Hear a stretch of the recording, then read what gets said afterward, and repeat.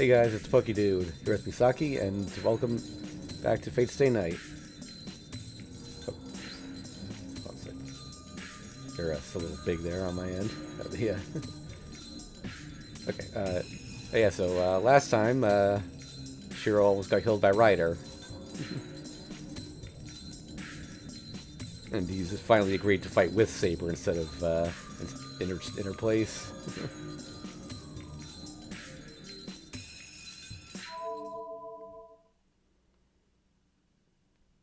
10. Skyscraper.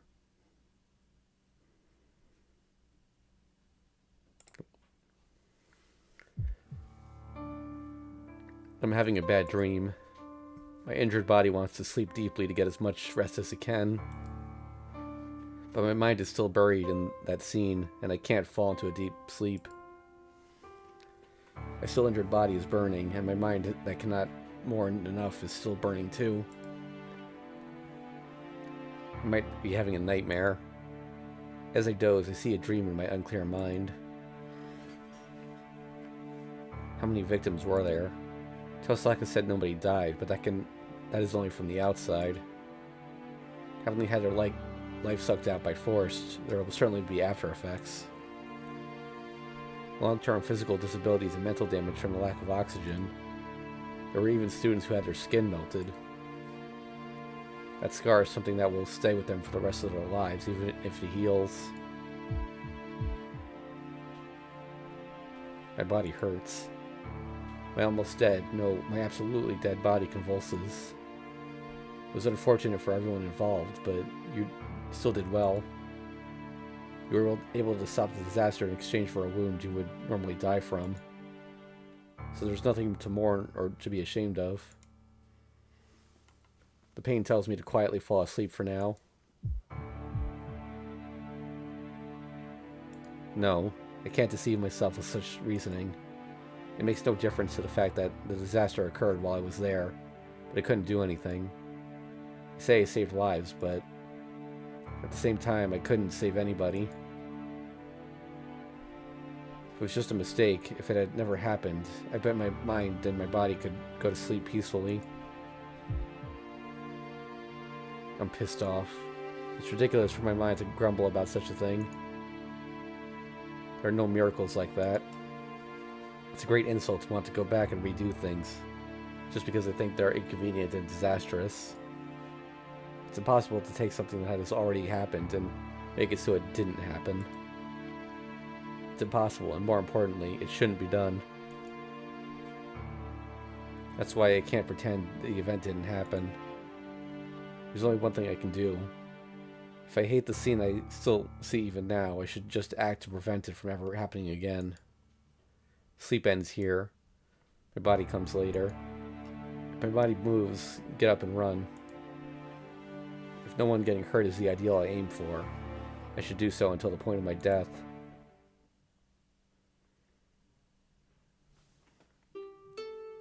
I open my eyes.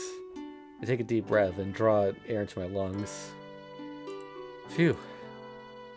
Cold winter air takes away my drowsiness and uneasiness. Habit is a great thing. It's only a bit past 6 o'clock.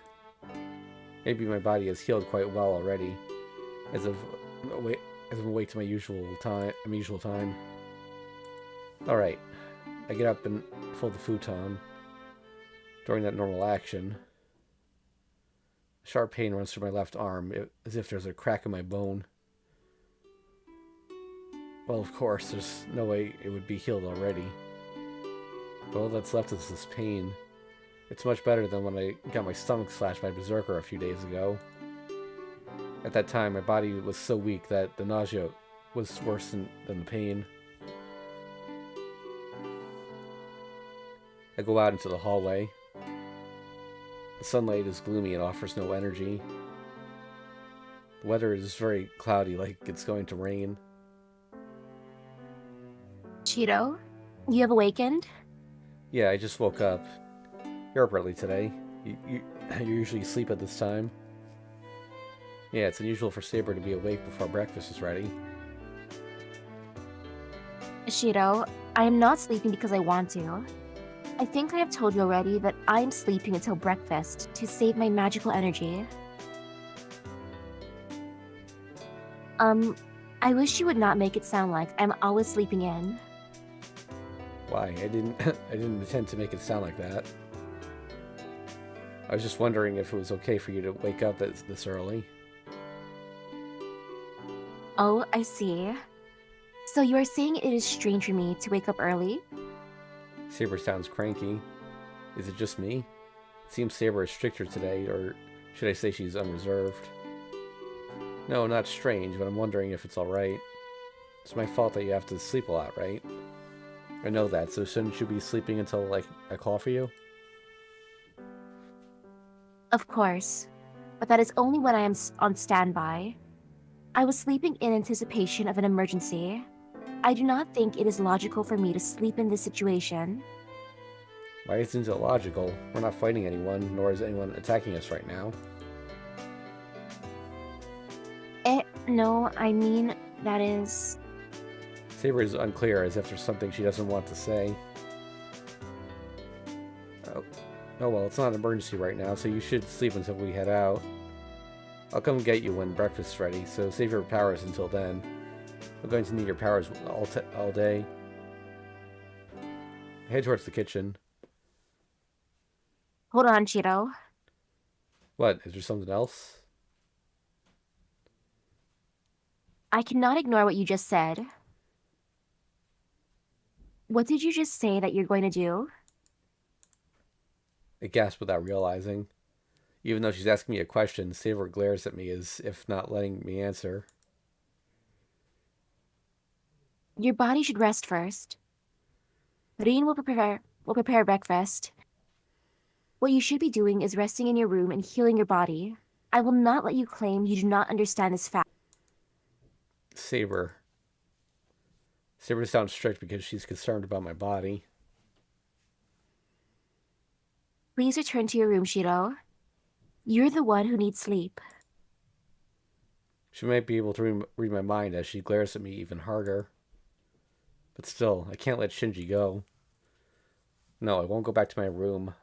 I'm already well rested, and there's something we have to do. Let's go out into the town when we're ready, Saber. We have to find Shinji before the day is over. Why is that? There is no reason to find Ryder's master before the day is over. If we are going to fight, we should wait until your wounds have healed. It will not be too late then. That's wrong, Saber. If you're talking about importance, my body comes later. We don't have any time. You should know what Shinji will do. I'm going to separate him from Ryder before he puts up another boundary field like that. He won't be able to do anything without a servant. So you are saying you do not want victims like yesterday? You're fighting for that reason and not to defeat Ryder's master? That's not true. I'll have Shinji take responsibility. It's just that we need to defeat Ryder for that. And anyway, it's only natural to act to prevent any victims. That's something that comes way before the reason to fight. I see. If my master says so, I will only obey. Saber shuts her mouth.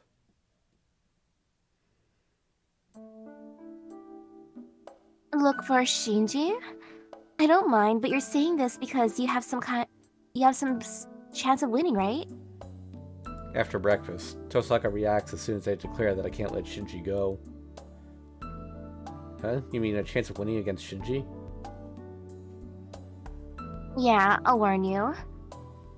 But if you tell me you're going to go after a master without any hope of winning, I'll laugh at you. Damn it. Now that she says that, I've only thought about stopping Shinji and never about how to do so. Whoa, are you serious, Emiya-kun? Sorry. Laugh at me if you want. Oh, sorry, but that joke isn't funny at all. If she reacts like that, she'll make me realize how stupid I am. Saber, your master's like this, but what about you? You don't have any objection to fighting Ryder? There should be no problem if I'm only to fight against Ryder. I have already gauged her ability. I believe Shido knows as well. He has actually faced Ryder himself after all. Oh yeah, so Shido knows how strong she is as well?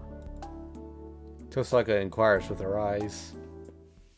She must be asking about Ryder's strength.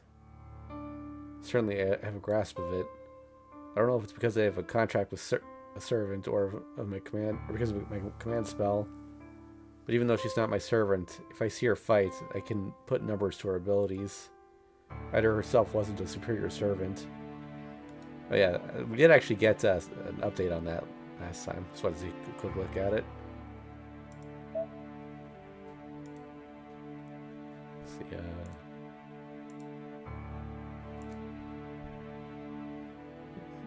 Blood for Andromeda, yep. Interestingly, I don't think this ever comes up in FGO at all. I think he also had a new weapon information. Oh yeah, her giant nail that Ryder uses. Its origin is unknown, but we think that is a weapon that reflects her inner character.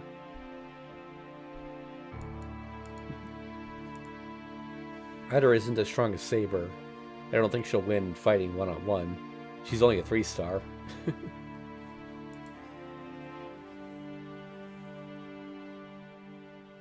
I see. Then you do have a chance of winning. Shinji isn't a magus, so Ryder won't receive support from her master. Inevitably, the fight will be on one-on-one with Saber and Ryder. Just like Tosaka says. As long as Shinji is her master, Ryder has to fight by herself. There should be no disadvantage for Saber.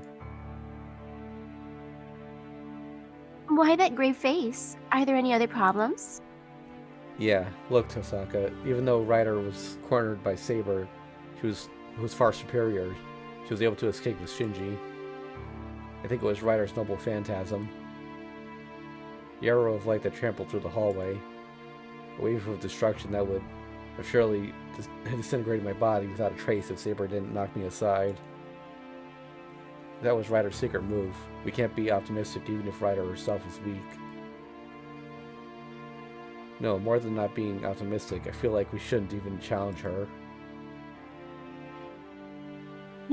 So that means Ryder is a type whose noble phantasm is superior to her own abilities. So, Saber, you should have been able to tell what Ryder's noble phantasm was, right? You should have some idea since it was used right in front of you. I am sorry, I was too concentrated on protecting Shiro. I was not able to tell what it was. If I had worried about such a thing, we would have been engulfed by it.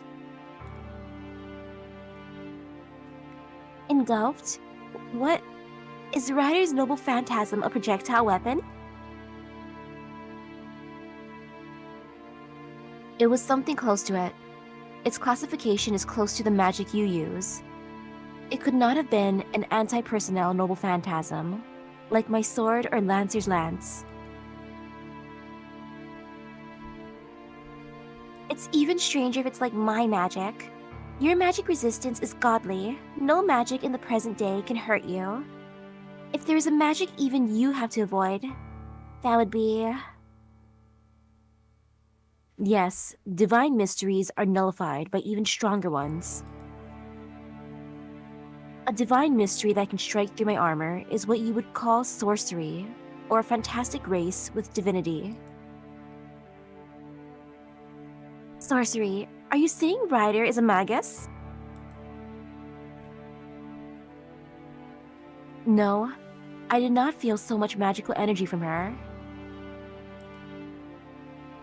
She is of class Ryder. There is a magus, it could only be a caster. I believe Ryder's noble phantasm is something else.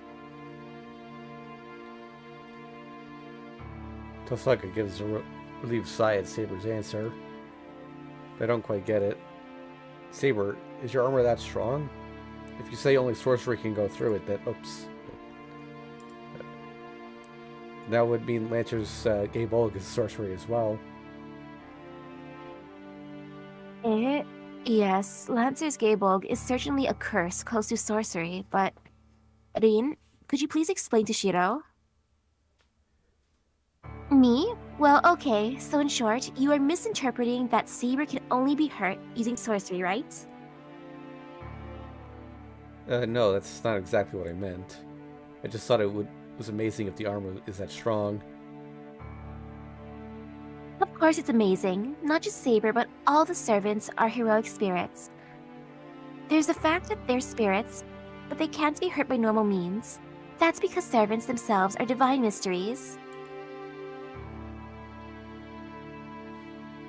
The only ones that can physically hurt the servants are other servants, heroic spirits like them. So, in other words, if a servant was using it, even a paper knife could hurt Saber. So that means Saber's armor isn't that strong against a servant? Yeah, but Saber herself is skilled in combat, so it is pretty much impossible to hurt her in a hand-to-hand combat. The remaining means that would be attacking using magic from a distance, but since Saber has unbelievable magic resistance for a knight, she'll repel most magic. Curses like bad luck won't touch her, and direct intervention like shooting an arrow of magical energy is useless. So if one wishes to defeat Saber, one must fight her head-on. Saber is listening quietly to Tosaka's explanation. She probably is not interrupting because it's all true. Hey, that's cheating. They're attacking with magic because they can't beat her in combat, but that magic is useless against her. What are they supposed to do? That's really unfair. Yep, but that doesn't mean Saber can never be defeated in combat, right? Berserker surpasses Saber in strength, and Lancer has his fatal lance in combat. Just noticed Saber's got the little anger thing. As you were just saying, Rider 2 has a noble phantasm that can even kill Saber, so it doesn't mean Saber is perfect. There are ways for us to defeat Saber. We just need to use magic that exceeds Saber's magic resistance, or use the weapon she uses and cut her neck while she's asleep. Servants' weapons are in spirit form like them, so they should be able to hurt them. Yep, hold on. Gotta flip on OBS. Come on, get back on track, please.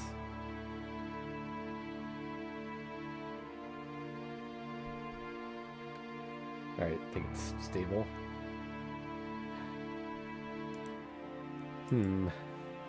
It's a scary example, but I understand.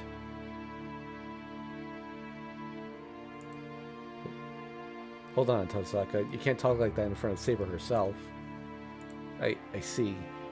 Then it must be that Rider's noble phantasm is not especially strong, but that Saber went into defense because it was the attack from a servant.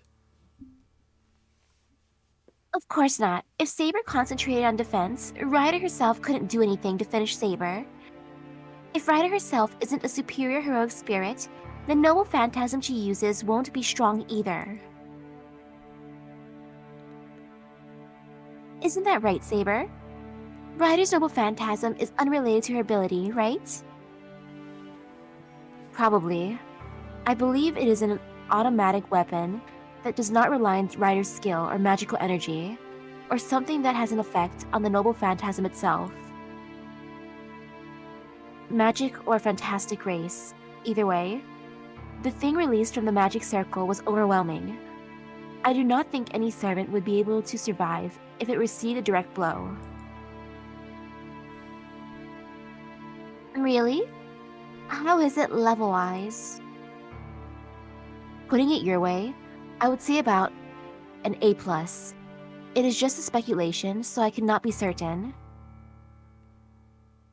A+? What is that? That's almost at the level of sorcery. Well, I'm surprised the school didn't get blown away if something like that was used. I believe it is not a noble phantasm that simply destroys.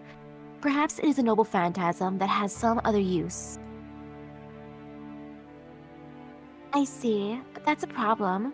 According to Saber, it's beyond an A rank, and her immediate attack power might be the strongest of all the servants. Hmm.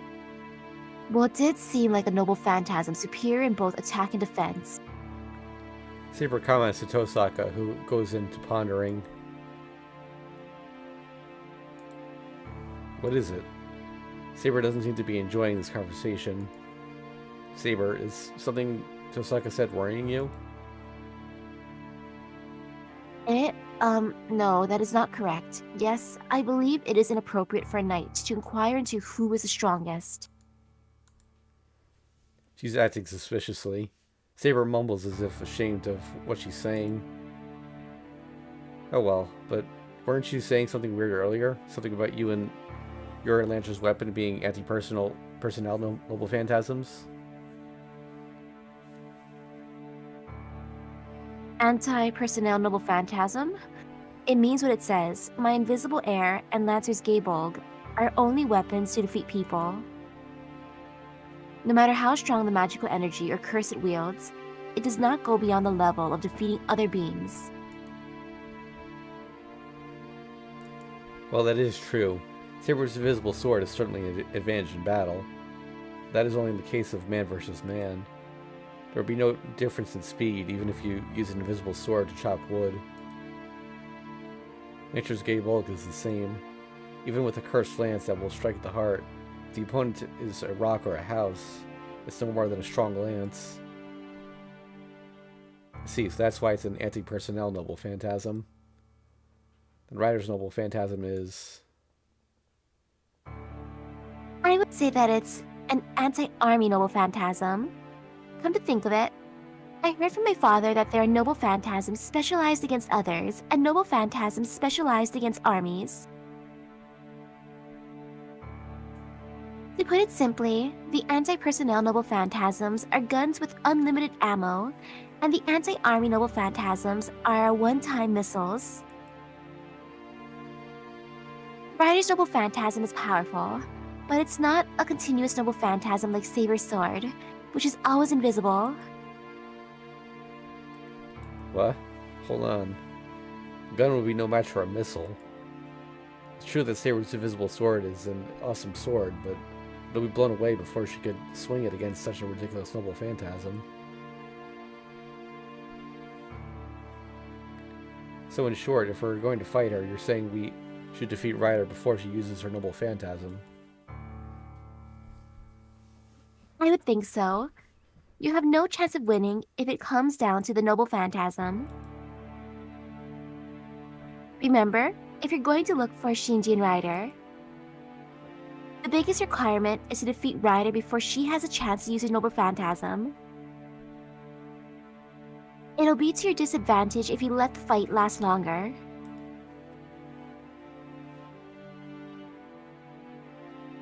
Or you can just defeat Ryder's master while I am fighting. He has no means of fighting, so that might be more certain. That's the conclusion. We don't know what Ryder's noble phantasm is, and additionally, it's too powerful. As we have no countermeasure, we can only beat her before she has a chance to use it. So whatever the noble phantasms of the other servants are, we cannot compete in noble phantasms against Ryder. Your advice was helpful, Tosaka. We'll be going to look for Shinji, but what about you? Will you stay here? Yeah, if you say so.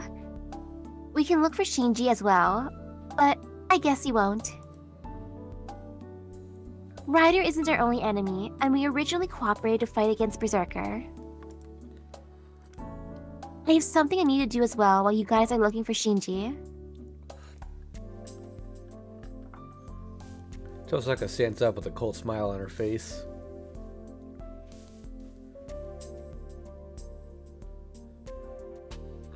See you. I'll be expecting good results.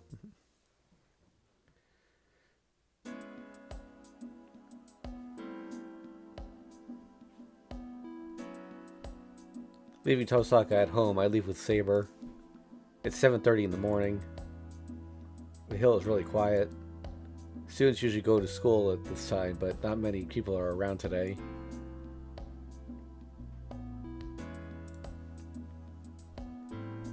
Let's see. I hear the school is closed down temporarily. Even though nobody died, most of the students apparently cannot stand up yet. It's like severe malnutrition, so it should take a few days before they'll be able to move again.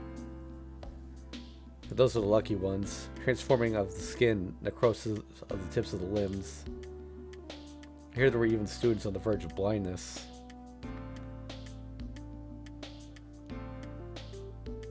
I hear Taiga was taken to the hospital as well. Is it alright not to go visit her, Shiro? Yeah, they said Fujine is just fatigued. They told me not to worry about it and to study at home. I called the Fujimura house and checked on Fujine's state before I left the house. I would like to go visit her, but I should hold off on that for now. Then you are concentrating on the search? That is fine, but do you have any guesses? I am able to feel the presence of servants, but that is only possible if I am near them. I believe it will be difficult to find them without some sort of clue. Yeah, if Shinji was hiding and not doing anything, it would be difficult to find him. But considering his personality, I don't think he'll stay quiet after that incident yesterday. Shinji's not the type to stop when he's beaten. He's the kind of guy that'll take revenge. Then you are saying Rider's Master will be constructing another boundary field? No doubt. Like me, he can't provide a magical energy for his servant. If he wants revenge on us, he'll have to collect magical energy first. So it shouldn't be difficult to find him. So we will not be looking for Rider's Master, but for the boundary field? Yeah, if we can't perceive the master, we can sense the boundary field if we get near it. And that will tell us about possible locations as well. We just need to look for large buildings that are where lots of people gather. I am surprised. You're thinking pretty well, Shiro. Hey now, it's not like that it's not like I'm not thinking, you know? I would say something like that if I wasn't confident. I wouldn't say something like that if I wasn't confident about finding them. Yeah, yes, I'm confident. There's the matter of the boundary field, but there's more meaning in us walking around. Just as I can't leave Shinji alone, I bet Shinji doesn't intend to let us go either.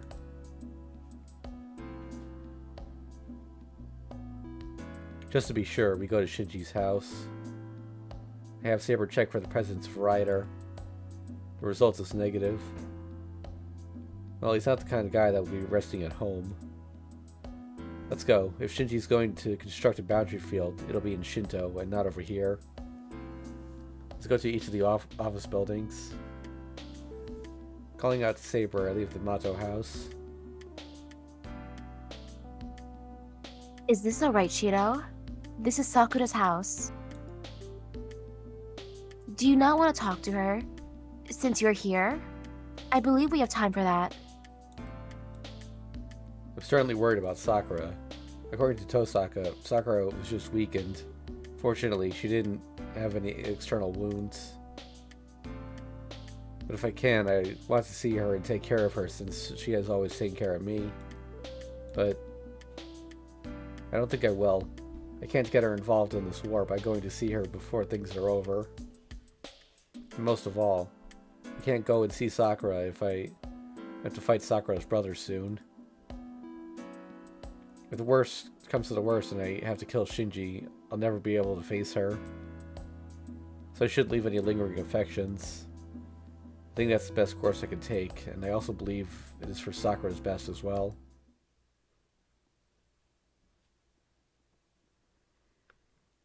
We go to every building we spot.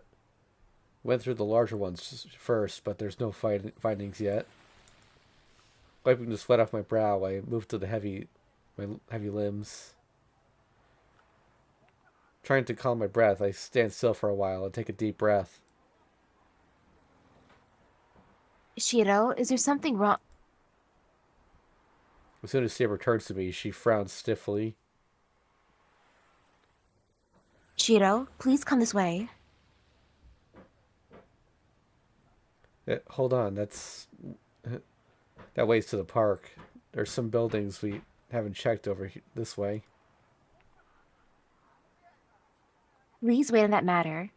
This takes priority right now. Something must have caught our attention. She speaks strictly and pulls me towards the park.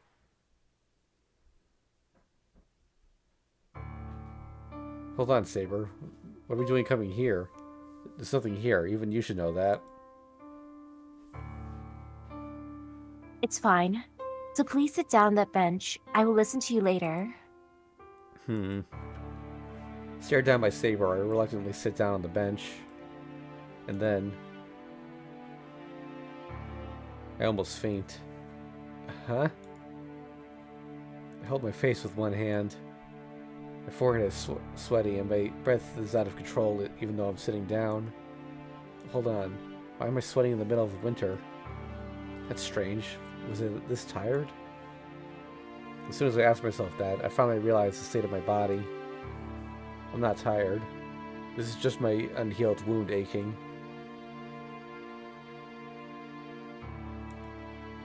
Ridiculous. No matter how deep the breaths I take are, I can't catch my breath. My body is heavy and my legs refuse to stand up. It seems you have finally realized the condition you are in, Shiro. Saber is angry. It's only natural. It does no good when the one who suggested the idea of searching for Shinji is just resting on a bench. Sorry, I'll be able to move again soon, so just wait a bit.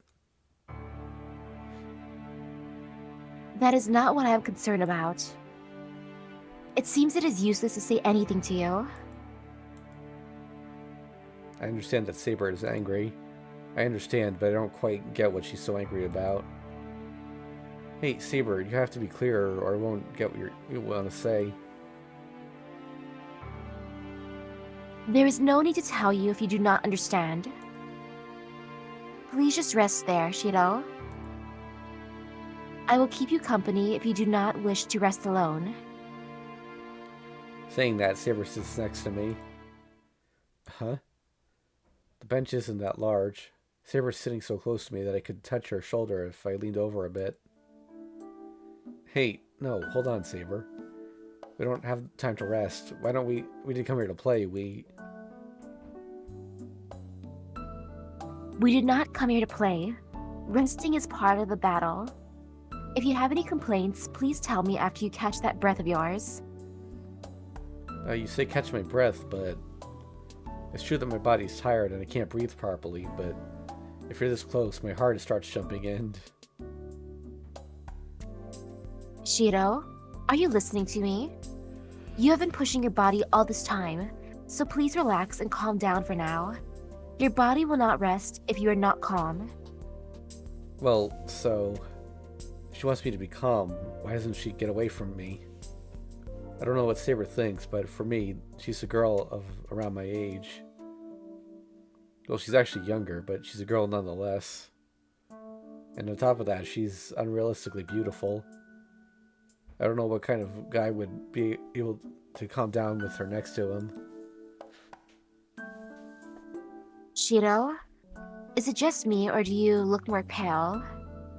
Well, that's not true. I'm not disturbed at all. Well, that is good. But it seems you should lie down. Perhaps there is some place to rest around here. Saber looks around. Hey, why is there a guy using his lover's thighs as a pillow in this desolate park? And it seems Saber is looking at the couple and thinking, Shiro, if you do not feel well, please lie down. I'm fine. I'll calm down if I stay still, so don't worry too much. You don't have to worry, so ignore me for a while. Looking away from Saber, I close my eyes so I won't see her. Calm down. Try to ignore Saber, who's sitting next to me. All I have to do is keep on breathing deeply and...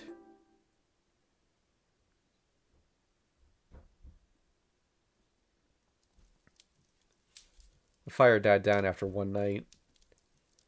The red fiery walls were gone. There was a burnt field around me, and the blackened woods were smoldering with the sounds of sparking. As I lay there, I think it sounds like a small firework. The sky starts to cloud up. It would rain soon, and the fire should stop soon. I was busy looking up blankly in the skin and at the sky with my body that was even having difficulty breathing.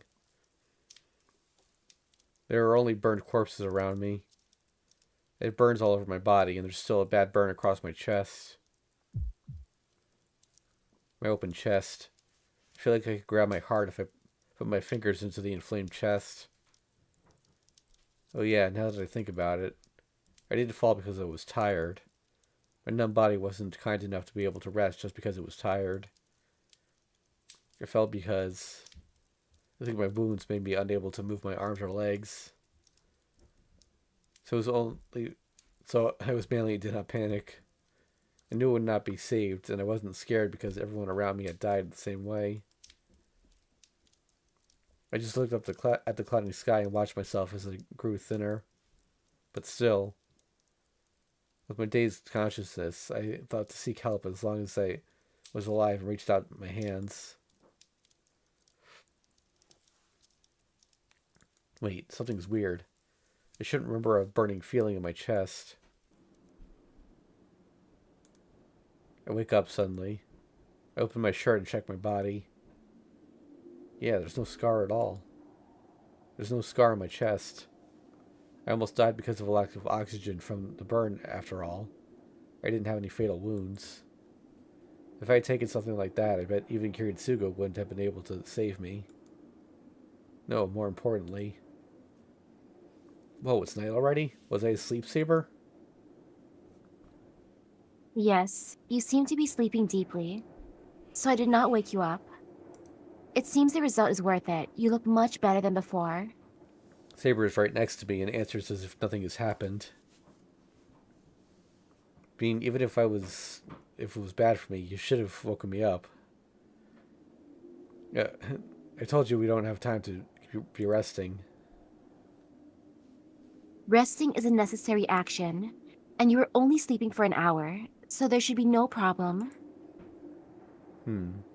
It's only in hindsight opinion. What were you going to do if I didn't wake up? Let me see. It would not have been too different. The day has ended, and it was starting to get cold, so I was about to wake you up. Saber answers simply. This is no good. No matter how I think about it, she's right in this case. Well, I certainly do feel much better. I get up from the bench and start to walk through the field. There's no trace in the field of what came before. No trace of when it used to be a residential district, nor any trace of when it was that red burning world. It kind of irritates me that in spite of that, I saw that after image just by sleeping here. Shiro, is there a problem? Oh no, I just thought we should have rested somewhere else if we were going to rest. There are too many bad memories here. Bad memories? Do you have some connection to this place? Oh, I must not have told you yet. I used to live here. It's 10 years ago, though. But there was a big fire, and both my parents and my house burned up. I was saved by Kiritsugu and became his foster child. What? Then you are... Yeah, that means I'm not Kiritsugu's child. And I guess I was not completely unrelated to the Holy Grail War, either. I heard that this place was the final battleground in the last war. One person who survived it became a master, so I guess you could call it kind of ironic. I walked through the field. It's been 10 years since that happened, but it seems this ground isn't fertile at all. Maybe the regret of the dying people has seeped into the land. Shiro, is that why you seek to prevent any victims? Since you are the victim of the Holy Grail War, you do not want another victim like yourself? Well, that's... Now that she mentions it, maybe it's logical. But strangely, I've never thought about it that way. I don't know. What you say is true, but I think it's simpler than that. I was just happy when Kiritsugu saved me here 10 years ago. There was nothing else, so maybe I admired him and wanted to be like him. That's right, I was just happy at that time. I can't put into words the emotion I felt when my request for help was granted. But at the same time, the happier I was, the guiltier I felt. But I didn't feel at ease because I was the only one saved. I was saved by my father, but no one else was saved and ended up like this. Everyone wished for help, and I was the only one who received it. Only I was saved. And I was saved with the sacrifice of everyone else. So, Miyashiro must take responsibility for it. But there's no way to take back something that's already happened. If I want retribution for those that died, I should prevent what is to come. I won't allow a disaster like that one 10 years ago to repeat itself. I couldn't face the victims if that happens. But I think my motive is something like that. More importantly, we should continue searching for Shinji. I feel better, so we should go to the buildings we haven't searched yet. And there will be fewer people around at night. If Shinji wants to attack us, now would be the perfect time. If we're going to make ourselves a decoy, the real deal starts now. Let's go, Saber. Let's go back to the office district now. Saber, did you forget something? No, I just remembered what happened this morning. When I said we should go and look for Ryder's master after you healed your wounds, you told me the order of importance was wrong. Maybe I said that, but I don't remember the details. You said you saw something. You said that... Oh, is that her or him? That's her. You said the same thing yesterday. I have felt it for a while, but I became confident about it then. That you have no intention of saving yourself. Oh, wait. Yeah. As if, even saying that fact is a crime, she stares at me and declares so. You're putting others ahead of yourself. That is admirable, but you will regret it someday if you continue like that. You should value yourself more, Shiro. Saber walks past me. Let us go. We are certainly putting a burden on you by being here. Saber starts to walk towards the office district. I try to call out to her, but I can't in the end. What are you saying? Those words die in my throat. It can't be that I don't intend to save myself. It can't be true, but for some reason I cannot refute her words.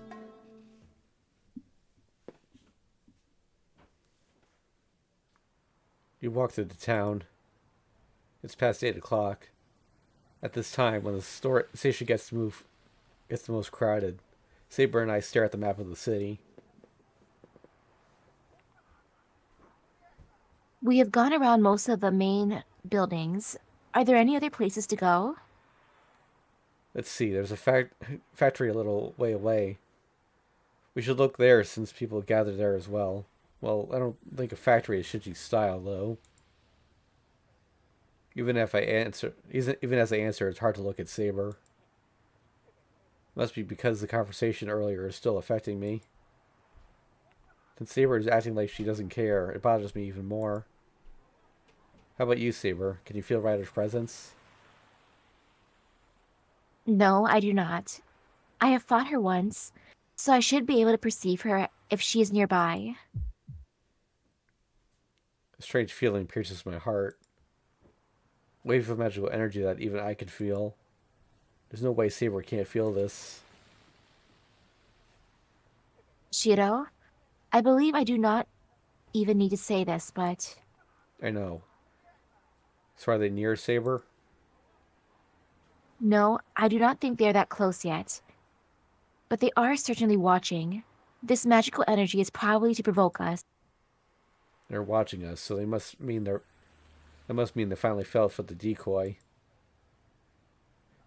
If they're emitting magical energy so obviously, they must be trying to tempt us. So, is this Ryder's presence? My mind switches. The awkwardness from before disappears. I shall follow the magical energy. Please be careful, Master. And nod silently. Murderous intent seeing my skin is coming from the office district, empty of people. Maybe no one is working overtime today, of all days. Most of the lights in the buildings you could call the symbol of Shinto have already disappeared. Not many people are walking through the roads, and the view isn't that bad. No one looks suspicious, and if Shinji is anywhere, he would be ahead of us. Perhaps the park where we were just in. The murderous intent is getting stronger. There's no mistake that an enemy is nearby. No, more like I feel a chill run down my spine. From the intensity of the murderous intent that even I could feel, perhaps we are already in the range of the enemy. Watch out, Saber. Something strange. Yes, your senses are correct. I do not think they will attack us out in the open, but we should still be careful. Nodding silently, we head to the park. I'll ignore the oppressive pressure that feels like having a knife stuck at my neck. Ryder and Shinji are nowhere in the office district. If they're going to attack, it will be in the park where nobody will see. Shiro. What, Saber? I turn to Saber. She rushes at me like lightning and deflects the attack over my head. I look up. In my sight, a large building towering overhead as if to reach the heavens. And clinging to its sides like a spider is the figure of the enemy. What? Long hair covering her whole body and a flexible white limb. The figure with the masked face is none other than the servant Ryder. Huh. The figure clinging around the fifth floor looks at me and licks her lips. I feel a freezing chill. There's no mistake. She came down from the top of the building to kill me using a overhead blind spot. Saber lands on the ground. Saber, who jumped above me and deflected the attack, has instantly armed herself. Saber, she's... I will follow her. Please stay here, Shiro. Huh? How are you going to follow her? She kicks the ground. The silver armor disappears from my vision in an instant. What? If Ryder coming down from the top of the building is ridiculous, so is Saber pursuing her just by jumping. It'll be her. Perhaps because they are servants, normal logic doesn't apply to them. Like Ryder, Saber kicks the side of the building and charges at Ryder like lightning. The two shadows intersect at great speeds. They clash overhead and separate, and then kicking off the building and clash again. It's like watching fighter aircraft dogfight. I save down. Wait here and stand by. It's sad, but I guess all I can do is stay here. Can't run up the side of the building, and even if I do go up after her, I wouldn't be able to back her up in any way. Saber. Human cannot participate in a battle between servants. There's nothing I can do. I can only trust Saber's words and wait here. 60 seconds pass.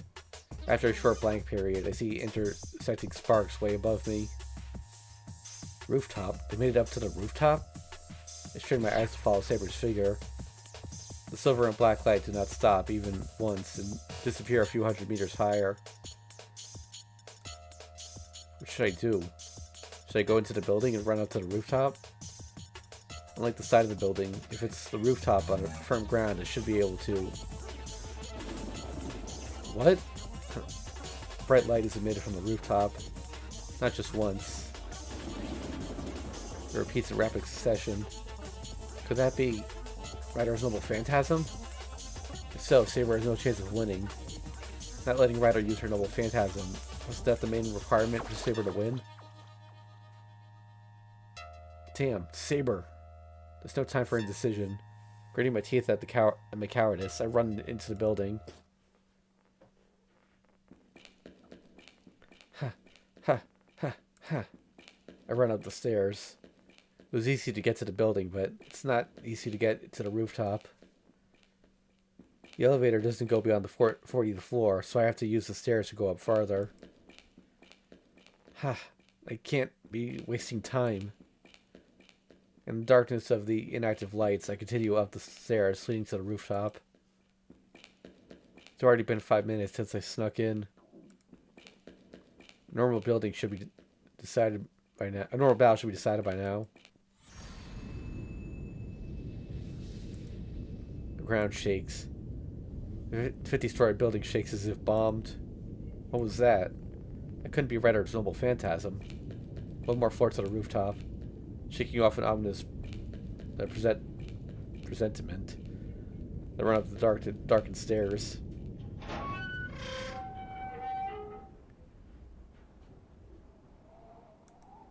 The instant I open the door, I feel hot air on my face. Burning heat, not enough to burn. Burning heat, not hot enough to burn my face. Rushes in. What the hell happened here? The concrete ground is burned up here and there. The dry air as if there's nothing living. Saber? In the middle, Saber has collapsed as if empty of energy. Saber, are you alright? Saber. I run to Saber and raise her up. Ah. She's still breathing. Saber's unconscious and breathing heavily as if wounded really badly. Saber. Saber remains and Ryder's nowhere to be seen. So leaving the process aside, the result is clear. If Ryder was still here, she would not have let Saber go, as weakened as she is. So the survivor, the victorious one, is Saber. Ryder was defeated, and Saber must have lost consciousness in exchange for that. Hold on, I'll take you right home and have Tosaka look at you. I held Saber in my arms. I'm amazed at her lightness. Saber, breathing painfully, has no weight, like she's just an illusion.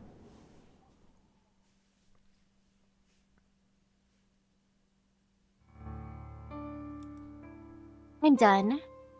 I let her sleep in the Japanese-style room, but I don't think she'll wake up anytime soon. Sorry, you really helped me out. There's something I could have done to treat Saber. Well, I just removed her armor and helped her relax, so you don't need to thank me. Saber won't get well, and I haven't done anything. But still, having Tosaka around was helpful. She understood the situation, and with just one glance at me, holding Saber, Tosaka quickly took off Saber's armor and examined her.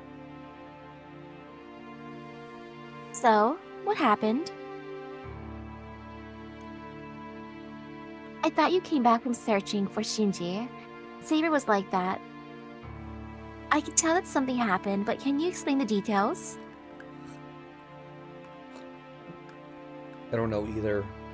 I only know that Saber and Ryder fought, and that Saber was the survivor. I would like to know the details, but I won't ask you.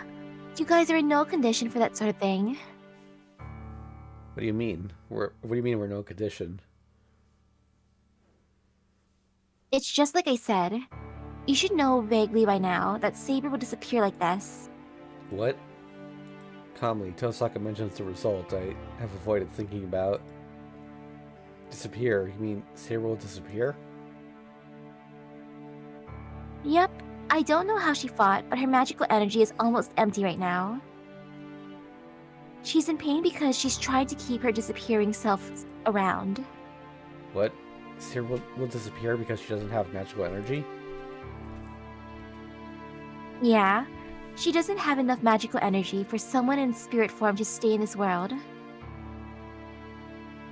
At a time like this, a normal master would just send his magical energy. But you can't do that, right? To put it simply, Saber is like a fish, puffing because it doesn't have enough oxygen. Lack of oxygen? That's ridiculous. She was fine up to now. Saber said she'd be alright if she slept. That's because Saber's magical energy capacity was extraordinary. But that's over. There are only two ways to heal a servant who ran out of magical energy. To have the master replenish the magical energy, or to have the servant collect magical energy herself. To have the servant collect magical energy herself. That would mean killing innocent people like Ryder did. That's impossible. Saber won't do that. She said herself that she wouldn't do it. Come on. Alright, well, OBS reconnected. Okay, that's good then. Okay. Good to go? Is your Discord feed okay? Yep, I can see it again. Okay, it looks like the YouTube stream's still up. That's good. Okay, yeah, I think we're good. Okay. I would think so, but that's the only way possible. As long as the master can't provide magical energy, the servant has to replenish her own magical energy. This is a decision you need to make. But if you want to save Saber, make her attack people and absorb their souls. That's the most realistic course, but that means... Of course Saber will protest, but if you let things be, Saber will disappear, and you will be targeted by the other masters. Saber will disappear? I can't even imagine such a thing. I still feel her body heat in my hands, carrying her. I'll let you decide. Saber should calm down as she sleeps, but her limit is still near. If you're going to make a decision, tomorrow morning will be the time limit. Tosaka leaves the living room. I feel dizzy. I can't even look up. I can only listen to Tosaka's departing footsteps.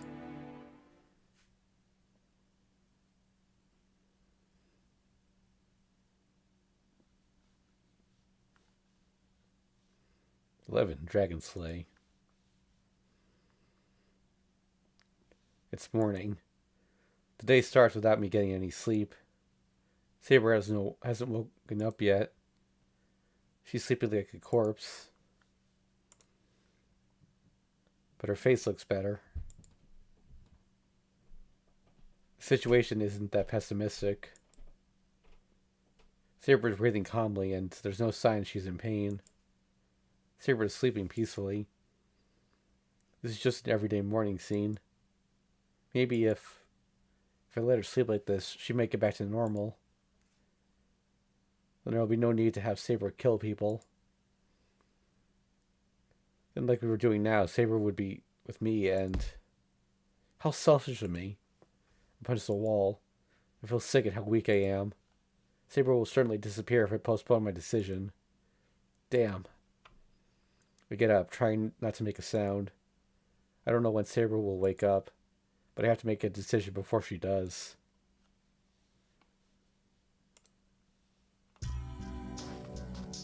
I go outside. It's not that I have a plan. Just seeking a sign to make me decide. I wander aimlessly.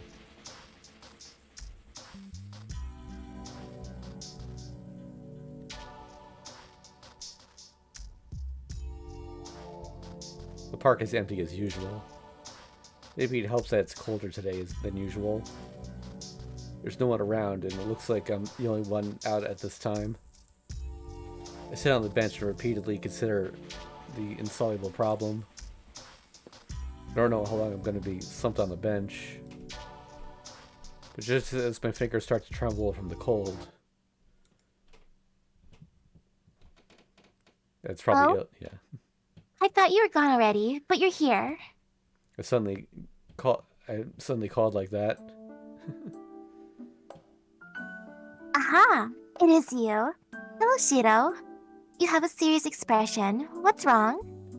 Elia, you're here by yourself again? It's dangerous. You never know when other masters... As I start to say that, I'm amazed at my stupidity. Elia's a master too. I shouldn't be worrying about this, and anyway, aren't we enemies? Sorry, I can't afford to talk to you right now. We're lucky to see each other, but I can't talk with you. It's going to get cold today, so you should go home. Sitting down on the bench, I dismiss Ilya. There are things I need to talk to her about, but I have my hands full with Saber right now. What's going on? Ilya doesn't say anything, and she just stares at me as if I'm a stranger. Ilya? No, I'm not trying to be mean to you. I'm just really busy right now, and... I know. Saber's about to disappear, right? And you're wondering what to do. Suddenly, the girl in front of me says this coldly as if she is someone else. Ilya, how do you know about that? I don't even need to tell you, right? I was at the building last night too. Well, I could only watch from inside the building.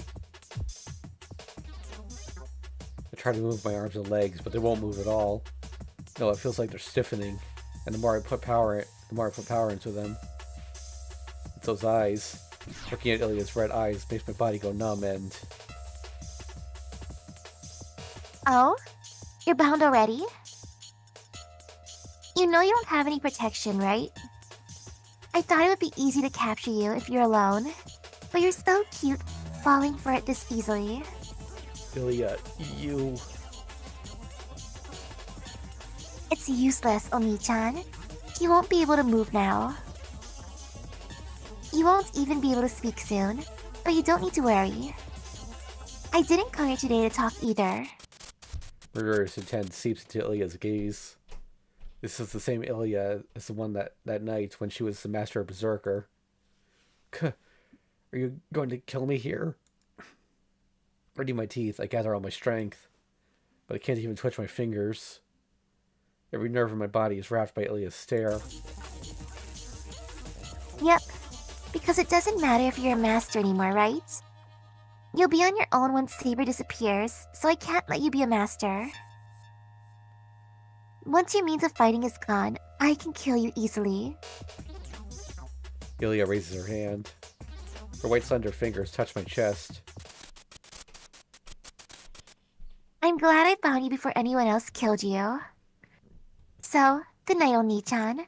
Saber's going to disappear anyway, so it should be a relief if it happens faster, right? My vision fades. Sensation in my limbs is already gone, and now my vision is gone as well. How long has it been since I fell into this darkness? While I wonder whether I'm dead or not, my consciousness fades away.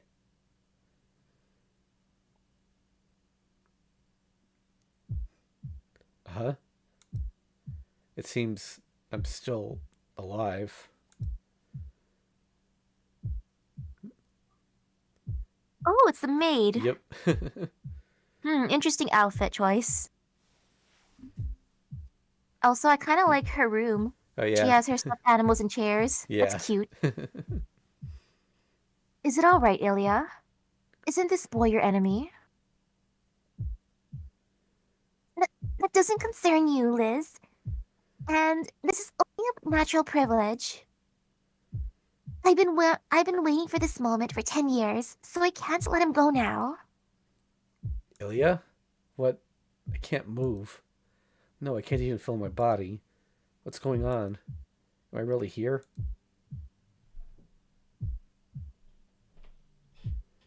Stop, Laceret, Ojo-sama. The preparation for acceptance of the prime field has ended. All that remains is to conduct the heavenly garment. Yeah, I'll begin. Stay back, you two. My vision is shut off. Within it, with no lights, where no light exits. Only Ilya's red command spell is. That's a hell of a command spell. My mind is taken to a different place. Even though I have no senses, I think something grabbed my arm. I start to pass out. I don't know what will happen to me in the next few minutes, but it seems my fight was already ended. bad end. That's still better than becoming a head in a jar. Yeah. So how many endings is that now where Ilya captures or kills Shiro? She just wants to kidnap him.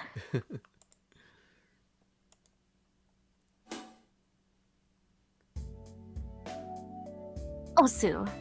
This is Tiger Dojo, the place of relaxation and refreshment that helps those suffering from unreasonable death. Liz. Yeah, who are you? I didn't call for a maid. Bring my senior student. No, Ilya's resting. She seems to be depressed at the moment. How unreasonable. Killing at your own convenience and being depressed at your own convenience. That's good. I want to go to the gorgeous castle as well, Nya. Well, putting that aside, who are you? You're drawn differently from us. Laceret. A friend of Ilya's. I'm your substitute today. Oh, Ilya-chan had friends, huh? So, what kind of relationship do you have with her? Are you her slave? Well, it's like I look after her. Ugh. I knew the kid was from a rich family, but she's this rich. Then is she off having fun time with Shiro on her canopy bed right now?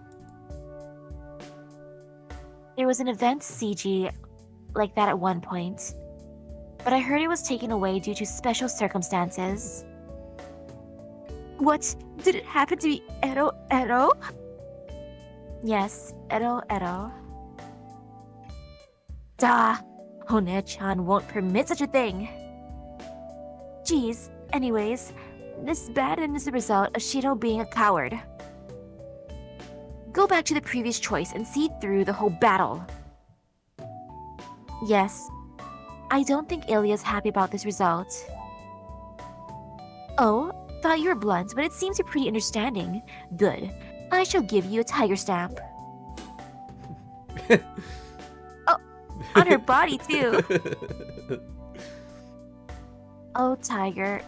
Thank you. No. You're donkey welcome. See ya. Let's meet in a better end. Let's meet in a better dead end next time. Dead end isn't good though. Dead end's better. So, the maids actually do also appear in the Prisma Ilya series. Oh boy! All right, okay, we're back. Okay, Discord is back. It cut off when you said Prisma Ilya. Oh, yeah. I was saying the maids also appear in Prisma Ilya, which is completely alternate continuity, and they actually wear casual clothes there. Ooh.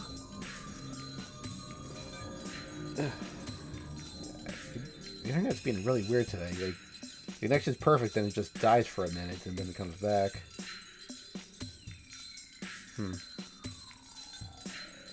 At least it's not ending the YouTube stream.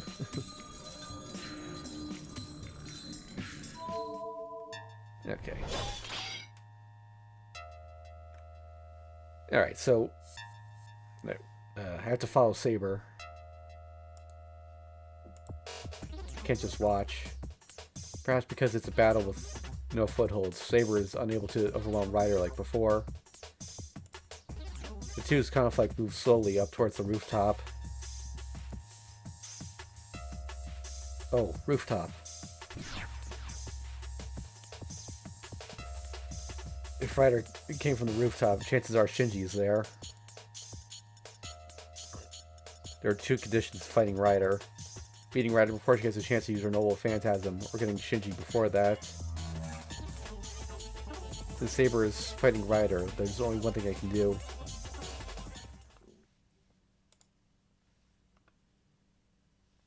Interlude 10-1. The two shadows running up. I gotta see this image. This one's really nice. The ground is already far away, and the clashes occur at higher and higher altitudes. The two need no footholds as they fly higher by kicking off the walls of the building.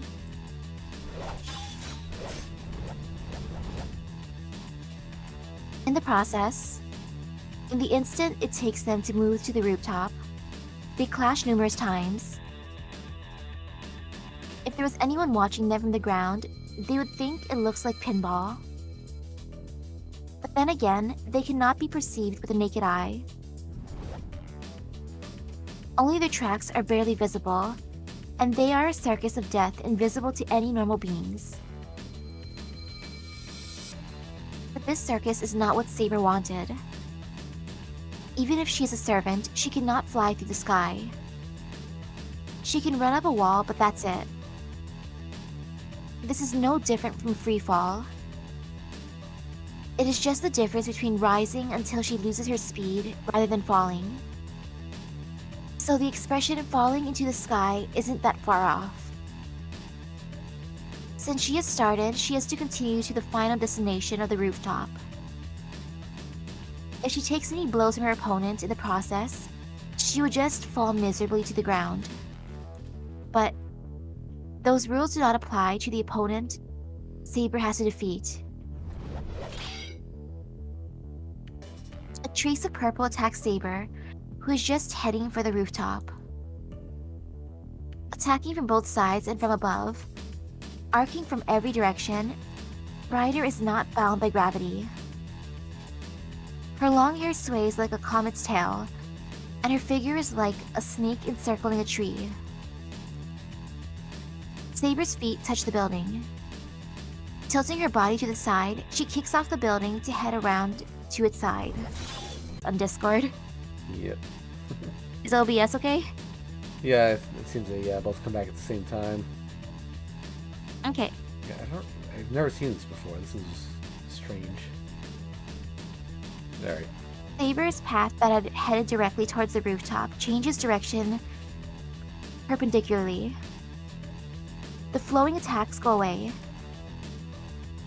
Ryder cannot match Saber, an instantaneous burst. Saber shakes Ryder off with one kick and, reaching the side of the building, kicks upwards again. Up to the rooftop this time. If Ryder is a snake wrapped around the building, Saber is almost an exploding firework. But maybe Ryder expected even that. The distance between the two does not change. Ryder doesn't let Saber get away as she runs to the side and attacks the opening as Saber kicks off the building.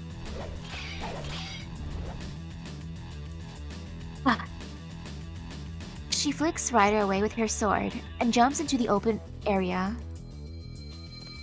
There is a limit to how much she can block Ryder's attacks in the air. The skills that were not even a match before are finally matched on the battlefield. There are no decisive blows in this battle. No, Ryder herself is avoiding them most of all. When Saber jumps at Ryder with determination, Ryder only defends and shows no intention of countering. Ryder is just keeping Saber in check as she runs to the rooftop. Are you unwilling to fight, Ryder? Saber yells at her cowardly opponent. As a knight, this kind of fight is an insult. A battle determines the victor by exchanging blows with full force. According to that belief, Ryder's behavior is only an insult. It seems you don't like high places, Saber. Ryder only replies in a cool voice. As she says, Saber is inexperienced in air battles. One could say tonight is the first time she has engaged in such a battle. After all, the knight runs on the ground. They are not the type to stick to walls like the woman in front of Saber. Your famous sword is useless here, right? But do not worry, as I will allow you comfort soon. Ryder moves higher as if to tempt Saber. She is deliberately constructing the situation. Saber acknowledges that as well. The final stop of the circus. Ryder's ideal position must await at that point. Ryder's trump cannot be used readily. That is why she is luring her enemy somewhere where nothing will interrupt them, as she is determined to settle this match with her strongest blow. If Saber continues onto the rooftop, she will be in trouble. If Ryder's normal phantasm is as Saber believes, there is no way to defend against it. But there's no turning back now. She cannot let Ryder or Ryder's master be. Not because it is the principle of the Holy Grail War to defeat one's enemies. Saber must defeat Ryder right here to protect her master. Because it cannot be helped. Saber herself is amazed. She has thought, at least once, that she does not want to push her honest master. The two gain altitude. Continuing their momentous clashes, the battle is about to reach its final destination. Interlude out. Damn it, why does this only go up to the 40th floor? Okay, so, okay, so before we go on here, I just wanted to think about, everyone, I want you to think about this in the mindset of someone who's never experienced Fate before. Like, this game is your introduction to the story, as it was with mine. You still have no idea who Saber is. Like, there's only been, like, the vaguest hints. We know she's a knight, and that's it. So... yeah. Just keep that in mind.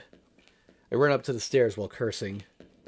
Even though I was able to enter the building through the back door, the elevator didn't go to the rooftop.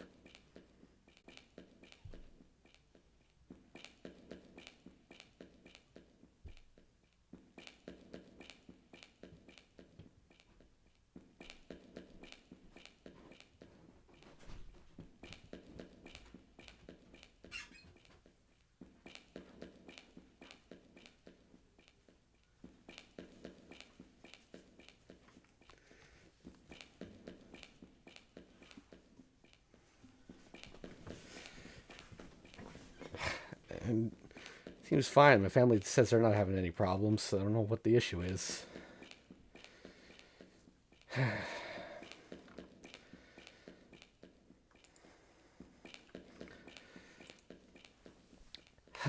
I ran up the stairs at full speed. I don't know how long it's been since Saber left me. I still don't think it's been 10 minutes yet, but it's still too long. Nobody knows what can end the battle. Saber isn't perfect. It's possible that she could make a big mistake and be cornered in big trouble. So before that happens, if I can find Shinji and make him use his command spell, there should be no need for us to fight against Ryder. My convalescent body aches the more I run up the stairs. Running around the building and going up the stairs has run me out of breath. I don't know. I don't slow down, but rather speed up. I have a bad feeling. I don't know why I feel it, but my heart is in pain. It's not a pain in my body, just something that tells me danger. Tells me of danger. Saber cannot win. On the rooftop is something that must not be confronted. Trying to shake off the bad feeling, I continued up the stairs at full speed. The wind is strong. As I open the door, the scenery of the night town surrounds me. The concrete ground is burned up here and there. It's like an iron plate from a barbecue, making sizzling sounds. In the center, in the middle of the burned up rooftop, is her figure, down on her knees. Saber. Shiro, why are you here? Saber has nothing to spare, breathing with her shoulders. The instant I try to run to her, I notice something strange floating in the sky. No. The overwhelming amount of magical energy forced me to recognize it. What? I stare up at the sky. The sounds of wings flapping. There's something whiter than the hazy white moon.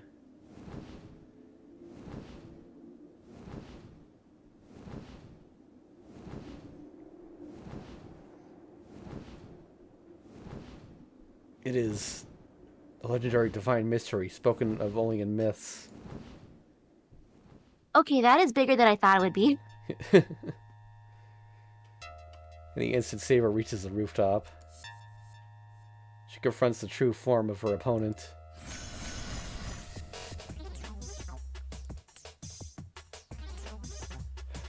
Ah, ah. Supporting her fallen body with the sword, Saber looks up. A white light charges instantly. Pulling the wind wrapped around her sword, she creates an invisible wall. Her body is blown away. That which should have nullified any possible impact could not even slow the charge of the Pegasus. Ah. Blown away, she rolls on the ground. There's no time to lie down. Pegasus turns in the air and continues to glide without a pause.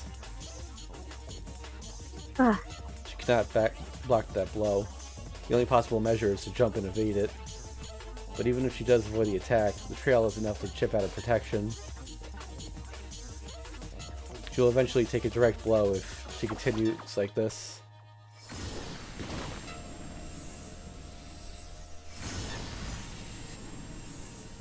White light comes swooping down. Pegasus glides down from high above, mows Saber down without touching the rooftop, and returns to the sky. The pursuit is impossible. There's no way to run up, and even if it were one would be able to catch that even if there were one, no one would be able to catch that Pegasus.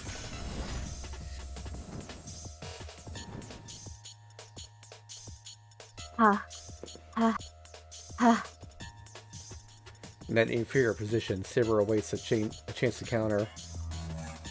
Even if it is a Pegasus, if it's alive, it can be killed. The only chance of victory Saber has left is for Ryder to make a mistake with the Pegasus reins. I am surprised. You're tougher than you look. A voice from above. Saber looks up, holding her sword ready. But is there any meaning in that? You have no chance of victory. If you are just going to disappear with grace. Ryder sounds calm. Little joy can be heard in that voice.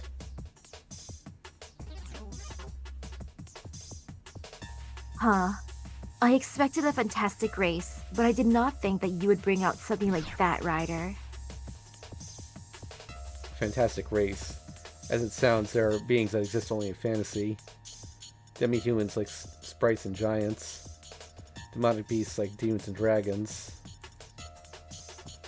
As their very existence is a divine mystery, it is said that they themselves are past magic. It is the law that the divine mystery will be eliminated by a greater divine mystery.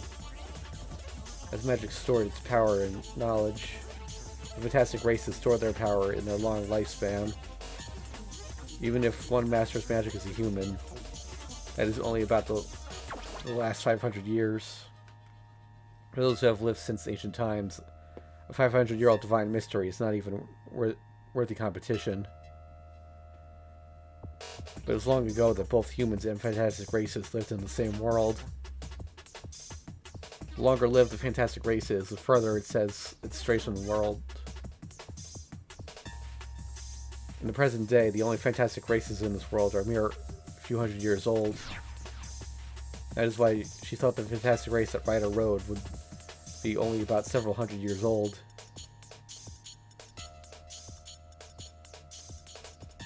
Bringing out something from the time of the gods. Your deeds must have been profound. Yet, I am different from you.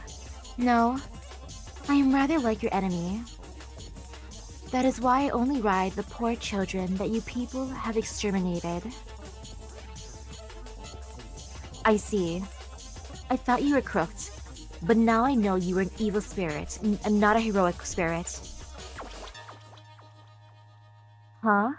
Curse me all you want. You cannot even touch my boy. The Pegasus rests its wings in the air. A giant arrow that will strike if it sees an opening. Saber ponders, glaring at it. Pegasus itself is not a strong, fantastic race. A normal Pegasus will only grow to the class of a demonic beast of the fantastic race. If that is the case, it's an opponent defeatable with just her invisible air. But that thing is different. As that Pegasus has existed from the time of the gods, it has grown to the level of the fantastic beasts. That Pegasus is nearing the level of the dragon race, considered to be the strongest of the fantastic races. No, its defense is already at the level of the dragon race. Because that Pegasus has divine protection, exceeding even Saber, who has the strongest magic resistance. Its charge, emitting vast amounts of magical energy, is like a giant castle while approaching. There's no possible way to dodge or defend against such a thing. But that is not the surprising fact. That Pegasus is just something that Ryder has summoned, and it does not have a true name. For Ryder, that Pegasus is just like the dagger she uses. In other words, the Black Cavalry is yet to use her noble phantasm. Saber does not think of defeat, even in this situation. Rather, she thinks that her chance will come when Ryder decides to use her noble phantasm. No matter what Ryder's noble phantasm may be, there's no problem if it's only strong enough to destroy the building. Saber only needs to go into defense, endure the attack, then slash away at the defenseless Ryder. That's right, as long as your master does not appear here.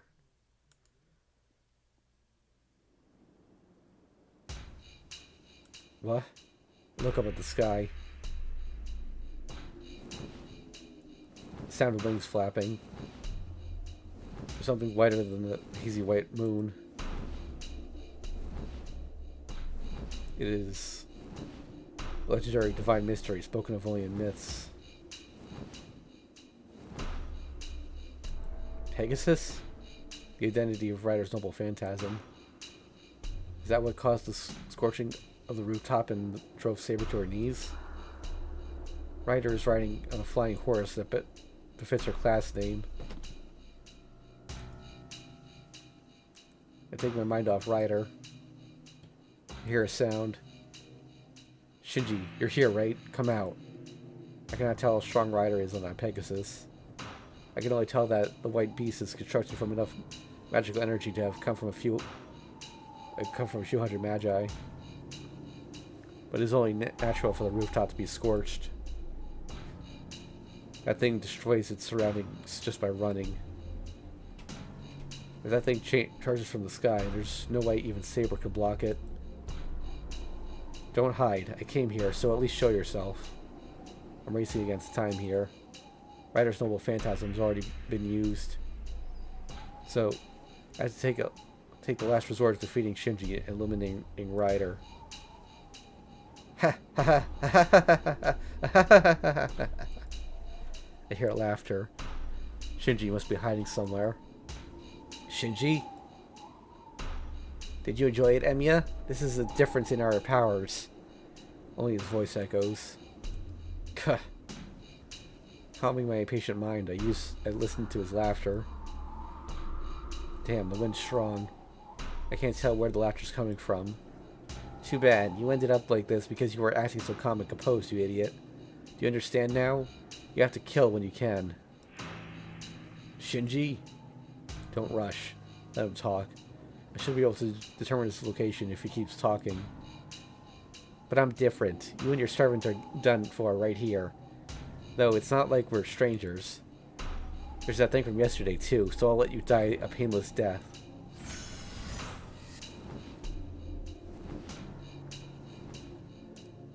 This is bad. The head of the Pegasus, standing by the sky, lowers towards Saber. The swirl of magical energy rotates as if without limit. That thing is going to be coming at high speed. This rooftop will be blown away, leaving no remains. Don't worry, Emiya. You got in the way, but I'll have the idiots at school follow you in no time. If you say you're lonely, I'll let that annoying Sakura follow you as well. Shinji, you... Go, Ryder. That girl first. Don't leave even a piece of her behind. Saber. A white shooting star falls from above. I ignore it, but the instant I run to Saber, a storm appears before me. Saber. What? For the first time, she forgot about her enemy during the battle. Angry at her master for coming to such a dangerous place. Angry at herself for not realizing that this was likely. But all those ideas are driven to the back of her mind. What else could there be? In this dangerous situation, his expression is only worried about Saber. Shiro. Come to think of it, he's always been like that. Even though he knew he was an excellent knight, she was an excellent knight, he did not treat her as a knight even once.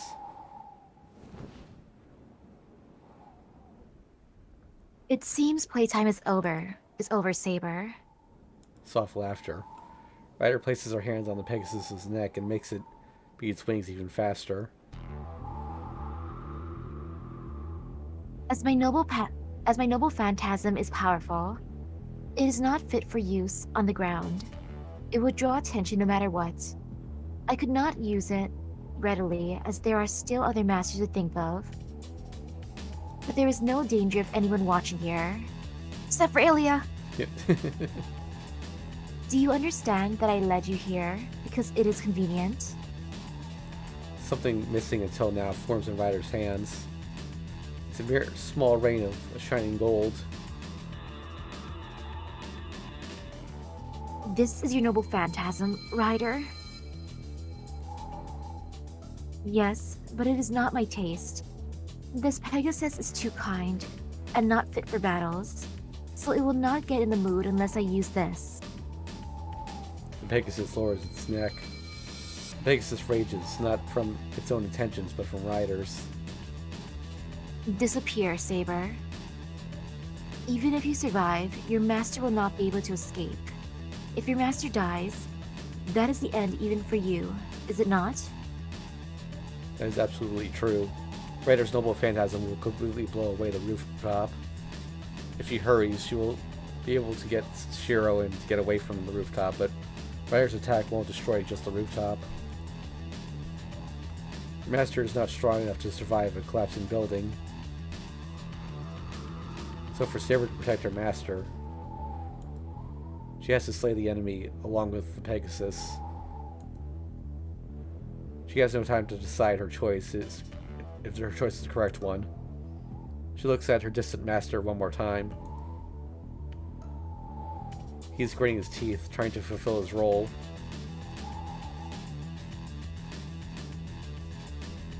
Wind. This makes her hesitation go away. She forgets about everything that must happen in the future. She's only her master's sword now and exists only to defeat the enemy. Go, Ryder. That girl first. Don't leave even a piece of her behind. An annoying voice shouts out. As it does, the Pegasus flies up even higher. It disappears from view in an instant. The Pegasus that flew up in the air has already lost its form. After rising as if to strike the moon, it arcs and returns towards the earth.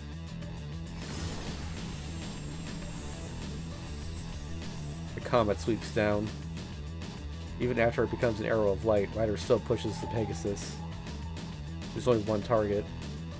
She will destroy her enemy along with this isolated garden in the sky. Bolero. The name is cast. The noble phantasm bears a miracle that is released by casting its true name. And if a miracle is a disaster which should not occur in this world.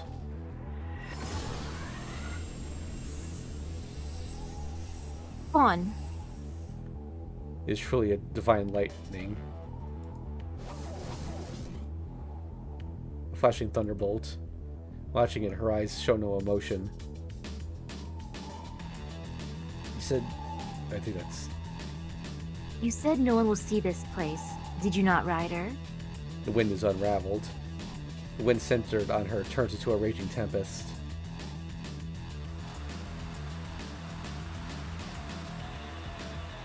I feel the same way. Here, there is no need to worry about destroying the Earth.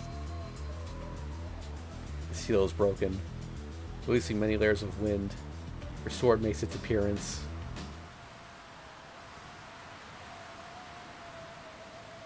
The storm is rising before my eyes. A white light comes bearing down. Even though she is its target, Saber does not move. Saber? The raging wind is coming from her. No, not from Saber, but from the sword she is holding.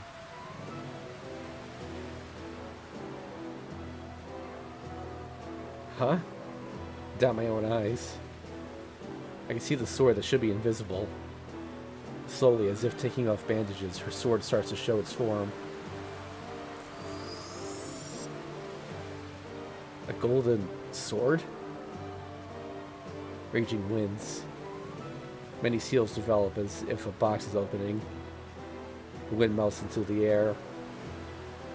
Ready in the exposed sword, she faces the descending Pegasus.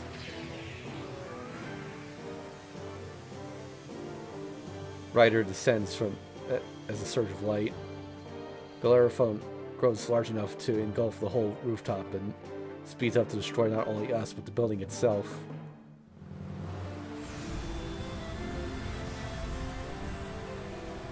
The reins of the heroic cavalry light up the rooftop. Time stops. Facing unavoidable destruction, my mind freezes. But not because of the reins of the heroic cavalry.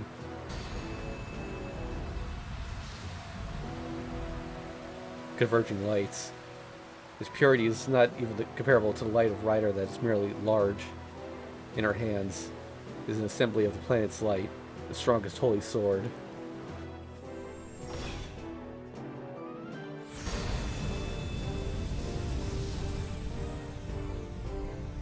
Oh yeah, so that's the reveal of Excalibur.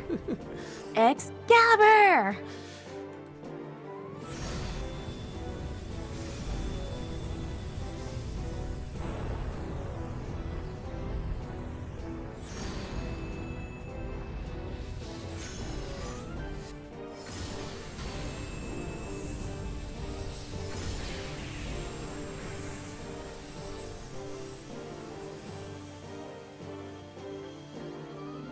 Is literally a line of light. It is a blade of light that slices everything it touches. It slices Ryder with one blow, soaring up to the night sky, cuts through the clouds and disappears. I think if that thing were used on the ground, a great disorder in the land would remain and never disappear. Her sword was not invisible. It merely did not allow others to see it. A golden sword that captivates all who see it. Its all too famous true name, Excalibur. Said to have existed in England, it is the sword of the King of Knights, known as the symbol of knighthood. The strongest noble phantasm of all servants, sealed in numerous boundary fields. That is Saber's symbol of heroism.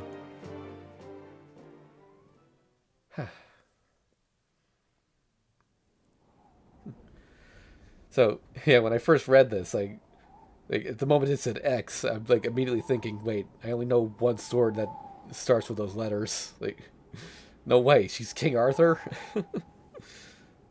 Man, though, if I didn't know Fate, just seeing like female knight, I'd be thinking, hey, are you Joan of Arc? Yep. Well, there's a reason. Jill DeRye confused her for Joan of Arc, right? And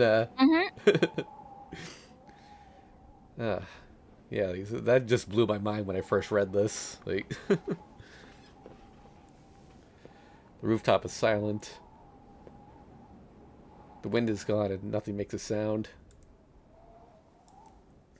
I can't approach Saber, and I just stand there. I don't know if I'm still confused or if my heart is still captivated by that sword. My mind is acting strange, and only insignificant things come to my head. Why does she have that sword? The golden sword is the property of the well-known King of Knights. I try to think how she ended up with the sword, and I notice that I'm trying to avoid the simplest of answers. There's no need for complicated guesses. That sword has always been hers. That's why her true name is easy to figure out. I don't know what kind of mistake was made, but there's only one person she can be if she has that holy sword. Saber does not move from the stance that completed her blow. I should run up to her, but my body doesn't move. Up to now, I only understood in words that Saber was a heroic spirit. Perhaps I realized that she was a hero of the past, something different from me, and I hesitated to go near her. Hee! I hear a scream. Something is burning in the background. Who's there? I look in that direction. There I see a book burning into ashes, and... it's burning! My command spell is burning! Shinji is there, watching the burning book.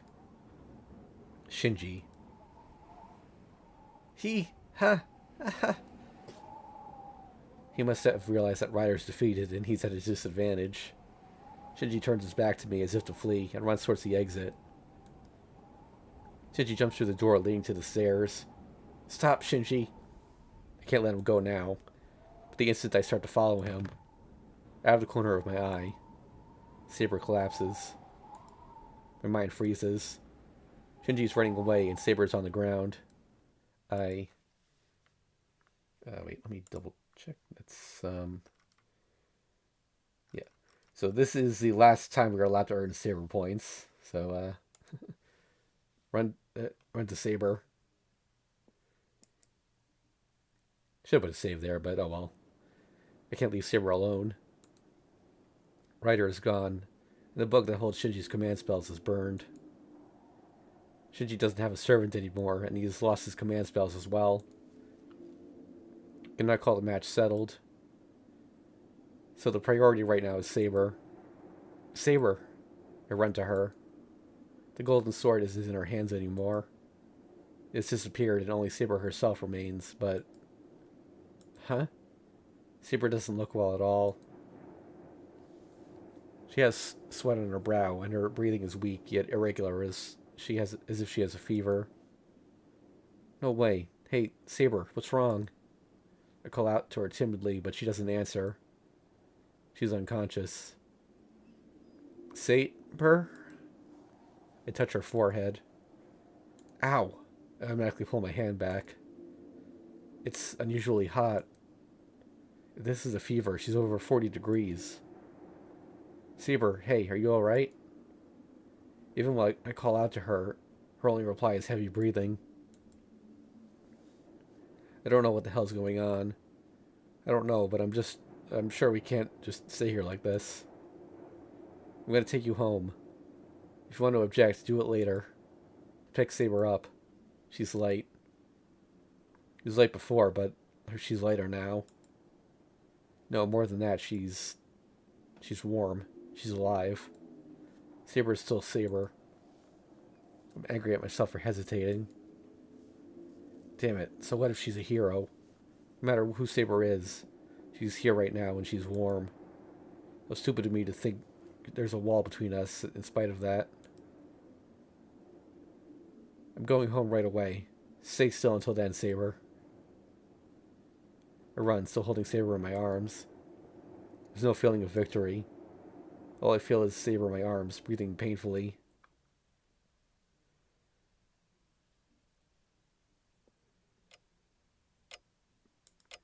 I'm done.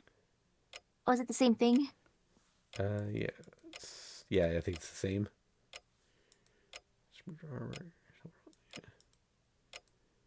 Yep.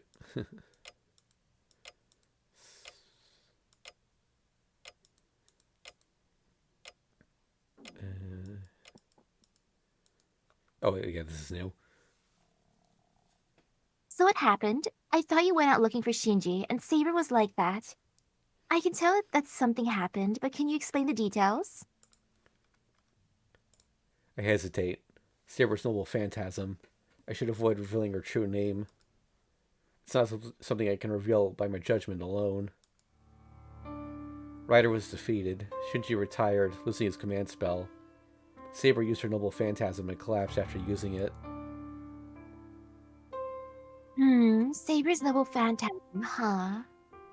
Tosaka falls into a meaningful silence. She's Tosaka, so she should be able to tell that it was no ordinary matter.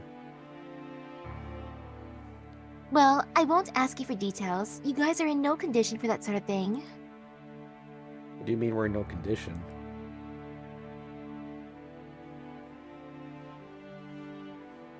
Is it the same thing? Yeah, I think so. Oh, okay, well. Okay, yep, I see a little exclamation point. I'm really glad that didn't happen during the scene. Oh, wait. Oh, hey.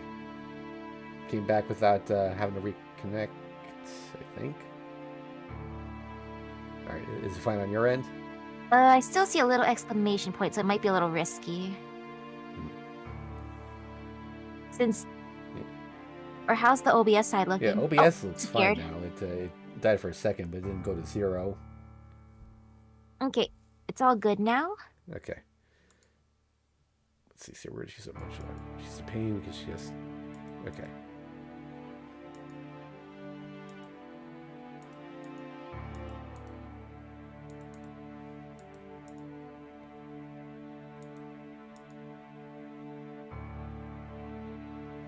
Well, YouTube is still saying... Well, let me just check my YouTube feed. Okay, that should be fine. It never popped up on YouTube, so it's a worry it wasn't going through, but it seems fine.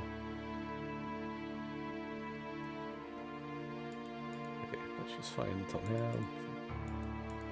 Yep, extraordinary capacity.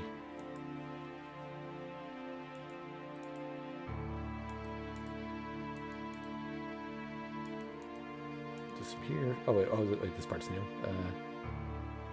Saber is certainly. Saber shield. Oh yeah, this part then. Yeah. But that's it. Saber will end up fighting in the situation she's in right now. It would be absurd to use the noble phantasm that put her in this state to begin with. Saber will definitely disappear if she uses it again. She'll disappear if she uses her noble phantasm again? No, first of all, I can't let her fight in this state. I don't want to see her slumped over in pain again. Do you understand now? There are only 2 ways to heal a servant who ran out of magical energy. I think that's a To have a master, yep.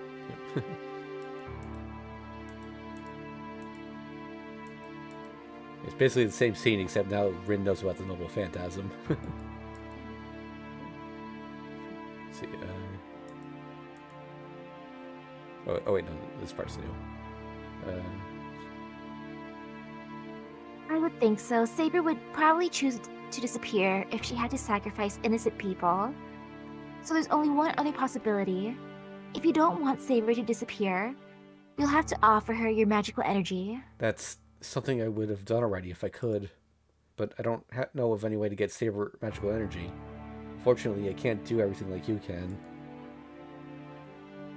Of course, we wouldn't make it even if I taught you how to share magical energy. It would take you about a year to learn since you're not suitable as a magus. And you wouldn't be able to use it even if you learned it.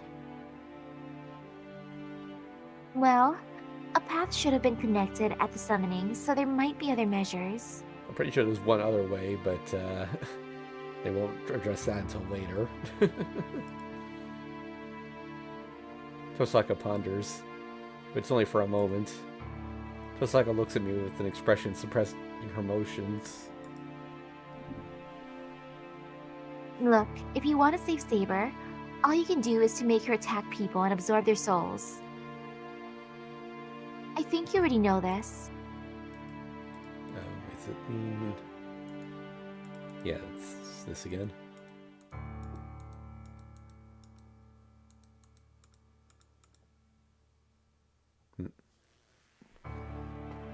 And there's only one answer. Use your command spell, Emiya-kun. You should be able to avoid the worst case scenario with that. That means ordering Saber to kill innocent people. I can't say anything. I resent what Tosaka is saying, but at the same time, another part of me recognizes that this is the only solution. I'll let you decide. Saber will calm down as she sleeps, but her limit is still near. If you're going to make a decision, make one by the next time we get attacked. Tosaka leaves the living room. I can't even look up. I can only listen to Tosaka's departing footsteps.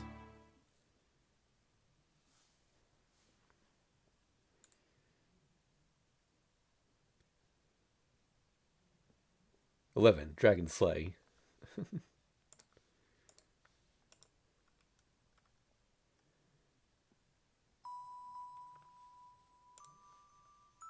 Okay. Okay, regardless of where you stand on the Altria versus Arturia debate, can we agree that Arturia is wrong? Like, that's not a proper way to Romanize the name at all.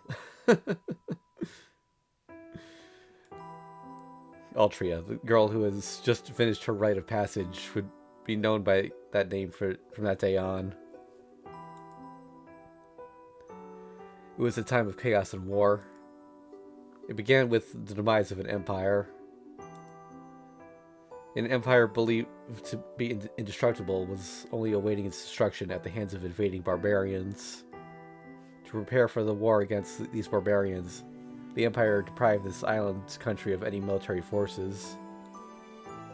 That was the beginning.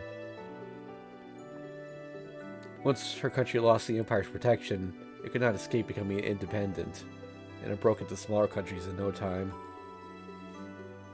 Barbarian invasions. Self-destructive strife between clans, a long period of war that would later be called the Dark Ages. She was born in this period as the heir to the throne. It was a long period of chaos. The king believed the Magus' prophecy and yearned for the birth of this appointed successor. But the child that was born was not the one the king desired. The child was not a boy. Even if the child was fated to become a king, he could not make a child that was not a boy his successor. The girl was entrusted to the king's vassals and was raised as a child of a mere knight. The king fell into despair, but the Magus was delighted. The sex of the one who would become king had never mattered. He was confident that the fact that the girl being separated from the castle until the day of prophecy was proof that she would become king. The girl grew up as a successor under the simple and wise old knight. The old knight did not really believe the Magus' prophecy. He just felt the same air from the girl as he did from his king. So he felt that he must raise her as a knight, and he wished her to grow. But the knight did not even have to wish for such a thing, as the girl trained day after day to become stronger than anyone.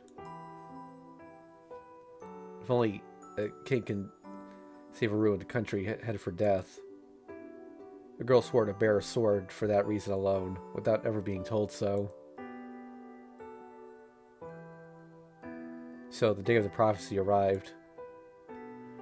Knights and the lords from around the country gathered to be selected as the king. Every one of them expected the selection to be through jousting, if the most superior one was to become a king. But the only thing prepared at the place of selection was a naked sword stuck in a stone. On the hilt of the sword was a golden inscription. Whosoever pulleth out this sword of this stone is the right-wise king born of England. Many knights grabbed the sword, following that command. But no one was able to pull the sword out, and the knights began the expected method of selection by jousting. As the girl was only an apprentice, she was not qualified to joust. The girl neared the deserted sword of selection and reached out for the sword without hesitation. No, you should think things through before you take that. When she turned around, before her was the most feared magus in the country. The magus said that she would no longer be human when she took a hold of that sword. The girl only responded with a nod. Becoming a king means no longer being human. She was prepared for that ever since she was born. In short, a king is someone who kills everyone to protect everyone. The young girl thought about it every night and shuddered until morning came. No days passed until she did not fear that fact. But the girl said that she would end this day. It would end this day. The sword was pulled out as if it were only natural to do so, and the place was filled with light. Yeah, so by the way, first appearance of Merlin, I guess, even if he's off screen. In that instant, she became something not human. The king's gender doesn't matter.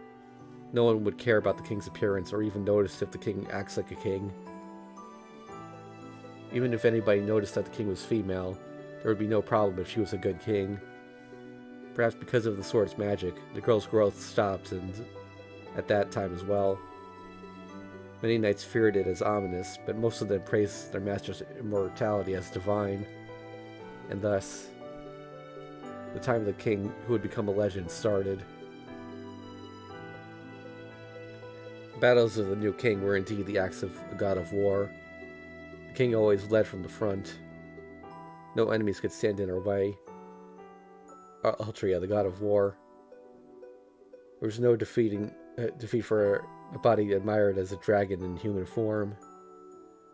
For 10 years and 12 battles, she knew only victory. Those were the days she ran through as the king. She never turned back and was never disgraced. She was raised as the king and fulfilled her obligations as the king.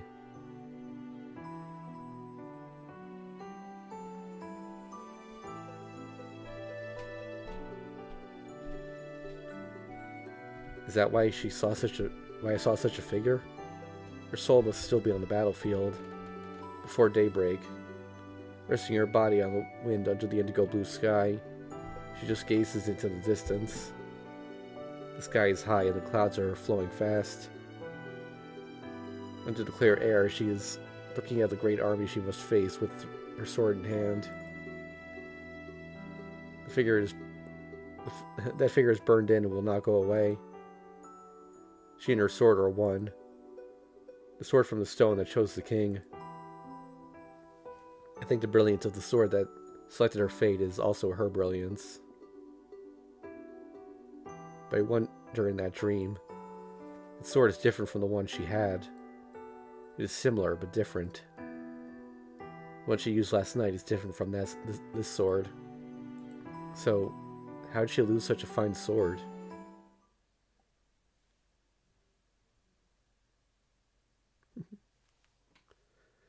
So just as a reminder, the Sword of the Stone is actually Caliburn, and not Excalibur.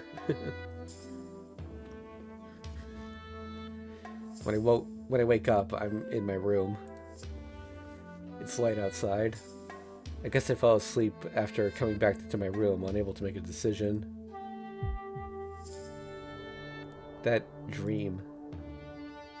It was a strange dream. Events I shouldn't know about, things I don't know about Saber. Is it possible for me to dream about them? But that sword was certainly different from the one Saber had. I vaguely think Saber's true identity that was hidden. To be honest, I still can't accept who she is. Saber's just Saber. I can't change my attitude just because I know who she was before. I don't think Saber would want that either. But it suited her.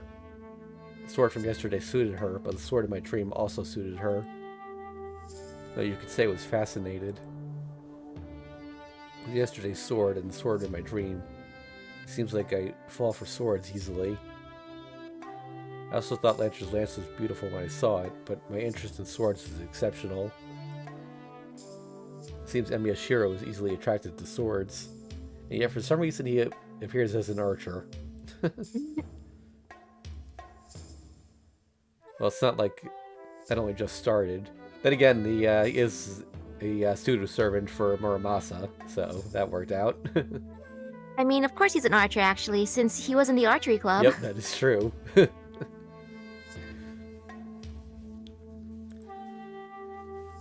I take a deep breath and reach up to my sweaty face. But it sure is hot. I wipe the sweat off my forehead. Even though it's winter, my body is burning. It feels like my blood is getting hotter, and I feel restless. I wonder why. Ever since I saw Saber's sword, my body has been strangely hot. The hand that bears a command spell is hot if it's holding a pocket. Is it hot as if it's holding a pocket heater? It's like that time Tosaka made me swallow that jewel. Like it's itchy, or it makes me want to run around. I take a deep breath to try and calm myself. I guess Saber's still asleep. Saber's not woken up even once since last night. But it still seems she's getting better. Breathing is calm now, and there's no sign she's gasping in pain. Saber is sleeping peacefully. This is an everyday morning scene.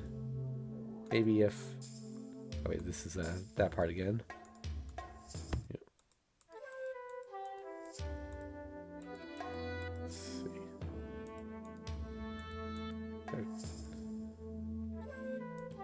Oh wait, no, Tosaka must still be asleep. There's no energy in the house, and it feels like it's abandoned. No, I'm just depressed.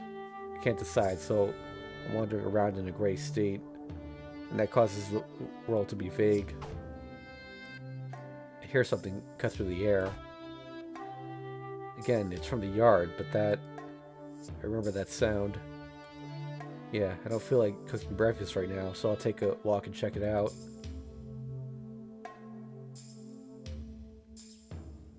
It's much colder than usual outside. It must be really cold if my burning body feels it. It's so cold that it might snow. It's from the shed area. The sound is coming periodically. Across the yard, breathing out white puffs. He's there in front of the shed. I guess I kind of knew he would be here, so I wasn't surprised. He must have been shooting arrows until now. He lowers his bow in displeasure as soon as he sees me. That's dangerous. Don't shoot bows in someone else's house. What are you going to do if you hit someone? I would not have to do anything, as I am not using any arrows. One could not be hit by something which is not fired.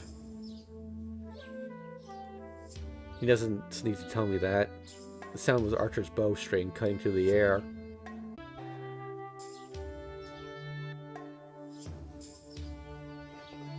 One second. It looks like it's coming back.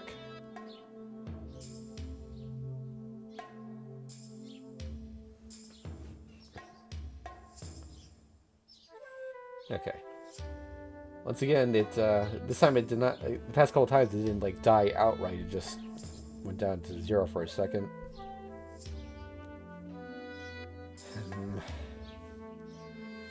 Hopefully this is just for today, because again, I've never seen this before. It's pretty unusual. Okay. That's a good bow. I wasn't convinced until now, but you really are an archer. Well, I'm not an archer like the ones you know, so I would not be able to answer even if you asked me about archery. Your arrows are shot to Wait, what? Your arrows are shot to target yourself. Well, my arrows are shot to hit an enemy. The archer you have in mind must be the kind that respects manners and politeness. He curls his lips offensively. As I thought, I can't get along with him. I don't intend to ask you about archery. I was just wondering what you were doing. As you can see, I'm merely checking my condition. The wound Saber gave me is healed. I cannot stay on watch forever. I see. He's healed now. That means Tosaka should return to the war. Turn away. Since Tosaka and Archer rejoined the battle, I must make a decision. I have to think seriously somewhere I could be alone. There's a concept called follow-through. Huh? The time you have after you take your shot. I believe that is the only thing common to your archery and mine. What? You don't have to tell me about the 8 stages of shooting. Just listen. They say the body stays there naturally after you shoot a bow. I heard that you call it follow-through. Certainly, there are 8 movements in archery called the 8 steps, the 8 stages of shooting. The last one, the follow-through, is a state that comes after shooting an arrow, but... Yeah, so what about it? I'm talking about your mental preparation. Follow-through is not intended to ascertain if the arrow has hit the target. An arrow has hit the target even before it is released. The archer lets the arrow go according to that image. So there's no need to check if the arrow is hit or not. Because if you think the arrow will hit, it will hit the target. And if you do not, the arrow will not hit. That's not true. There are shots that won't hit no matter how much you think they will. Everyone would hit a target every time if all you have to do was think about hitting it. Is that so? Well, you hit the target every time. What? The statement makes my heart jump. That's certainly... Well, I do not care about that.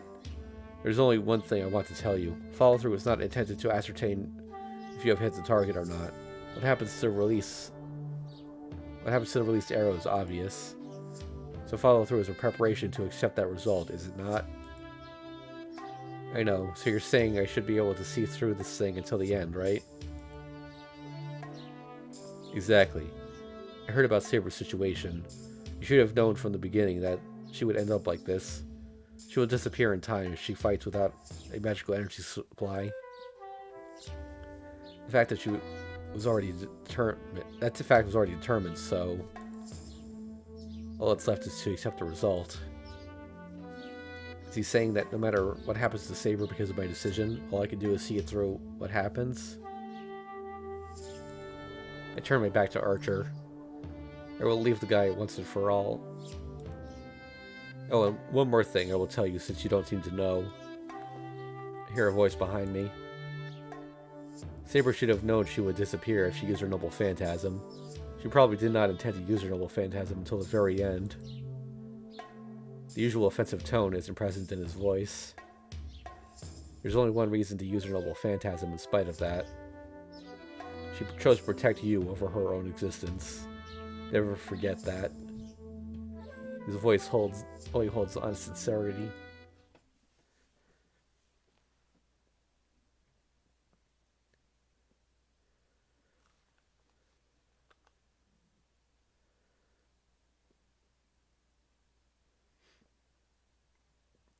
Okay, let's take a look at the status screen.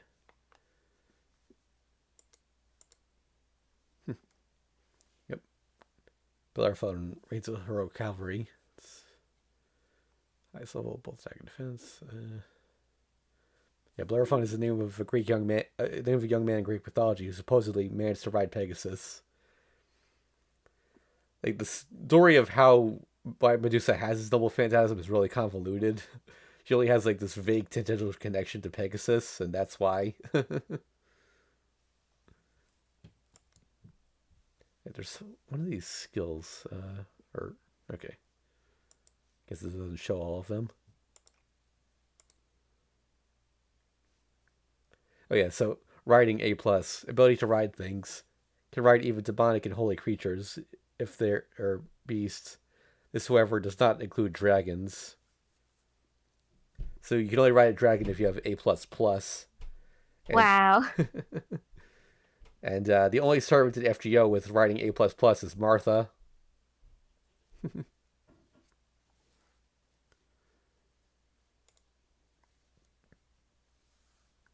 I love the description. Ability to ride things. She can ride most vehicles with above average skill, but she cannot ride those of demonic beasts and holy beast rank. And that's why she gets the motorcycle. Yeah. Let's see. Yeah, there's like a bunch of information here that you won't find in FGO.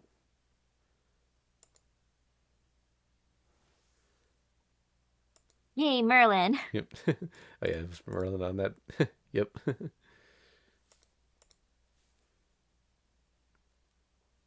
It's Prince Merlin's assistances.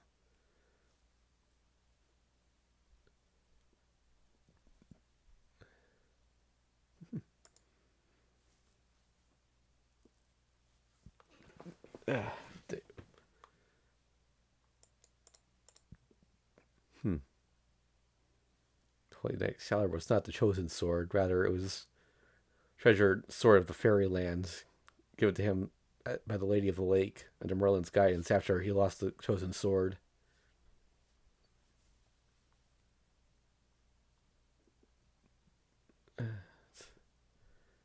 Oh, yep.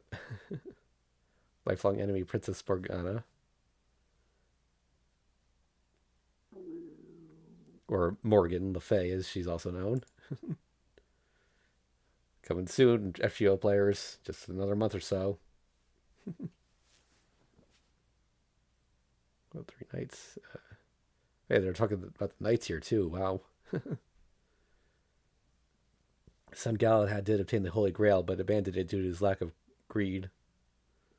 Reminder: Galahad is the servant that Mash was bonded with.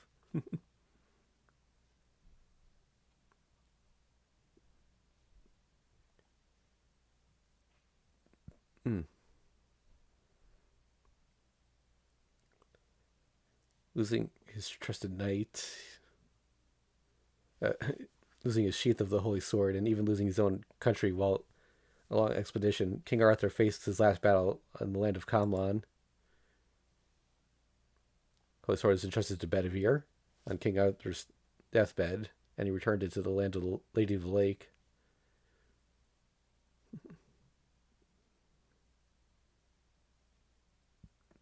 Mm. Yep. Okay.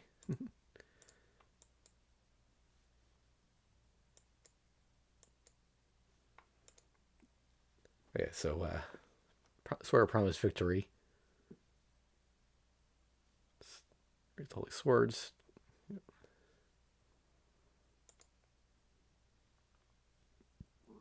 Mm.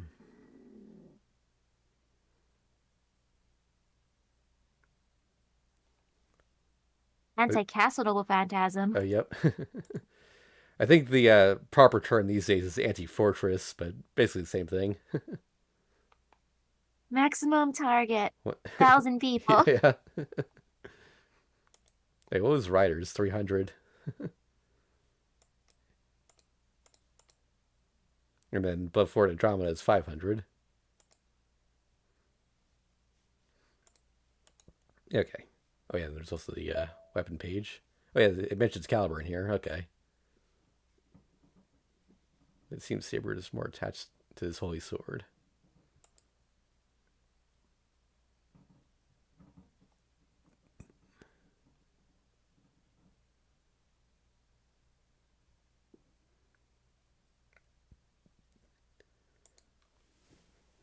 Hmm. Let's see. Oh wait. Oh, interesting. Excalibur itself is not on the list yet. Okay, sorry about that, everyone. Just had to take a look at that. The park is empty as usual.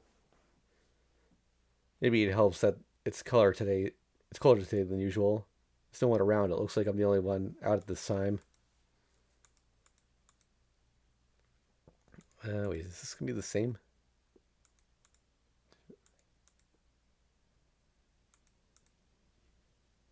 Hmm, I guess that is different. There's no way I can do that. Making Saber do such a thing would be like telling her to die. First of all, Saber would surely refuse, but when I hang my head, I see at my left hand I have 2 command spells left. If I use one, I can force Saber to follow my command. I bite my lips and discard the ridiculous thought. I don't know how long I remain slumped on the bench, but just as my fingers start to tremble from the cold,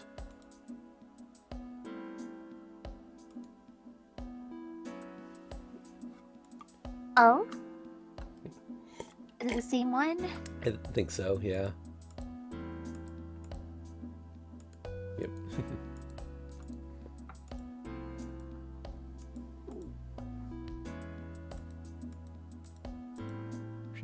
Let's see. Now, how does he avoid becoming her doll this time?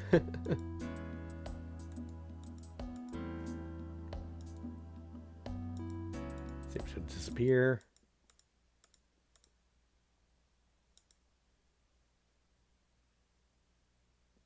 Okay, this is new.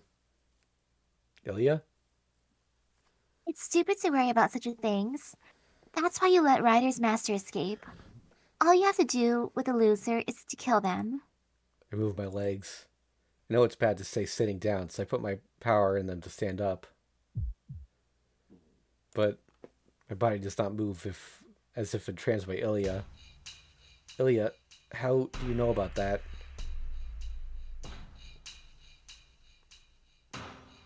I don't even need to tell you that, right? I was at that building last night too. Well, I could only watch from inside the building. I try to move my arms and legs, but they won't move at all. Well, it feels like they're stiffening the more power I put into them. Yep, this is the same. Yep.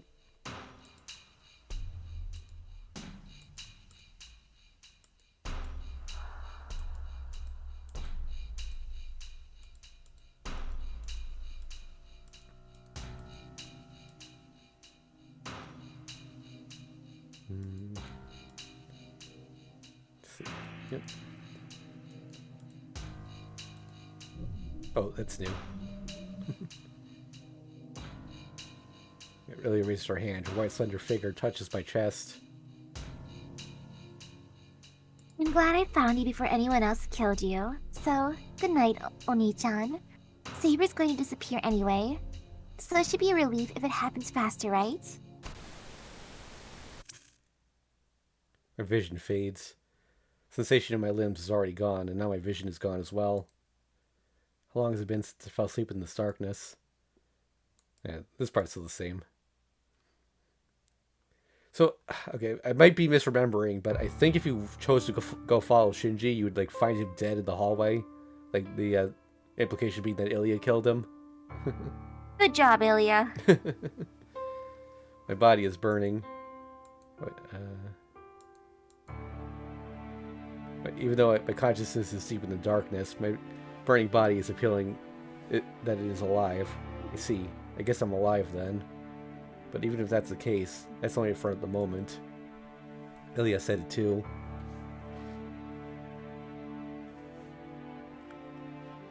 Once your means of fighting is gone, I can kill you easily. She's right. I can't fight all the way without Saber. I fight it all without Saber. The Holy Grail War is a battle between servants. I cannot possibly match one of those servants. That fact has been proven many times already. It was a merciless beating. As Saber said, my battle against the servant is to survive. I couldn't even do that. I was cut all over my body, and on top of that, thrown to the ground from a third-floor window. I only survived because of my abnormality of my body that I don't even understand. That fact was so vexing that it makes me mad. I could not stop the disaster occurring around me just because the one in front of me was unbeatable. Even though I chose to fight. I chose to fight as a master to stop people getting hurt, but I could not protect them. It pisses me off. The superhero I've admired since childhood always has to win or it's meaningless. My body is burning. My whole body is demanding that I must win. I don't have any means of winning, nor a way to fight. How would I be able to fight? don't have the skills to fight alongside Saber without being a burden to her.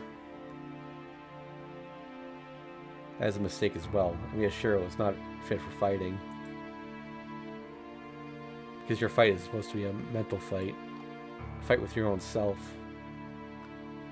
Suddenly, I remember the back of the man who said those words. Shiro has no chance of winning if it comes down to fighting. None of your skills will be of any use against a servant. I know, I realize that more than ever now. In that case, I at least imagine it. If it's an opponent you cannot match in real life, beat it in your imagination. If you cannot beat it yourself, imagine something that you can beat it with. He doesn't need to tell me something I already know. If I'm going to win, it'll only be in my head. But what could I win with? I can't imagine myself beating a servant. I can't handily deceive myself, and an image created by deceiving myself will be full of flaws. There's no way I would be able to fight him. I'd be able to match a servant, a first-class illusion, with such a third-rate image. So, what will I be able to beat? What will I beat it with? I'm searching for the answer to that question. Searching for the answer even now. The golden sword. It's a sword for her alone. I don't want it myself. It's just beautiful. I just want to hold it in my hands, if it's permitted. Geez, it's a bad habit for an amateur magus. Since all I can do is examine the contents, I see such dreams unsuitable for my position. But if this is a dream, I should be allowed to at least think about it. First, I assume the basic structure and reproduce the composing material. Oh, the basic form from when I use the strengthening magic isn't enough as I thought. Strengthening is changing something that's already there, so it's meaningless with something that isn't there at all. So if I'm to remember that sword, I have to put more effort into it. It's well before the basics. It's a process full of waste that I came up with before Kiritsugu taught me how to use the strengthening magic. It was... How is it supposed to take shape?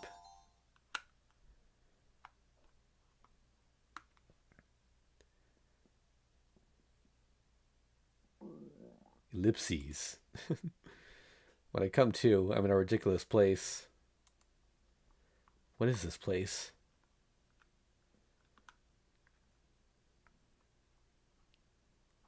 This isn't just some place I've never seen before. It has a bed with a gorgeous canopy and a large carpet that makes it look like you could sink to your ankles. Stone fireplace that's not just decorative but actually functional. Patterns on the wall aren't just wallpaper, as they are actually engraved. I'm used to mansions like Shinji's house, but this is on a different level. It's embarrassing to say this, but this is like a castle you'd read about in fairy tales. My mind almost falls unconscious. My body is strangely heavy. Is my blood circulating poorly? I feel like I'll fall asleep again if I let my guard down. What happened? I try to remember with my hazy mind. Oh yeah, I was bound by Ilya and lost consciousness. So I'm caught by Ilya, huh? No one is in the room. My body feels heavy, but it seems I could at least raise my arm. Whoa, I'm tied up? My dazed mind instantly awakens. Realizing the danger I'm in, I study my situation first. I'm sitting in a chair and my hands are behind my back. Handcuffs. No, they're just tied with rope. I'm not in the worst condition, but it makes no difference to the fact that I cannot move. My body's still numb, and I can't even get up with my hands tied. How long has it been? Clock? No, I don't see one, as I expected. There's no clock in this room. Hold up.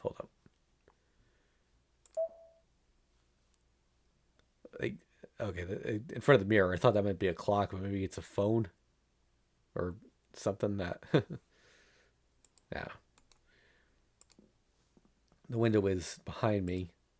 I turn around as much as I can, but the curtain is draped over it, and I can't quite tell what's outside. But the sun is already set outside. I met Ilya in the morning, so that means at least half the day has passed.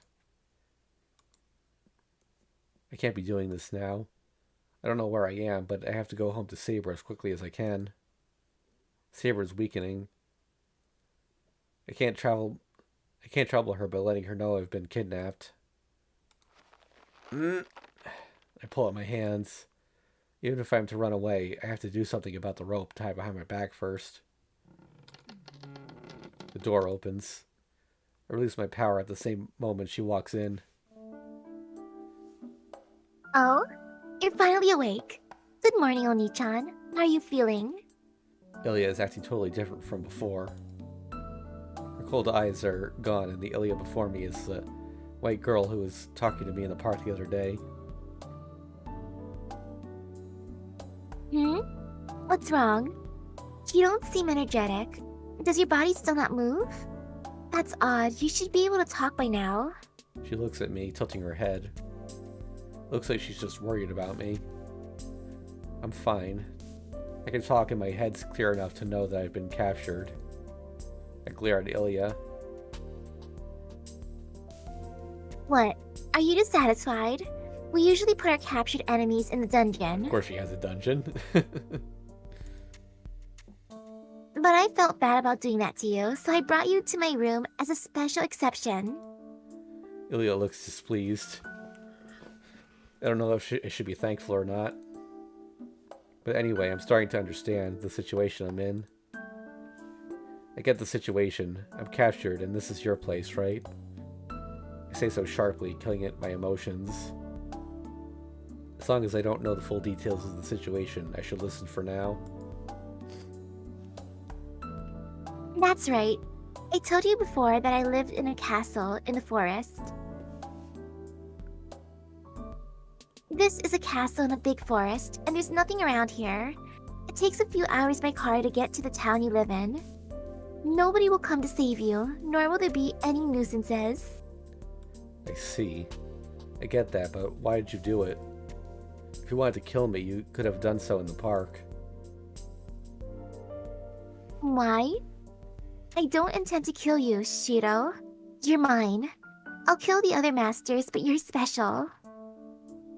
That's why I locked you up here, so there won't be any interruptions. Oh, wait, what happened? There we go.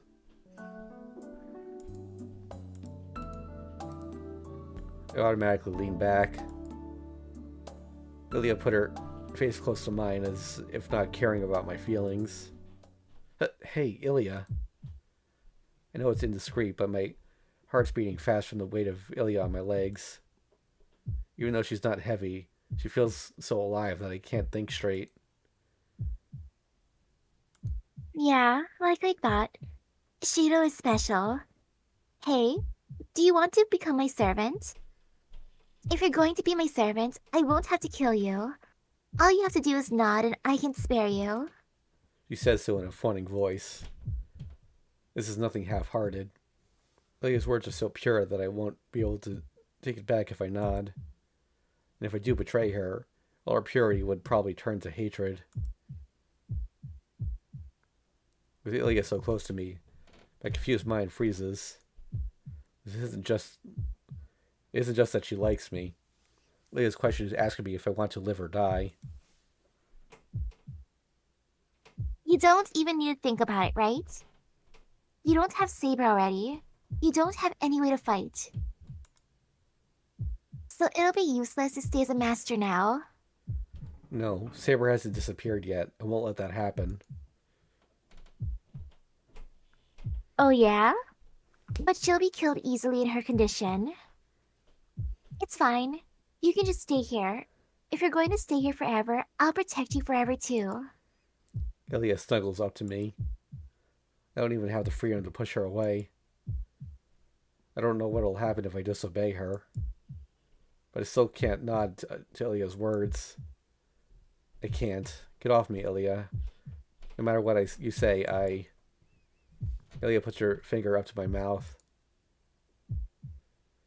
The girl smiles and looks up at my bewildered face. Jeez, you don't get it, do you? Look, you're just a bird in the cage right now. It's my decision if you live or not. So you shouldn't say anything to make me mad.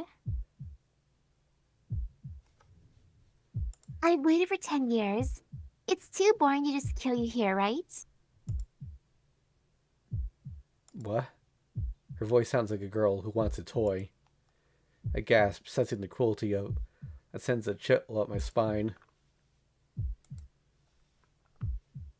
This is your last chance, Oni-chan.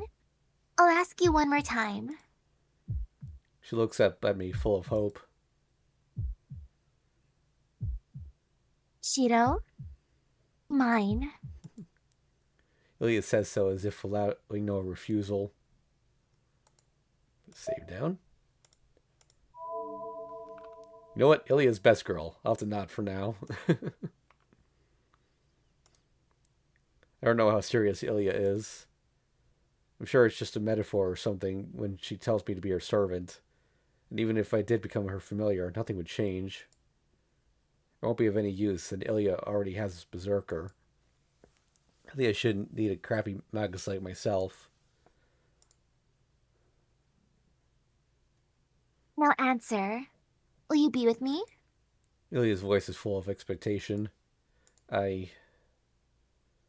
Alright, I'll be your familiar. Answer with a lie as a temporary measure.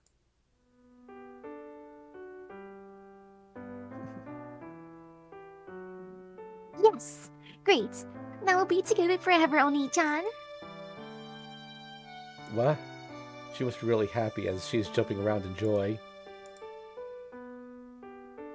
My heart's in pain. I convinced myself that I could not help it since I'm a captive, I deceived Ilya. Seeing her this happy makes me feel sorry. It makes me feel like I could listen to her selfishness a bit. Huh? I feel dizzy. It feels like an invisible weight is resting on my back. Ilya. I call out to Ilya, driven by the unknown easiness. What, Shiro? Oh, I'll take off your ropes right away. That's not it, but I feel a bit sick. I feel like I'm about to throw up, so I desperately adjust my breathing. What? You don't feel well? Your body's heavy, and you can't help feeling uneasy? That smile. Looking up at the cool smile that knows everything about me. Hold on. Got a blip.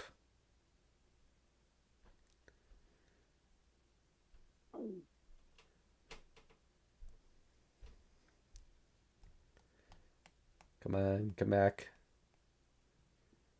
Is everything alright on your end, Misaki? Yep. Okay. The exclamation point only came up for like a few seconds. Yeah, seems fine. Okay, Ilya. Yeah, I know everything about you now because you made a contract with me. You can't hide anything from me now. This is bad. Directed by the unknown easiness, different from the former direct uneasiness, I stand up, but my body won't move.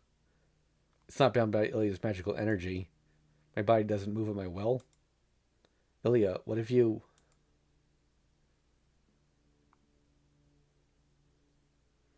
It's you yourself that did it. You feel sick because you lied to me. You're so kind that you hurt yourself.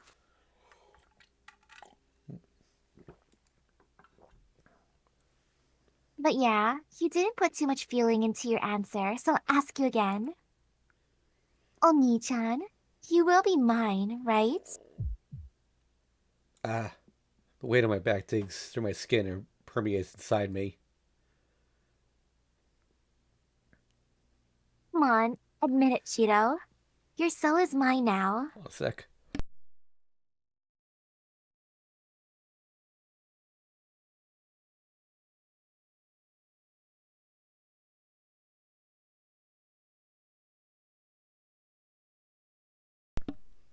Sorry, had to cough. Ugh. Ah, gah. I gasp. My mouth opens by itself and my tongue repeats their words without thought. All right, I'll be your familiar.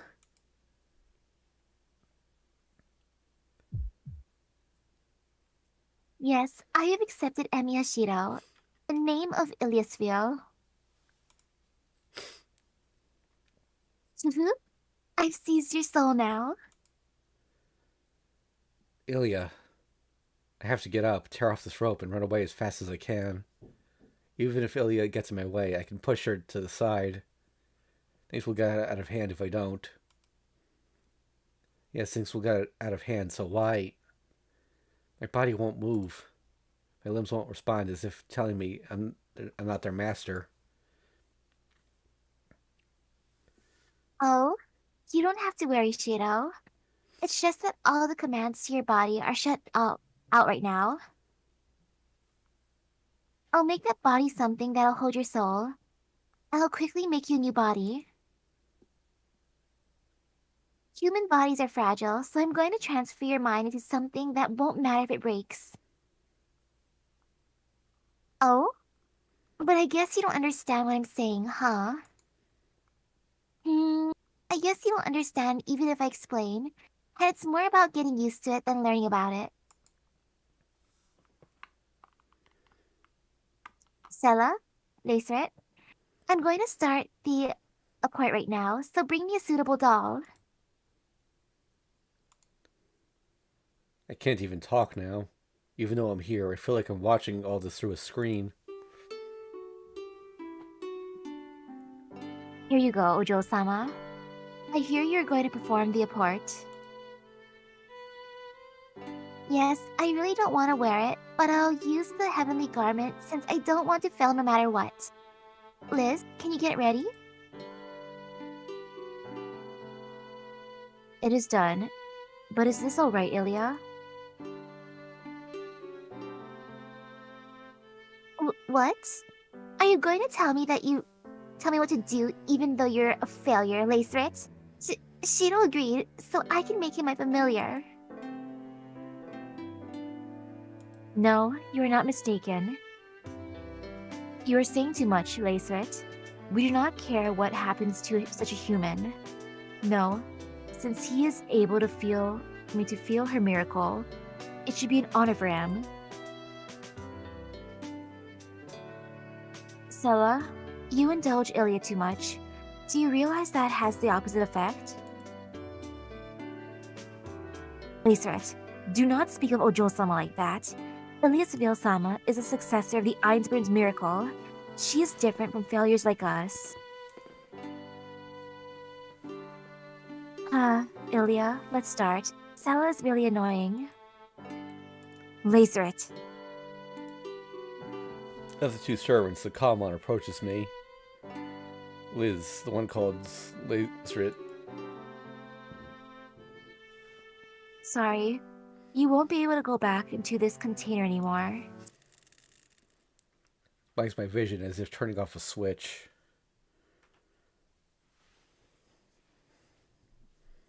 Oh, Ojo-sama. It seems someone has trespassed in the forest. What should we do? Should we send Berserker? I hear their voices. That's strange. My mind isn't connected to my limbs and my senses are already gone. If I'm not connected to my body, what is listening to their voices?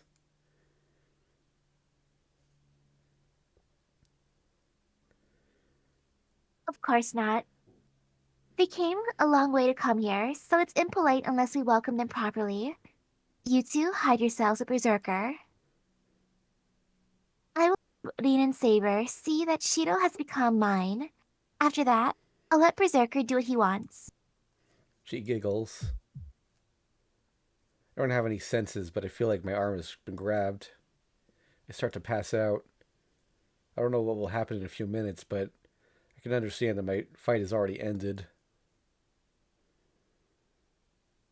Bad end.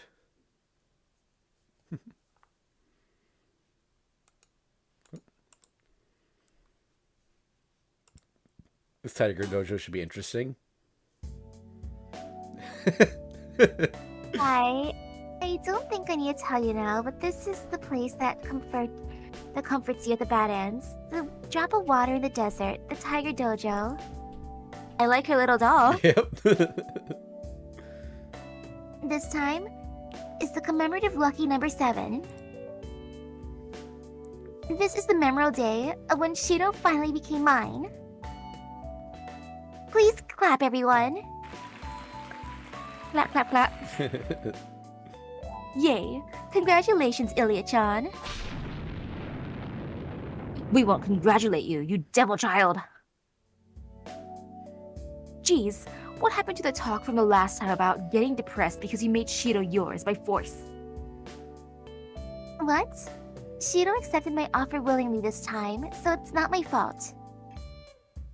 And I bet Shiro is happy too, because Shiro, Sella, Liz, and I are all going to live together happily ever after. Now that you say that, it seems like a paradise. Captured by a young princess, could that be beautiful and good? Yeah, it's a privilege that I alone have, that you and Sakura lack. So, Shiro and I end up going on a corrupted honeymoon. Well, the age scene was discarded though. That hurts, Senpai. I thought you promised not to mention that. Don't be conceited, Buruma. Oh, hey, you there. Don't pick on my senior student. She got away again. Who is she anyway? Oh, are you alright, Ilya-chan? Osu, fill me with spirit. Senpai's words are always profound. It feels like they have more relationship of mutual trust than master and student do. Oh, by the way, you say doll a lot, but, not that. Doll, right? Oh, you don't like scary stories, Taiga? Do you like stories about dolls that are alive? So everyone, this Tiger Dojo's finished. You made the wrong choice again this time, so go back and choose the other one. Hey, you're trying to change the subject, Master. I think you should listen to what your student has to say. No, I hate scary stories and horse racing stories. Jeez, it's fine. This is just a normal stuffed toy. The thing about the doll will come up later on, so I'll explain it to you then. Everyone, please be patient until then and keep Saber and Rain company. So yeah, Ilya was actually going to have her own route, but she got Sasuke'd. Oof. Poor Ilya. But at least she has her own spin-off series, so...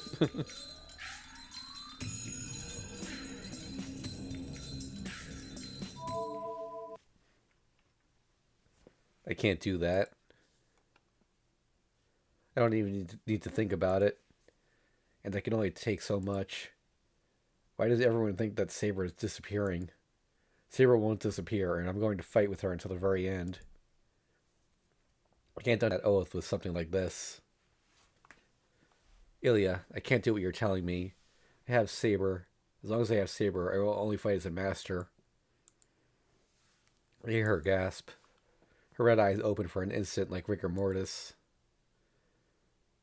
I see. You're going to betray me too, huh? Ilya backs away. The girl looks down at me, not getting upset. Fine. If you won't listen to me, I won't listen to you either. I've let you guys off up until now, but I'm done with that. Ilya's voice is filled with murderous intent. I feel an ominous tone to it. Wait here. I'll be done right away. Hold on. What are you going to do, Ilya? I'm going to go kill Saber and Rin. You'll regret your action a bit if I kill them, right? What? Don't say such a stupid thing. Saber and Tosaka have nothing to do with this. I'm saying I can't be with you for my own reasons alone. I cough again, sorry.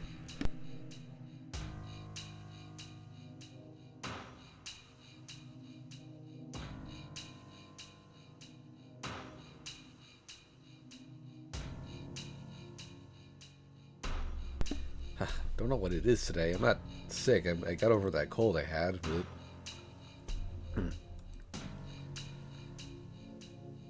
Is that so? But I'm going to kill them anyways.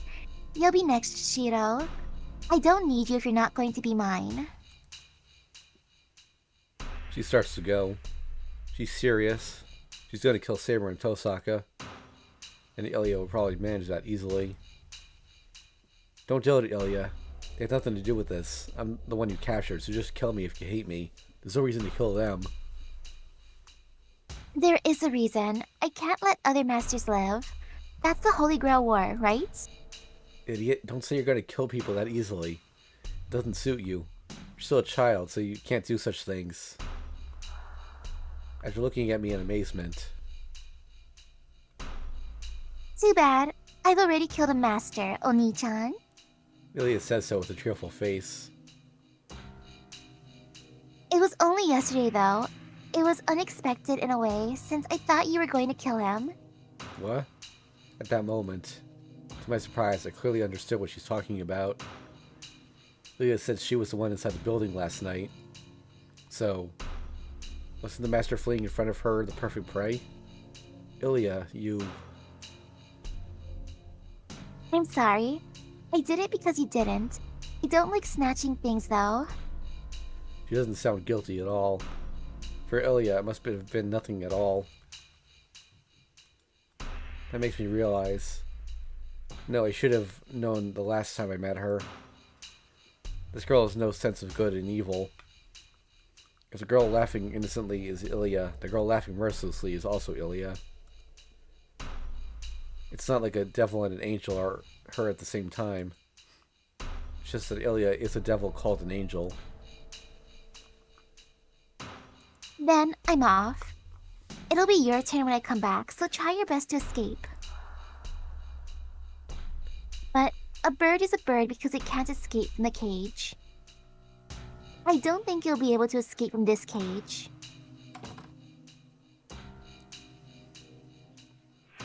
Ilya leaves the room. What she says is true. But she doesn't understand threats or haggling. Everything she says is true. So I can't stay here forever. I have to escape and meet up with Saber before Ilya attacks her. God damn. I shake my body and try to loosen the ropes. She really must think I can't escape and there's no one in the room. I can't get out of these ropes by myself if there's no one keeping watch, but... Damn, my body is still not working well enough. Even though I can move, my limbs are heavy as steel, and just moving them will run me out of breath. Ilya, she must have anticipated this. That's why she said I won't be able to get away. Certainly I can't move. Even if I can get the rope off, I won't be able to escape if my body won't move to my satisfaction. It's not because I'm tired. Oh yeah, I can't move because I saw Ilya's eyes. Must be what they call mystic eyes. They say a superior magus is able to intervene magically with a target just by looking into their eyes. A common form of mystic eyes is binding, so this must be something like that. As eyes perceive visual information, her disadvantage is that they are weak against suggestion. Therefore, a magus usually casts some protection over their eyes to shut out others' magical energy. Who knows what Tosaka would say if she found out I was bound by suggestion without even casting a spell. Well, they're just mystic eyes that are acquired with the use of magic. But I hear that monsters born with such eyes don't even need to look at the eyes of their target. These people exhibit their ability just by looking, but I hear such powers are rare. And they tend to become the main characters of other stories. So, fortunately, it doesn't seem like Ilya's mystic eyes are the special kind. This is just an intervention, sending her magical energy into my body.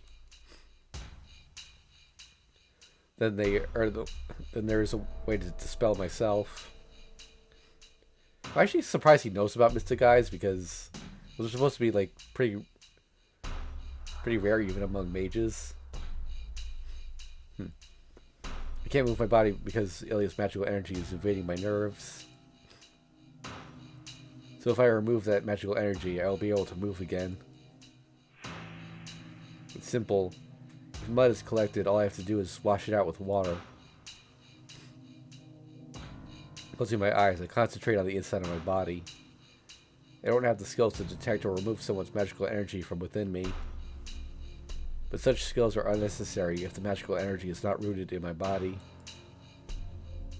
If Ilya's magical energy is stagnant in my body, all I have to do is channel strong magical energy through me and push it out. Sorry, it's a violent method, but it's all I can do. I apologize to my body as some consolation.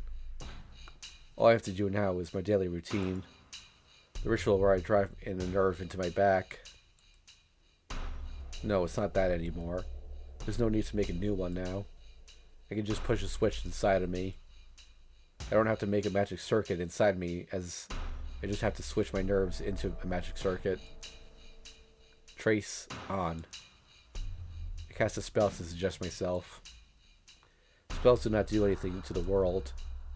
It's only something that one casts on oneself, as one intervening with the world. Words are the best way to make your body transform. In order that only works on the self to create a divine mystery, a very simple magic spell. Basic structure analyzed. My circulation speeds up. My blood gains power. My body turns into a device for pumping magical energy. Must be assistance from that jewel Tosaka made me swallow. The creation of magical energy that usually takes me an hour now only takes an instant. Composition analyzed.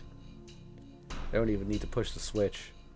I can just let the magical energy circulate and let my hands go. Well, I say push the switch, but I still haven't figured out where that switch thing is. The heat goes wild. Calmly controlling my speeding heartbeat, I let my hands go from the spinning cord. Gah. Blood spills out of my mouth. Some vein must have been cut or something must have ripped inside me. Channeled enough magical energy to wash out the mud inside me, so I'm fortunate if I only ended up coughing up blood. And to add, I don't feel any pain. Maybe I don't feel pain because of the self-healing thing.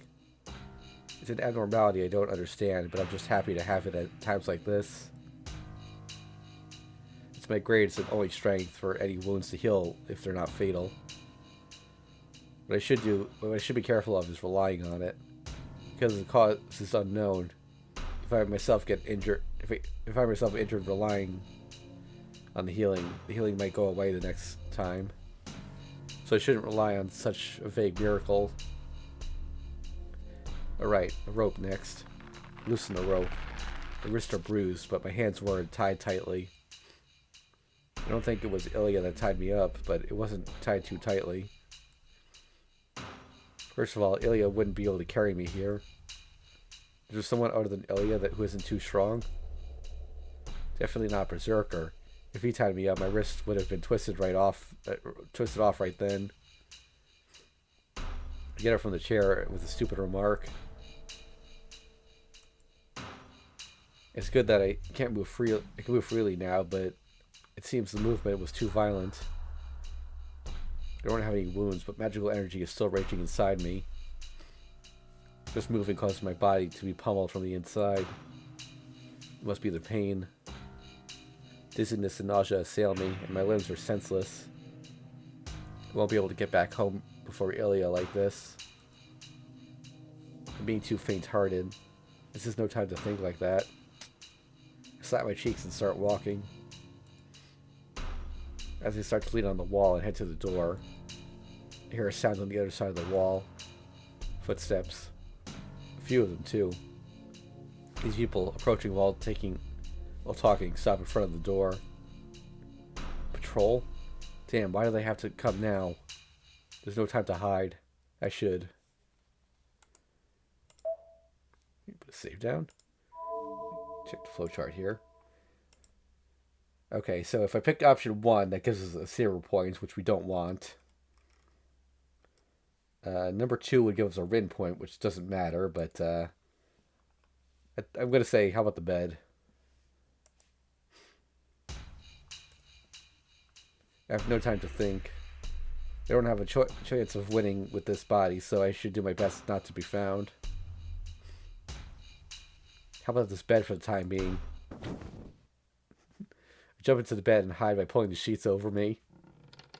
The sound of a door opening follows. Ilya might be back, or it might be someone from the castle. Either way, that someone must be shocked and bewildered at the vanished prisoner and must be looking at the empty chair with blank amazement.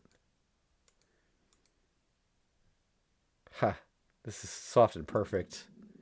The person is standing in speechless shock at this perfect closed door trick, and I think that's Saber, actually. What are you playing around for, Shiro? And says so in an utterly astonished tone. Huh? Take my face out of the soft bed. I asked you, what are you doing there? I do not want to think this, but do not tell me you intended to hide in there. Well, climb out of the bed. Actually, I was hiding. I asked her with my eyes whether I was being naive. Beyond belief. If I was the enemy, I would cut you in half without mercy. uh, um, I'm unable to answer back. I think I just showed her something really embarrassing. Well, Saber, why are you here? I should not even need to tell you why. There is no need for a reason for a servant to protect her master. It is only natural to come and save you if you are being held captive. Well, I'm asking you how you knew I was captured. No, more importantly, why are you here? This is Ilya's hideout. This is no place for you. I should be asking you that. What are you doing? I told you so many times not to go off by yourself, yet you were so easily captured by Ilyasville and taken to a place like this. You're disqualified as a master. I should not be satisfied unless you apologize to me in some way. I was certainly careless, but why are you here? You move properly, right? What are you thinking coming to Ilya's castle in that state? No, what were you thinking? A servant's role is to protect its master. You have been captured, so it does not matter if this is Ilyasville's castle. Saber speaks clearly. Her figure is just as it was before. It's different from the figure sleeping, weak and in pain. Shiro? Why are you silent all of a sudden? Did you suffer any wounds while you were held captive? Oh no, that's not it. I'm fine. More than that, I'm glad you look well.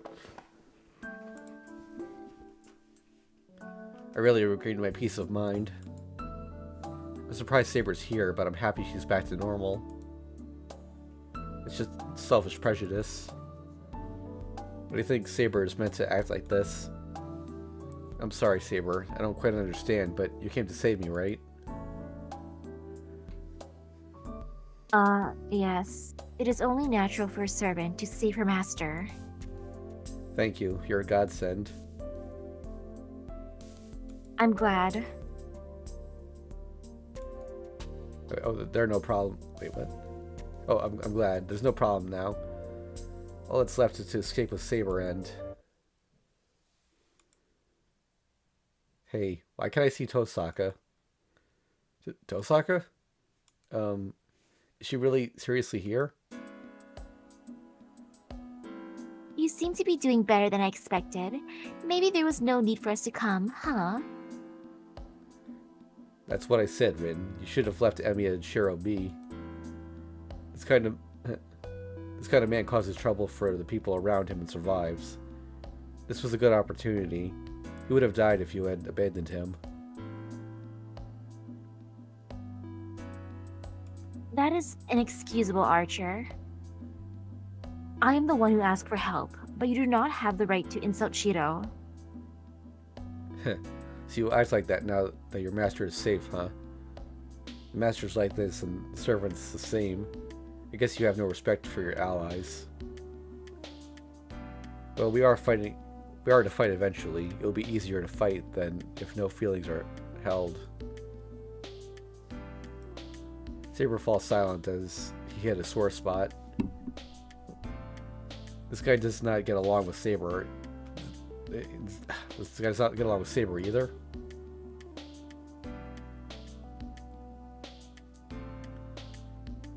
Who's saying that Oh, wait, one now?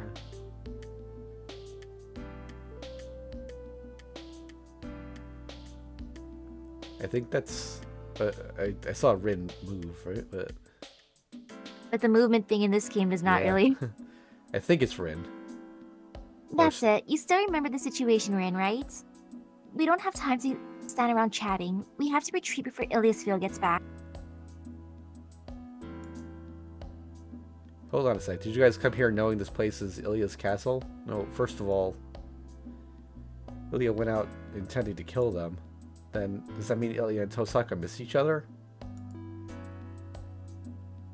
That's okay. I think Ilya's heading to my place now. If you guys didn't come, I think you would have ended up fighting her.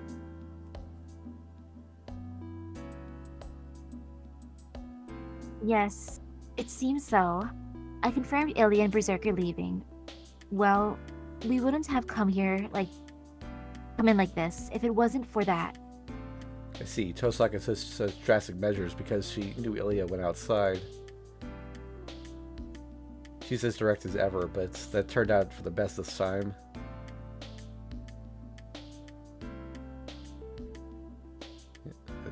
That was Rin. Anyways, we'll talk later. I came prepared when I realized this was an Einsburn's base. But it'd be great if we don't have to meet them.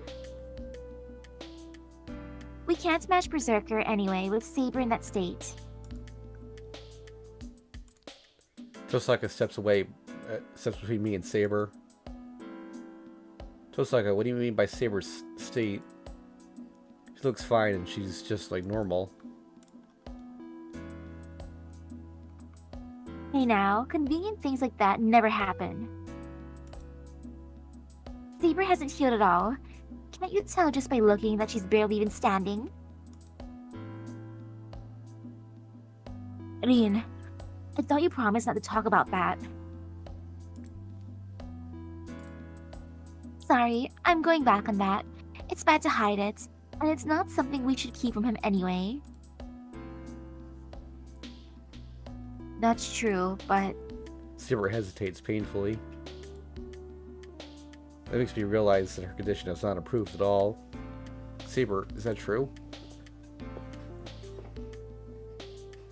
yes, what Rin is saying is true. It is embarrassing, but I cannot fight a Saber right now. All I'll be able to do is to be your shield.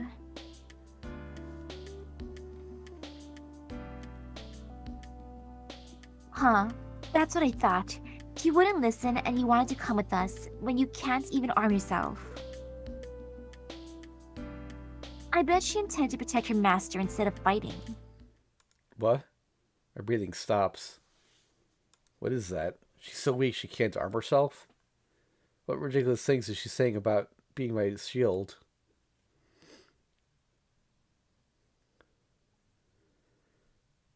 I'm sorry, Shiro. I know I'm a failure as a servant with a body like this, but I am able to act as a shield. I'm sure you're dissatisfied, but please accept that for now. That's it. Why do you always think such stupid things? Don't kid me. Of course I'm not satisfied. Tosaka, why'd you bring Saber? Don't you know Saber's more important than me? What? I objected too, but Saber didn't listen, and only Saber knew where you were anyway. I knew it was dangerous, but I still needed Saber. But still, I start to yell that she shouldn't have brought her, but I stop myself. I'm in no position to criticize Tosaka. The root of all this was me getting captured. Tosaka and Saber just did what they thought was right. Disputes are good, but you should stop for now, Rin. A master will be sensitive to changes in her dwelling. We do not have time to explain things in a leisurely fashion. You're right. Eliasville should be hurrying back by now. All right, we'll leave the conversation until later. We have to get out of the castle first. That's okay, right, Shido? Shido, we should. Well, but Saber is like Saber is like she was last night. It's difficult for her to even walk. Isn't it difficult for her to even walk? I can't let Saber push herself if she's in that state.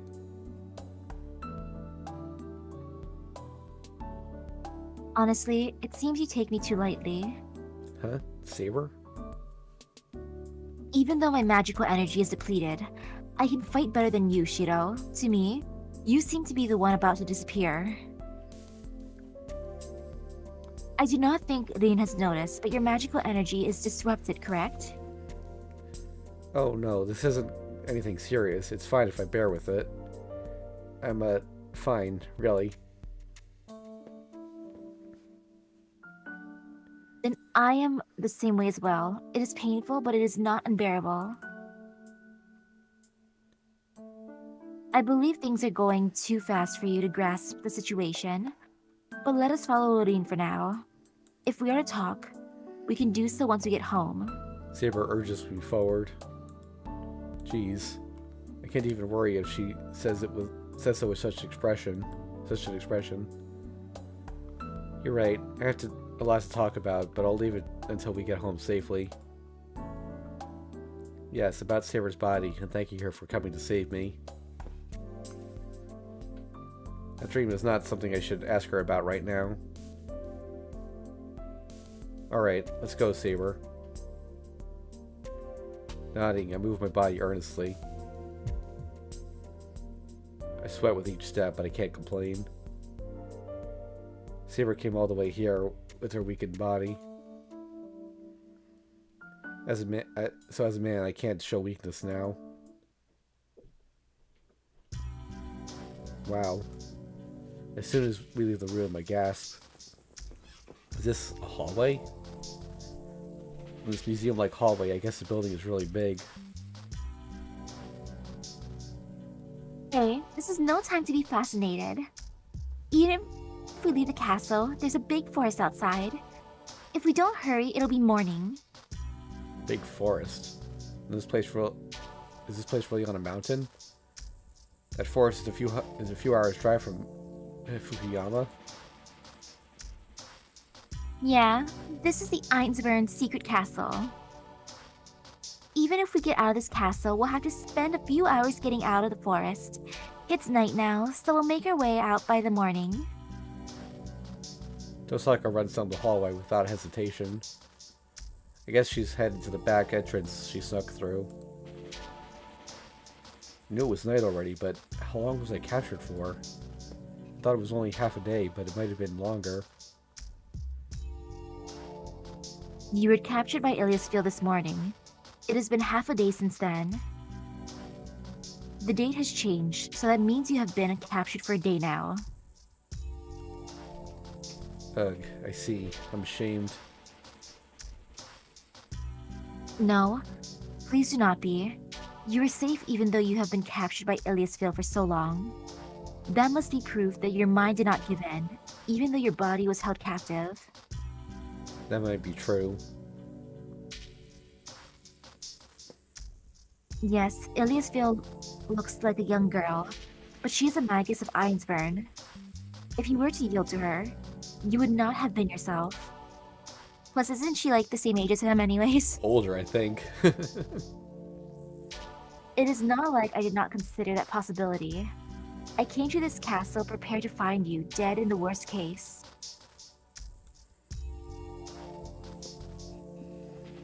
So I am glad I am able to see you again. Since my master is safe, I cannot lose either. Saber says so with a faint smile. I feel the same way. I was so worried, wondering whether Saber was alright. Hey, are you really trying to escape?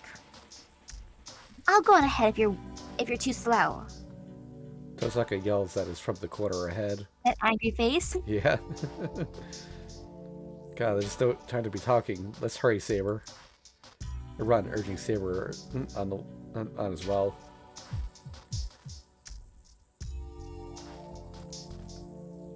Every step brings unpleasantness and pain as if boiling water is pouring into my veins. If I can run if I grip my teeth. Forcing my aching body to move, I follow Tosaka. Saber is running behind me as if escorting a sick person. She must be in pain. She's acting firm, but Saber is in no condition to move properly. Saber, if you're in pain... I stopped myself from asking her if she needs a hand. If I said that, Saber would stubbornly try to run on her own. I should just watch for now. Saber looks tired enough that she can't make excuses. I can carry her then. Saber is really troublesome. This stubborn girl won't rest unless I do something that forceful. And so, following Tosaka's lead, we reach the end of the castle. This is the main entrance. Tosaka?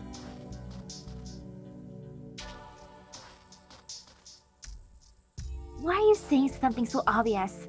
This is what entrances are for, right? This is the fastest way if you want to go out or come in. Tosaka runs down the stairs. Well, I'm in no position to complain. Saber and I descend the stairs to the hall. I guess this is the lobby. This means we'll be outside if we go through the large door at the end. Alright, we're doing well to have gotten this far. The problem comes after we get into the forest, but it's night and all, so maybe we'll be able to get out to the main road under the cover of darkness. It'll be too late when Iliasfield comes back and finds out you're not here anymore. It'll be morning by the time she gets back. Hey, why that unsatisfied look on your face? No, it's nothing. I was just realizing again that you're a big shot. You realize the weirdest things in the weirdest places. Like entering the enemy's base from the main entrance and the way she's acting so confidently. Oh well, let's go outside. I remember the way back, so we won't get lost. We head for the entrance. The long hallway stretches from the lobby, and a large door can be seen on the end. It's amazing. The hall is about 30 meters long. I think to myself that this place really is a castle, and the instant I start to walk. Oh? You're going home already? It's too bad, after you came so far. The voice of the girl who shouldn't be here echoes through the room with a faint laugh. I turn around instantly. Everybody stops. The instant they turn around to see the enemy, I understand that I will be killed if I turn my back on it again.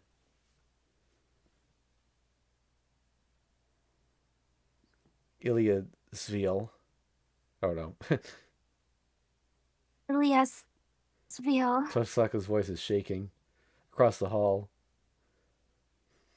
On the stairs we came down is something that should not be there. It's strangely like the time before. Ilya standing above us with Berserker standing behind her.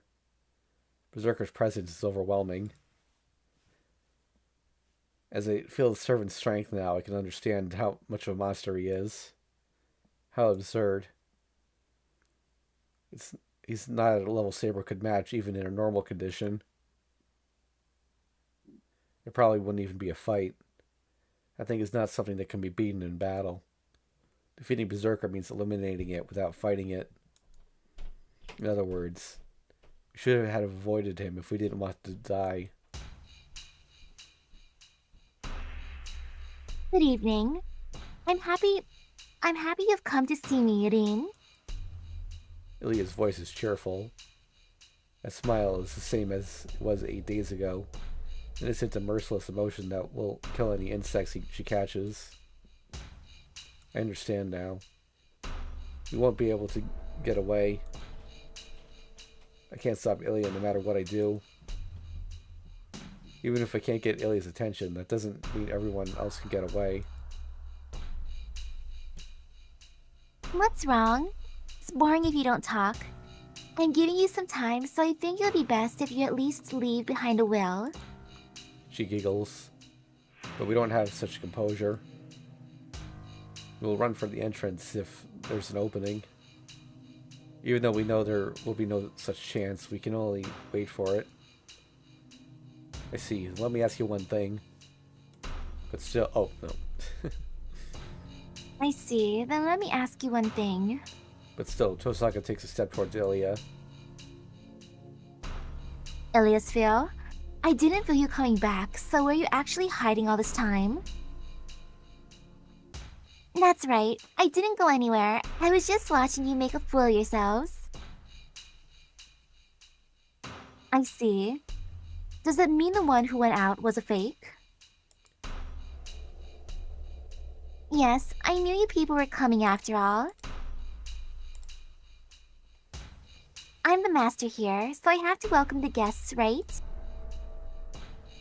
The giant figure suddenly disappears. I don't know if it jumped or just moved there. Berserker appears in the middle of the lobby with a whirlwind. We're done for now. If we retreat, we'll be slashed in half the instant we turn our backs. But we'll be killed as well if we stay like this. The only path left is to challenge that massive death, knowing it'll be pointless. Are you done talking now? Then let's begin, Berserker. The girl raises her hand as if performing some kind of ritual, looks down at us and...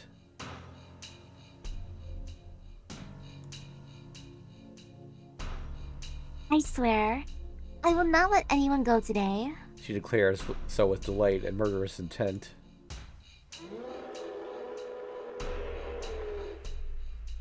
Light shines in Berserker's eyes. The servant that has obeyed Ilya up to now has his mind released and identifies us as his enemies. A grating sound. Tosaka? Tosaka grits her teeth hard as if regretting something. Archer, can you hear me? She murmurs in a quiet voice without turning around. A little while is enough. Keep him busy by yourself. She orders her servant to die. Archer does not answer.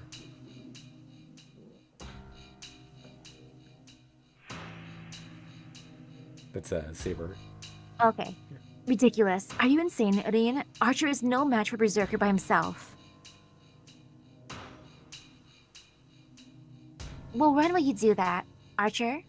Buy us time until we escape.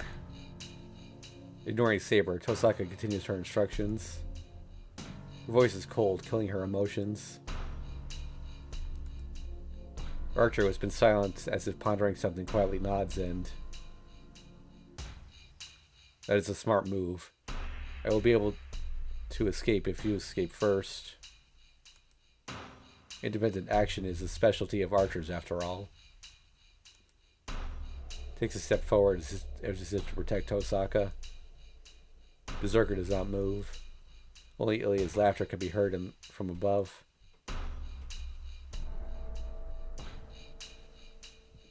Wow. Wow, I'm surprised. You're saying such an unknown servant is going to stop my Hercules?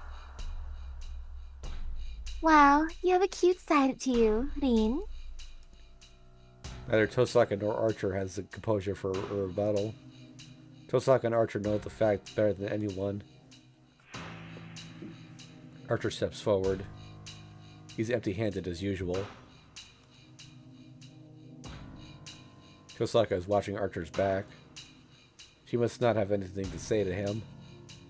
Tosaka should know her command is unreasonable. Because she told her servant to die so that we can escape. Archer, Tosaka starts to say something, but... By the way, Rin, may I confirm one thing?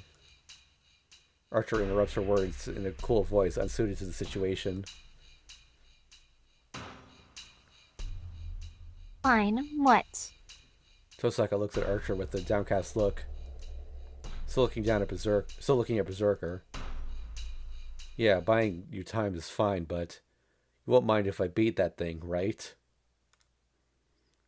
Archer says something unexpected. Archer? Yeah, you don't need to hold back. Give him a beating, Archer. I see. Then I shall meet your expectations. Archer moves forward. There are only 10 meters between him and Berserker. I think should be able to close that distance in an instant.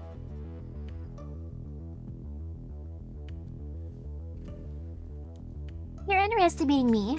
Fine. On Berserker. You can slash that stuck-up guy into pieces. Lilia speaks in a hysterical voice. Tosaka turns her back, not paying attention. We'll be going. Getting out means victory for us. Tosaka starts to run, taking both Saber and my hands. Saber follows Tosaka without objection. I start to run to the entrance, leaving Archer behind. But from behind me, Emi is Shiro. He stops me, still with his back to me. I turn around, letting go of Tosaka's hand. In the lobby, now far away, in the back of the man facing Berserker. Understand, you are a maker, not a fighter. Berserker charges.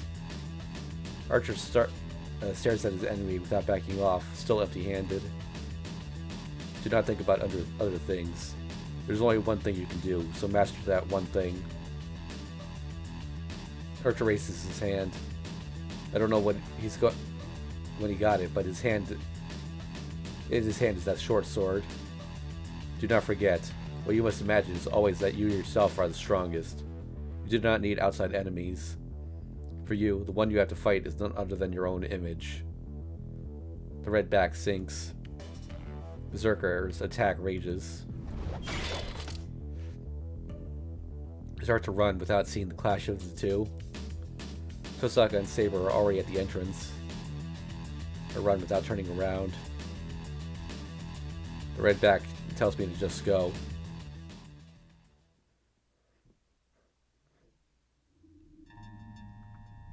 We go down the long hallway and pass through the gate. Unbelievably, the place really is a castle. An old castle hidden deep in the forest. This whole place is surrounded by trees as far as the eye can see.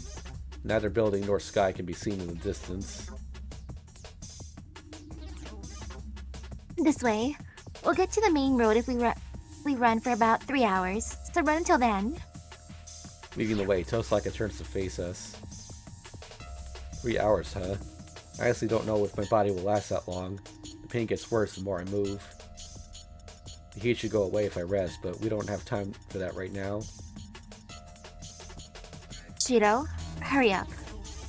Oh, Tosaka sounds pressed as well. Tosaka's the one who gave Archer that order. She looks calm, but her mind is filled with regret. I know, we'll catch up right away. Saber, let's hurry. Yes, let us hurry, Shiro. Yeah, so here, Ren seems to actually call him Shiro. Interesting. Entering and nodding, Saber starts to run as well. Making my way through the trees, I follow Tosaka. Saber is visibly breathing hard. I can't see in the darkness, but she must be in pain. I can't leave her alone any longer. Saber loses her balance. I grab her forcefully from right beside her and as she falls to the ground. That's it. You can't go anymore, Saber. What are you saying, Shiro? I have experienced difficulties like this many times before. I am able to run. What are you saying? No matter how many times you've experienced it, pain always hurts. It's fine, so you can complain a bit. I pull out the arm I'm holding. Must be because Saber's light. I'm able to hold her up in my arms rather easily. What are you doing, Shiro? Just rest for now. I'll collapse first if you keep running with that expression. How rude. Let me go. Do you think I will collapse from just this? Saber struggles in my arms, but her opposition is too weak. The arms that try to push me away are too small and too weak. This makes me painfully realize how weak she's become. I never thought Saber would be unable to push away someone picking her up. What are you thinking, Shiro? I would not allow such a thing even for my master. Saber is struggling with a bright red face. Well, certainly. The position she's in right now must be embarrassing for a knight. But now isn't the time to worry about appearances. Don't lie. You can't be alright when you're so weak that you can't even push me away. Just stay quiet for now. This is my order as a master. If you still won't listen, I'll have to use the command spell. What? How unfair. There's no way I would allow such nonsense as using command spell for something like this. Then stay quiet. Tosaka will leave us behind if we don't hurry. Saber reluctantly falls silent, so she must have accepted it. Well, that's fine for now. If she doesn't struggle, I'll be able to run while carrying her.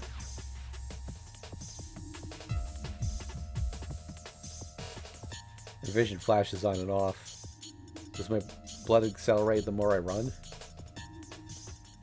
Bearing the nausea in my throat, I run to the forest, still gritting my teeth. Ha, ha, ha, ha. I breathe wildly, but I hide my pain as well as I can. There's only one reason to do so. Shiro, please let me down. I will run by myself. Because even if it look a bit pain, she looks up at me uneasily. I can't stop here. Heh, don't take me too lightly. I have no problem carrying just you. Compared to a broken stove, one girl is like air to me.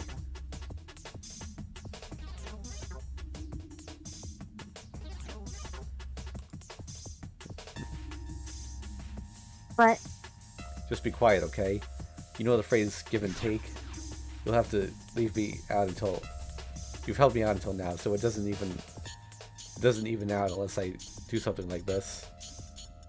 I have to return the debt now, or I can't have you protecting me tomorrow. No, that is not true, but if you do this, I will be the one in debt to you. That's good. That means this will be the only time I have to do something that's so hard. I'm much more motivated now.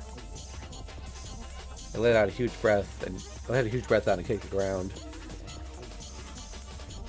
Tosaka is choosing to go through narrow openings, even though she knows I'm carrying Saber. It's fine because Saber is light, but following her takes all my effort.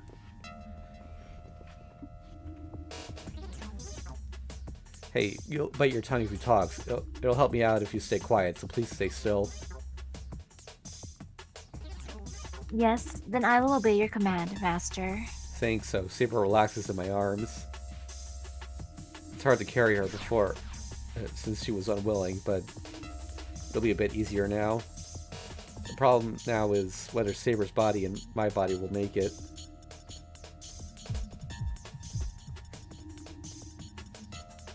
How long have we been running? It feels like 30 minutes, and it feels like an hour. Ha, ha, ha. No, running isn't that bad. I haven't been training for nothing, and Saber really is light. But now... Inside, my body is messed up. I get dizzier the more I move, and I feel like throwing up.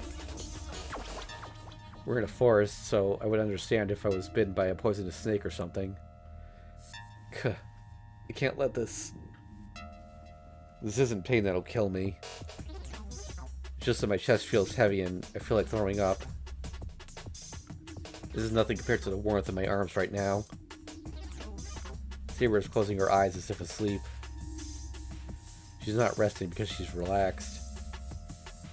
Her body is getting hotter by the minute.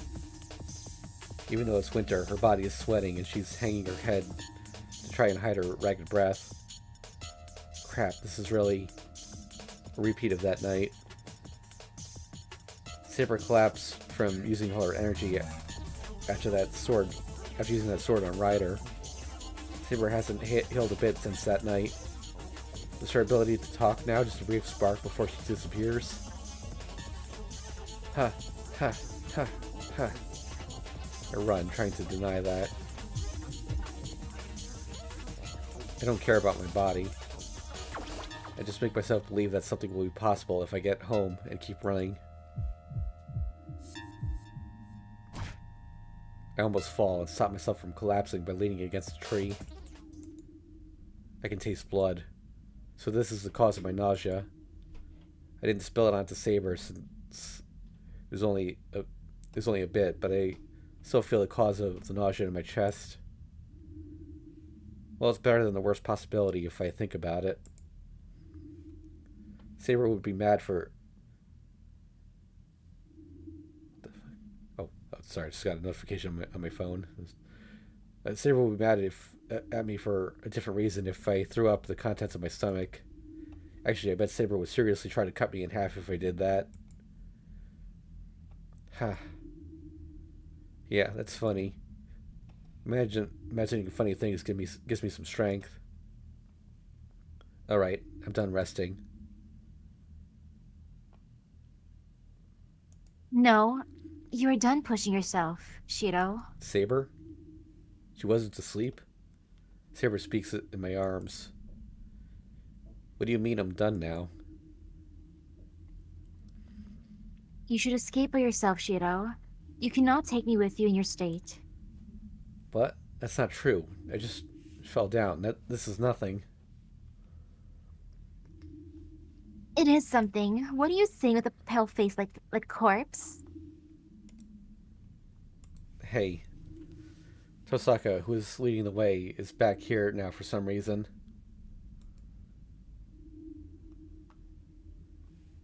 Eh, it's your choice to bluff, but you should at least hide the blood near your mouth, even if we're in a dark forest. It's only natural for Saber to worry if you're in that state. Tosaka glares at me. Saber must have noticed that voice. Good. Things are simpler if Rina's here. Saber says so without looking at Tosaka. I would think so. I know what Saber wants to say. We don't have time, so say it quickly. So even that idiot can understand it. Saber nods.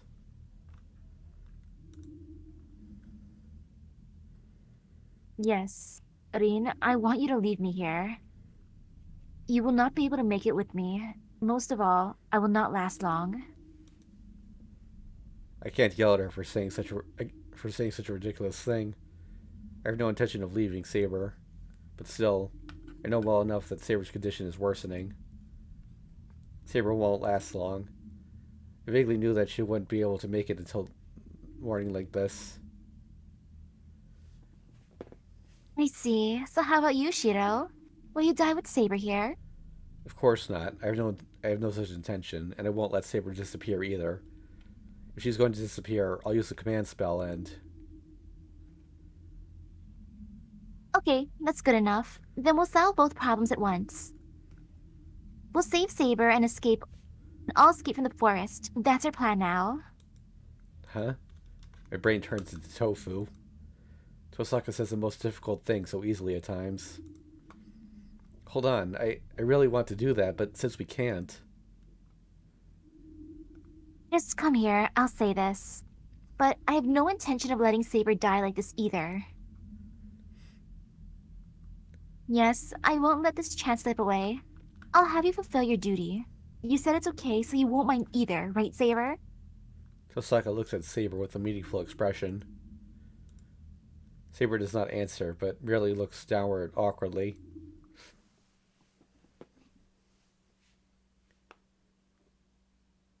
Once we pass between the exceptionally tall trees, an unexpected sight appears before me.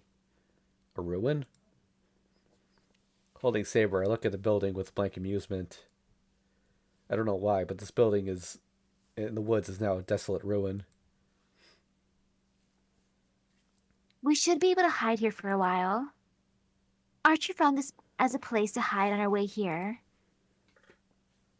I don't know what kind of nerve she has, but Tosaka enters the ruin. Well, I guess it won't crumble any more than it already has. I head towards the entrance, stepping over the rubble. How long has it been since it was abandoned? The building seems like a corpse, desecrated by the forest.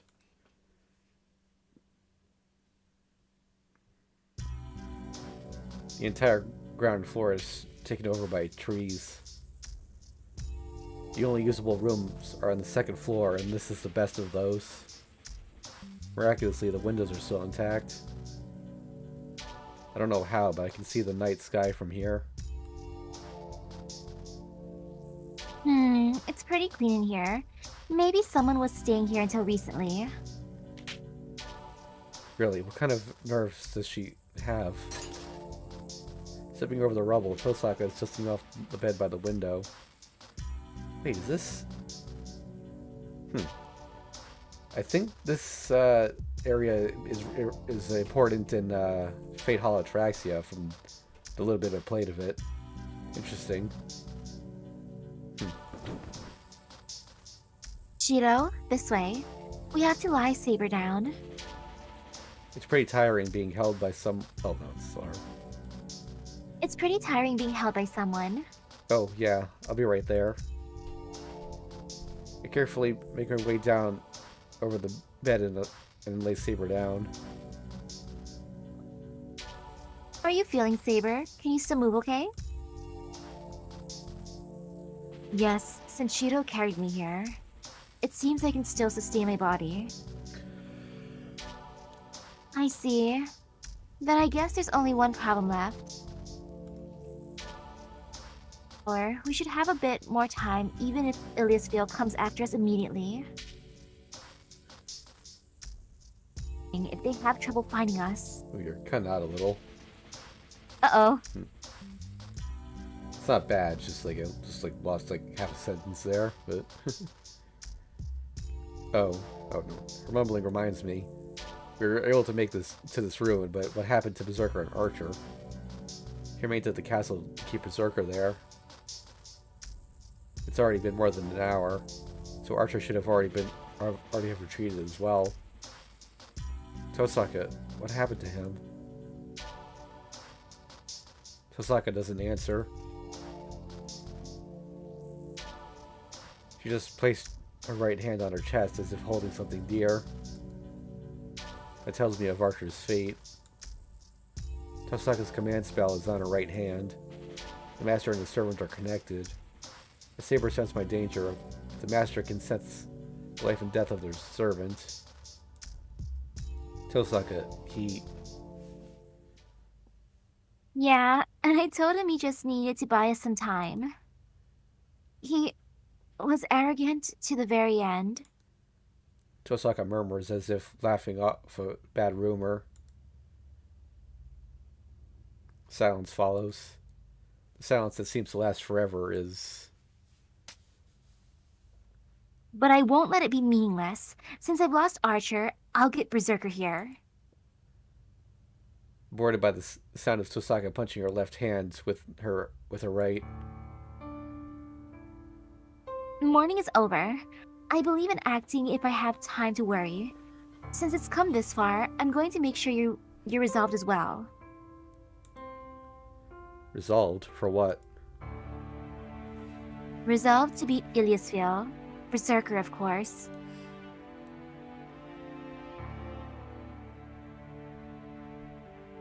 We can't escape this forced saber. Yeah, wait, what? The Like, it's so confusing when it does that. Yeah, those are typos. We can't escape this forest with Saber, and it's going to take us a long time, even if we heal her. Ilya will catch us either way. Do you get it? For us to escape the forest, all three of us, we have to defeat Berserker. If we can't, we'll just share Archer's fate. Beat Berserker? That monster? Beat that whirlwind of death that nullifies every attack and destroys all that it touches in a single blow? I can't even imagine that. Anything that fights him will die. Feels like I must know that as well. Is she saying we'll beat it in spite of that? No, that's not right. What am I saying? Tosaka isn't saying we can beat it. She has no such false hopes. Oh, I see. That's right, we're not going to beat him to win. Should have realized that immediately. Our only option is to beat him. It's just that, if we don't want to die here, we have to beat that monster. That's right, but it's not that hopeless. Even if it's Berserker, he should be wounded after fighting Archer. And I have all my reserve jewels, so if Saber recovers, I can come up with a few plans to beat him. Looking at it from the other side, since Berserker is wounded right now, don't you think this is our best chance to beat Iliasville? That may be true. But is there a way to heal Saber? I hate to say it, but I don't think there's any way to heal Saber here. No, the location doesn't matter for Saber's treatment. Saber is just weakened by the lack of magical energy. If we replenish her stocks, she should be able to use her abilities like before. Hey now, Tosaka, have you forgotten? The problem is I can't do that kind of magical energy replenishment. There is a way. Yesterday. It's the day before now, but I explained it to you then. There is one more method other than the sharing magic to give magical energy to your servant. Back then, well, I didn't say anything because I didn't think it would end up like this. I recall the conversation yesterday. She certainly did say...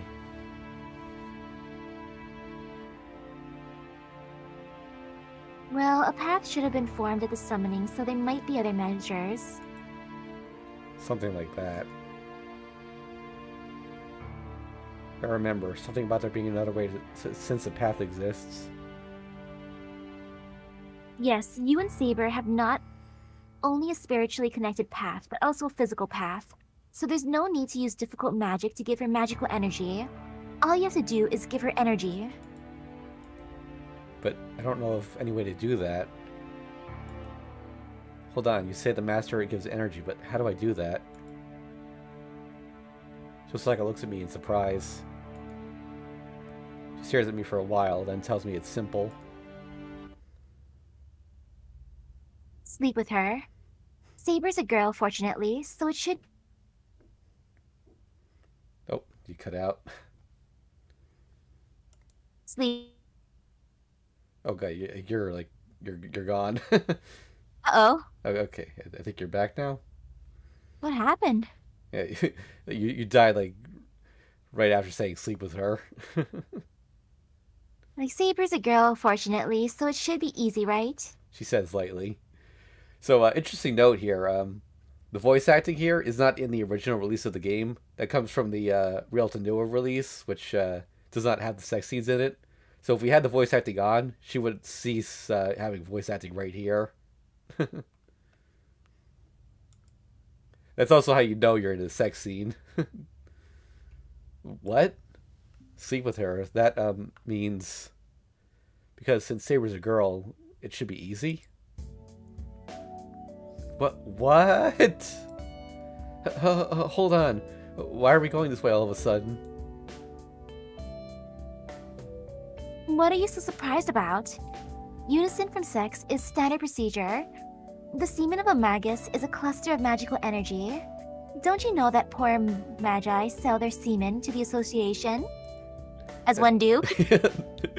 I didn't know that. Tantrism is a heresy, and The Baphomet is just a superstition. I won't fall for such jewelry. Hey now, tantrism is a genuine secret rite, and the Baphomet is a standard contractor. I don't know what you're panicking about, but you said you were prepared earlier. This is the only way we can survive, so don't give us too much trouble. Well, but that's... It's not something that can be solved that easily. Jeez, we don't have time to be arguing. Archer was defeated, so Iliasville will be here soon. We need to heal Saber if we're going to survive. You know we need all three of us to match Berserker, right? So there's only one thing to do. I won't let Archer die in vain. I will make sure we make use of the chance he gave to us in place of his life. So I'm going to use everything I can to survive. Tosaka yells at me. By the way, did you expect this to turn into a sex scene before she said it? Or, I mean, they're going to an abandoned building, you know? That Archer just happened to find. But the more she says, the more confused I get. I imagine really making love to her, and my head goes even more blank. Damn, my face is so hot that I know I'm blushing red. But I can't help it. It troubles me if she suddenly says such a thing, and Saber is breathing wildly in the bed before me. I feel like I've wandered into another dimension and my head is mixed up. Oh, Tosaka, that plan won't work. Putting myself aside, Saber will definitely refuse. Saber would never give up her body just to replenish magical energy. Really? Then why don't you ask her? Tosaka's attitude doesn't change. What? I look over at the bed. Still breathing heavily, Saber looks at us without objecting to Tosaka. Saber? No, I would not mind, Shiro. And Saber says so in a shy voice. That's a terrible betrayal. Why does she have to say this in the situation and take away my reasoning? If you're asking me if I want to make love to her, of course I want to. Saber's a girl. She's beautiful beyond belief, and if I didn't see her that way, I wouldn't have kept her on escaping from my room into the shed. That's why I think this is bad. I can still feel her in my hands, her warm body, her sweating skin, and her light weight. All of it was in my hands until a moment ago. If I remember that, I'm sure I'll go after her body not because I want to save her, but just because I want her. What? You're so indecisive. Don't you want to have sex with her? Oh, are you impotent? That's not true. It's not that. I feel bad for Saber. This is no time to do such things. My head is blank, and this is my first time. I'm in such a panic that I don't even notice myself grumbling out loud. Oh? Then you're already fine mentally. Well, I know how you feel, but just accept it for now. Tosaka steps closer to me. I prepare myself, but the enemy makes an unexpected move. I'm sorry, but we don't have time to slowly get... Oh, you died again mid-sentence. Dang. Okay, you're good now. I'm sorry, but we don't have time to slowly get you in the mood. Shiro, hold still. Tosaka reaches out. It happens in an instant. Tosaka grabs my face, forces me to look at her, and humbly kisses me. I can't breathe. My confusion reaches its peak, and I can't think at all. But it makes me realize that this sensation is unfair. Tosaka's lips are so soft. I think it's special to feel someone else's skin on my lips. But what I'm feeling now isn't skin, but flesh on flesh. Her lips are soft, and even though I can taste them, they're just sweet. Tosaka might not be used to it either, as our lips are just pressed together. I clearly feel Tosaka's body temperature. Her breath is hot. Is it her saliva? Her wet lips exchange small amounts of water. Our touching noses are tickling. And all I can do is bear it. I guess this is what they mean when they say all men are animals. My head is still blank, but already I can't put my brakes on. Our lips part, leaving me dumbfounded. Tosaka goes over to the bed. Have you calmed down? It's contradictory. Tosaka's read herself, but she still speaks like that. Tosaka, you.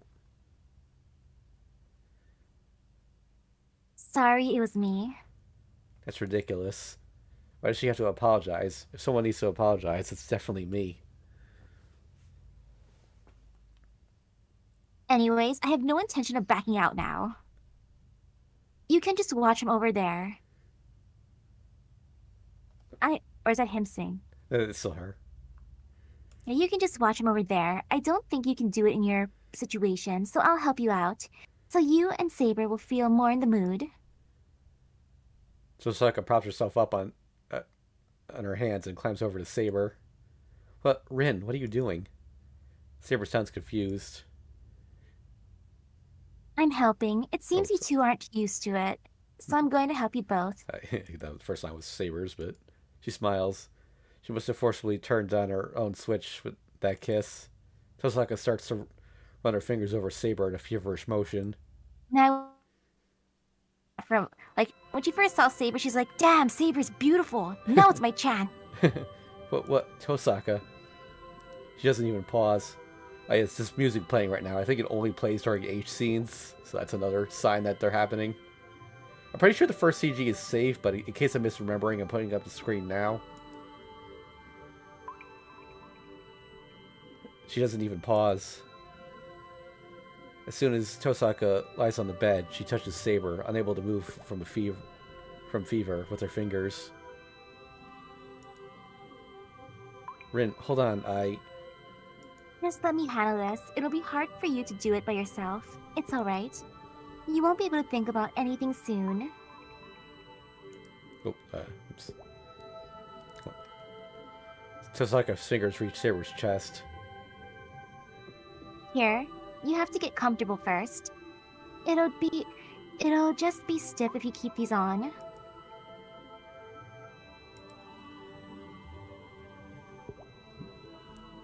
Is her breathing from her hesitation? Saber looks up at Tosaka with her feverish face. And Tosaka starts to turn red and breathe wildly, as if Saber's fever has been transmitted to her. See, Rina is the one who wants it the most. Tosaka, I want to say, but my throat will not move. Is it because of Saber's breathing? Oops. Tosaka's fingers move themselves. Movements themselves are seductive. By the way, guys, the screen's just black right now. There's no CG yet. She unties the blue ribbon and starts to undo the shirt one button at a time. It's flexible and refined movement without hesitation. Her fingers sequentially remove the armor from the knight, and has a dubiousness of a ritual to expose the girl within. Rin, no more. We can continue without taking any more off. No, it's necessary. We're going to have to do that sort of thing. We have to warm your body Oops. through direct contact, of course, right? Yeah. Totally. Still breathing hard, Tosaka whispers into Saber's ear. She grabs onto Tosaka as if to stop her, but she's under Tosaka's control, so she cannot fight against her. And as soon as the last button is unfastened... Okay, yeah, good thing I had the screen up. I think it might have been thinking of a different image or something. I desperately look away from the image before me. Saber's skin. The figure that I've tried so hard not to notice is bared before me. I close my eyes. I keep them shut with my will as they want to open. I keep them shut with my will as they want to open by themselves. I'll go crazy if I open them. Everything I've built up with Saber will crumble. I grit my teeth and endure my unknown urges in fear of that. No, Shiro, you have to look. We're going to start once Saber's ready, so you have to feel, like it too. Feel like it. Just open your eyes. We're accomplices. We're going to love Saber and have Saber save us in return. By the way, the name of the scene according to the flowchart is Boy Meets Girl and Girl. Or are you just going to sit there and watch? Tosaka's point is crazy. It's crazy, but I'm contradicting myself if I keep my eyes closed. I have to make love to her to save her. If I want Saber to not disappear no matter what, I have to accept this proposal. And I've already accepted it. Even though I have my eyes closed, I want Saber to stay, as proven by my choice of not running away. So I can't just close my eyes and do nothing. Is that okay? I won't be able to hold back if I open my eyes. Uh-huh. Did you hear that, Saber? Shiro's turned on just by looking at you. She laughs. Tosaka looks at Saber and my red faces and laughs. But control yourself for just a bit. You have to stay there until Saber is ready, until I tell you. Stay there and watch Saber. Tosaka says so in a more passionate voice than Saber. I release a small breath. I have to forget about everything when I open my eyes. About Saber, about Tosaka. I have to forget about the trust between us and my life with Saber. I make love with her to save her. I breathe deeply and clench my fists tight. I gather all my power into my abdomen and calm my mind so that I won't be perturbed by anything. And then... all my protective walls are torn down in an instant. Okay. Let me, let's see. I can show some of this. Let me very carefully move the thing around. Okay. Yep, so there, two of them are kissing. Gotta be careful going in the other direction, but... yeah. So, whoops, that's the wrong thing. Don't grab that. Careful. Okay, so yeah, I guess... so, Saber's breast... one of Saber's breasts is exposed because she Rin undid the shirt, and she is touching Saber's special place. Okay, move it on. The two colors entangled in each other. A small body lying on top of a beautiful white girl, like a sculpture.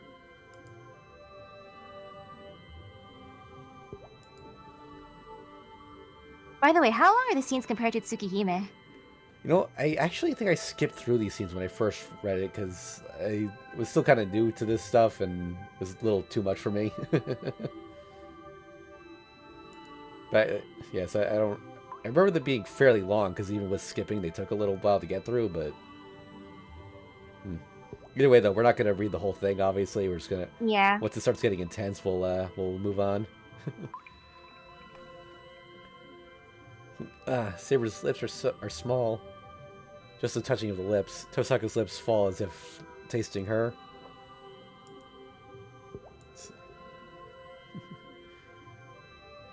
How is it, Saber? It's almost gone, but can you taste Shiro?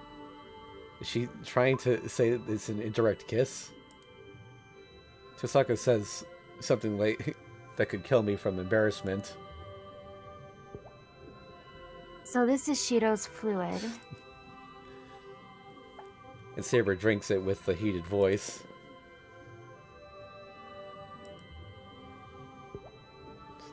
No, Rin, I cannot tell. Please give me more. Saber pulls on Tosaka. Tosaka doesn't oppose, and this doesn't oppose it. And this time, they kiss each other deeply.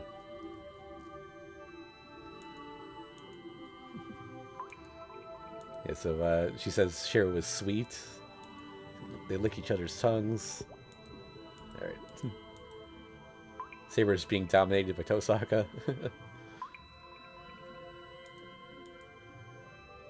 There, it's saying that Tosaka's the one who wants it. Of course, Yep. you can tell. Let's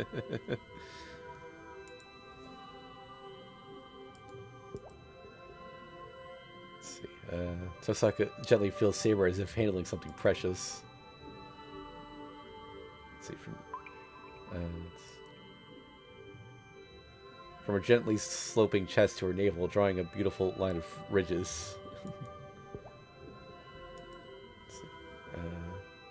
Yeah, so Rin's filling her up.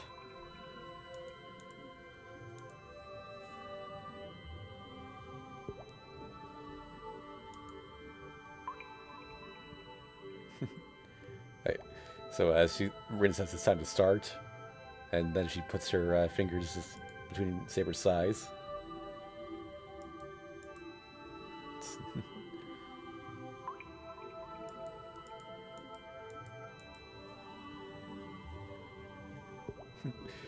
Saber says to stop, and then she pretends she can't hear her and says she wants to say it clearly so that Shiro can hear. And now she's full on saying that she won't stop even if she says it. Yep. She wants her to cry out more. So that Shiro will come out and treat her wilder.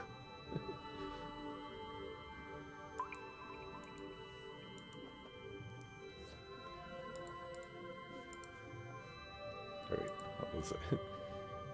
The white flower is being violated by the red flower.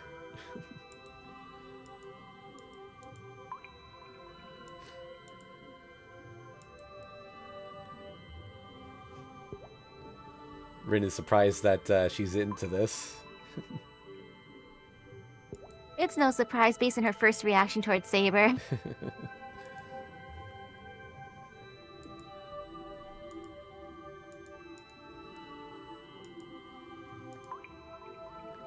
A wet sound can be heard between her heated moans, sticky and slimy sounds.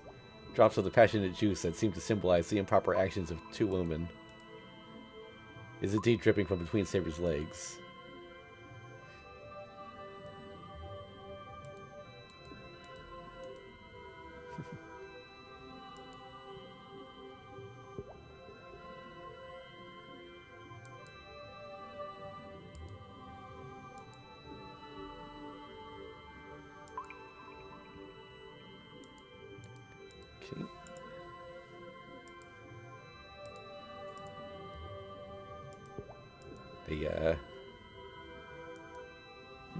Okay. They tongue each other some more.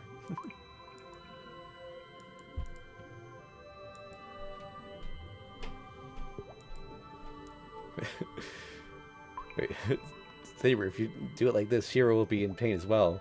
We have to get it so wet that even your butt is wet.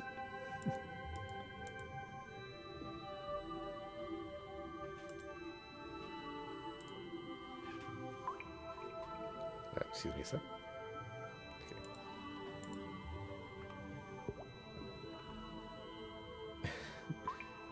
Okay, it's tight.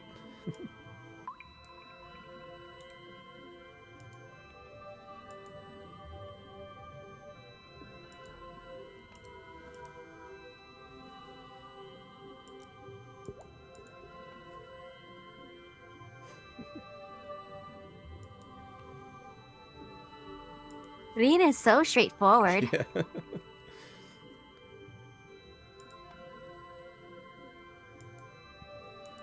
Schlick, schlick.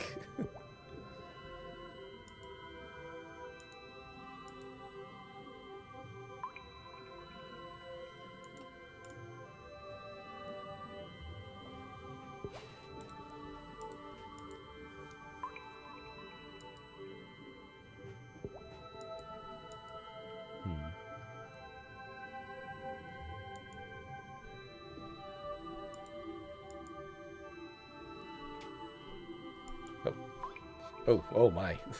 Yeah, so she climbs on top of the bed. Hold on a sec. Gotta...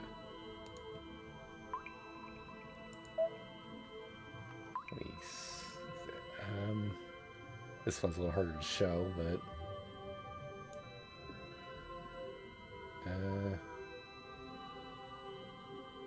yeah, I can't go any further than that. Rin is licking her nipple and still sticking her fingers in there. Oh,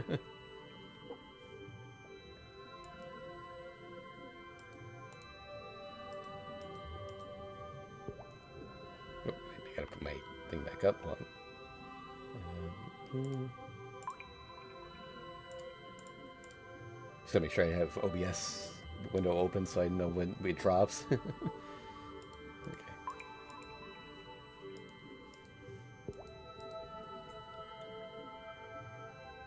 Tosaka cups Saber's breast as if she's possessed, squeezes her soft chest, and rolls her tongue over the tip as if tasting it.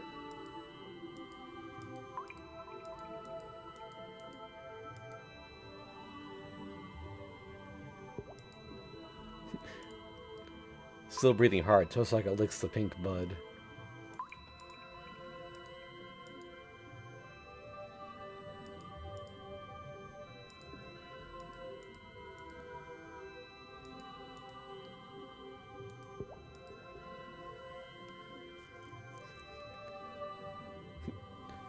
See, don't lie, Saber. You're getting hotter. You feel good even though I'm fondling your breast, fondling your decent parts and teasing you, right? Saber denies it.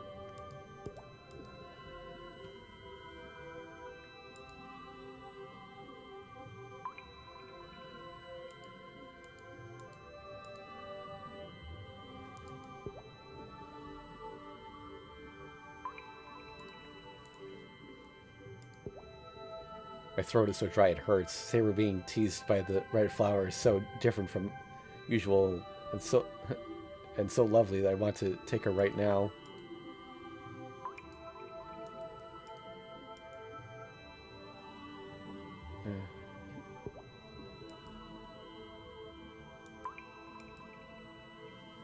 I want to feel Saber in Tosaka's place and make her moan like that.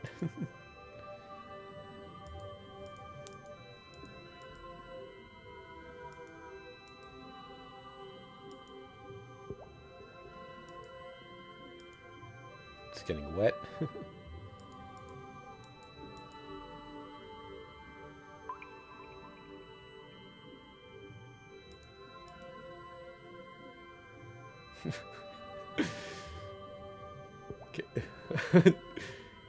Your pussy feels like it's freshly boiled. It looks so perverted.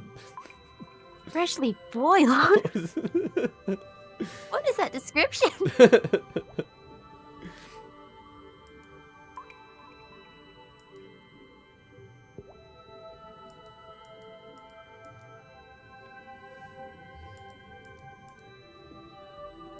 She's almost at her limit.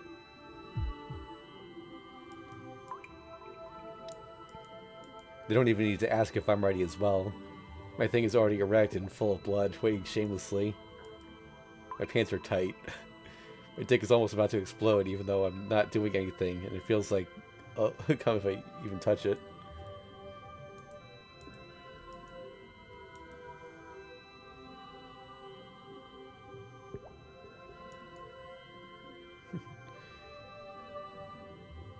Saber's too captivated. There's no freedom for the white flower. Tosaka has completely enclosed Saber in her hands.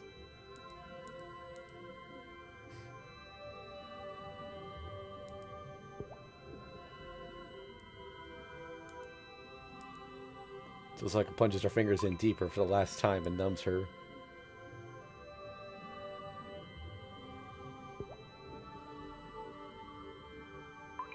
Oh my. Okay, I can show the top of this part at least. Oh yeah, definitely. Rin is the one who's the most into it. Instead of leaving and being like, okay, it's your turn, Emiya, let's switch off. She's like, nah, nah, nah. I have to be here. I gotta witness this. Yeah. Yeah, so Rin is still holding Saber's breast.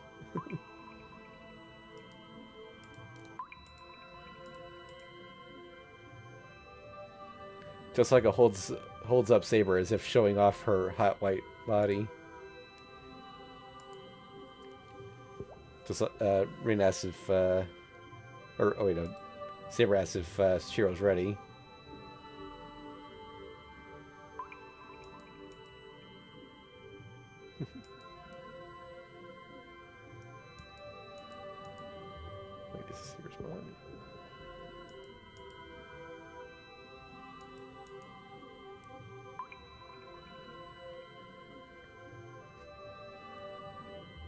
Here, Oh yeah, hurry. definitely. She's the most into it. Here, hurry. Your pants are tight already. Take them off and show us. Saber wants it, and I wanted to see your direct penis too. Uh,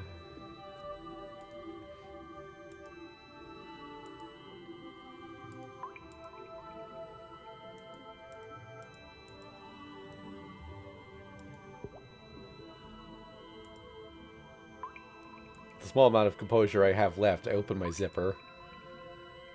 It is filled with blood and covered in veins, and looks ugly compared to Saber. Wow.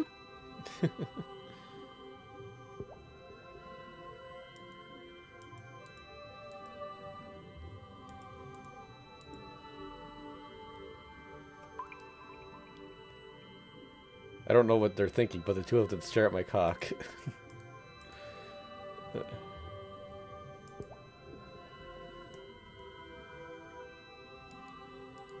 This is Tosaka. I just have to make love to Saber, right?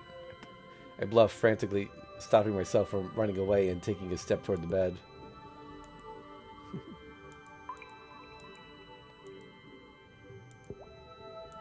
Let's see. I was about to blow away.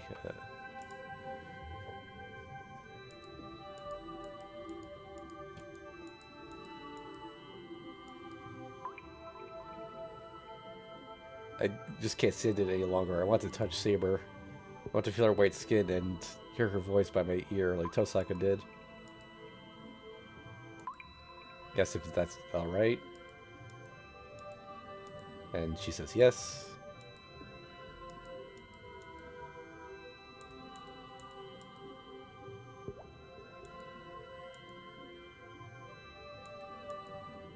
Alright, please bear the Saber. Place my hands on her shoulders. Hey, by the way, the art is like way better than in Tsukihime. Like the shading on it is like really good and all that.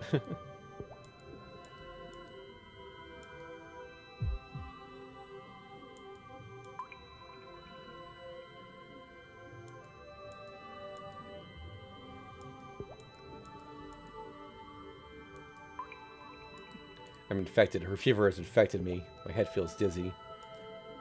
Let's see, I'm starting.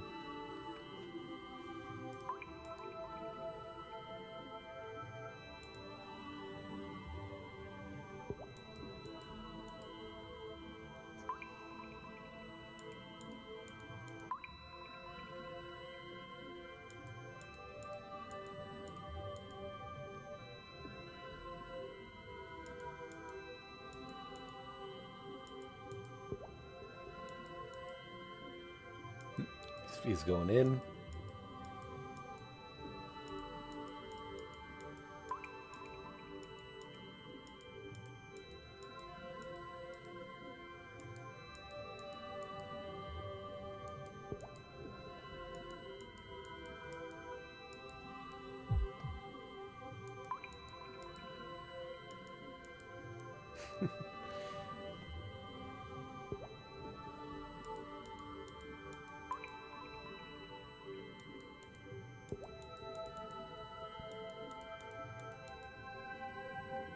He's trying to be slow about it. Rin is telling him to go faster. Yeah. Wow, yeah, she's forcing the plot movement. In that instant, my waist is pushed violently from behind. Okay, new image. The only reason why Rin moved was to push him. It's like, no, no, no, no, no. Like, Emiya, you're being too nice. I want to see the action, Emiya. Yes, alright, so I can't really go any lower than that, but he has his pants on. And,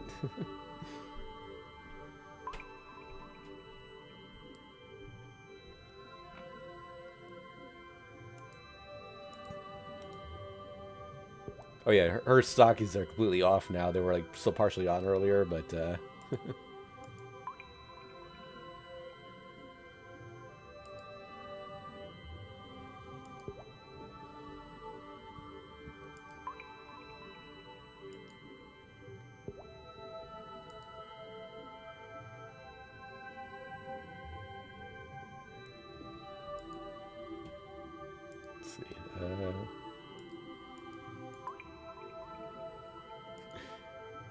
I turned my He's neck. mad at her.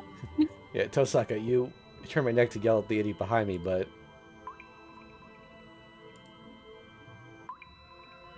the thing inside Saber won't allow me to do that.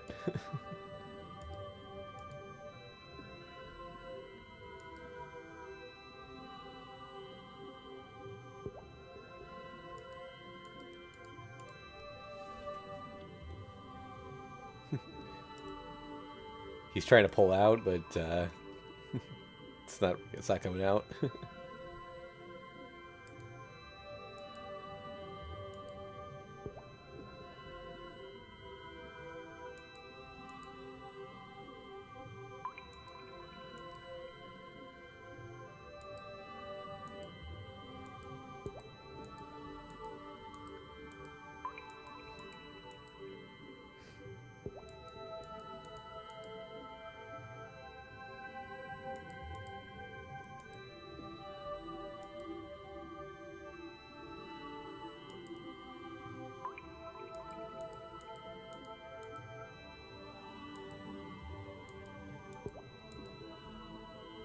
So she's in pain.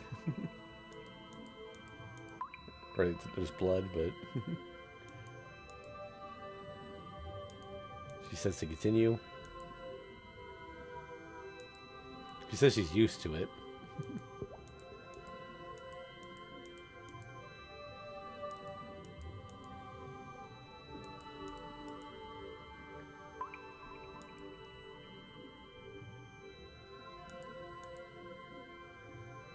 Wow, I like how Odin inserts herself again.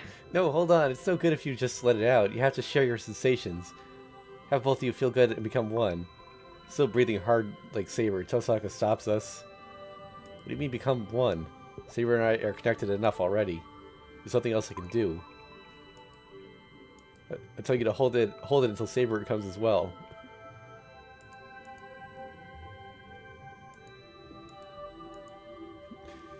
She said you have to make Saber feel good too, or you won't be able to induct.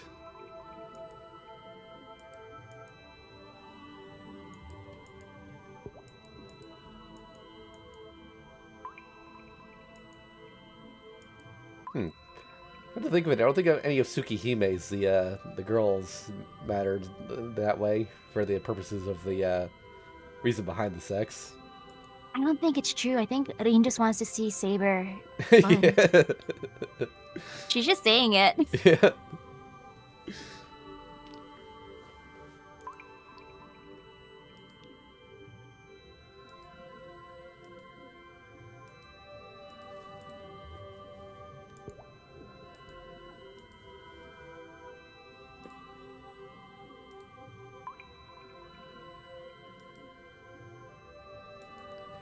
I was actually wondering, like, would Saber still have a hymen? Because, like, when she conceived Mordred, Merlin gave her a dick.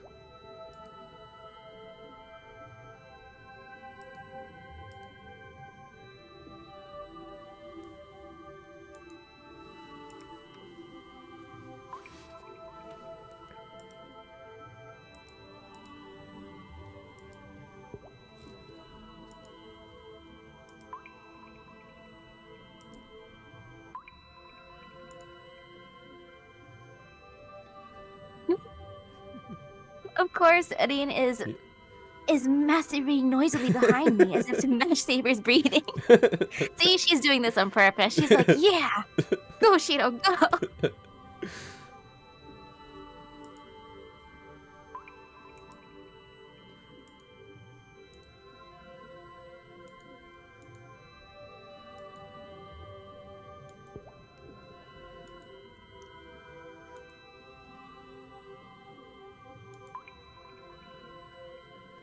Saber are moving behind you. I switch our position to make it as comfortable as possible for Saber. Okay, wait. He's still inside, right? Like... I think so.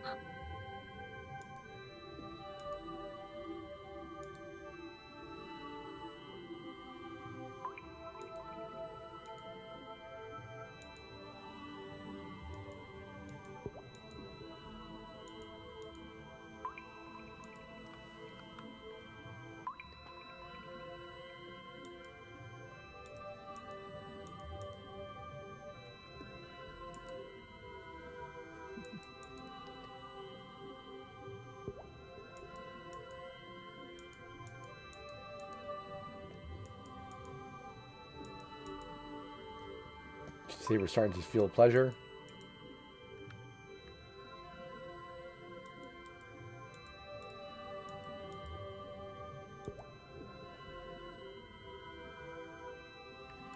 Okay, this is probably like a zoom in of a larger image, but since this is safe, I'll show it for a second. I like how Reen's getting closer now. She's like, yep, I gotta see the new action.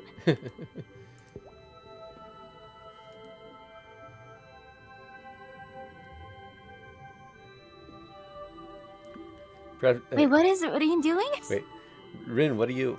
The bed creaks and shakes. Perhaps she's reacted to Tosaka's tongue. Saber twists her body and tries to get away. Saber, if you move like that, I won't be able to hold it.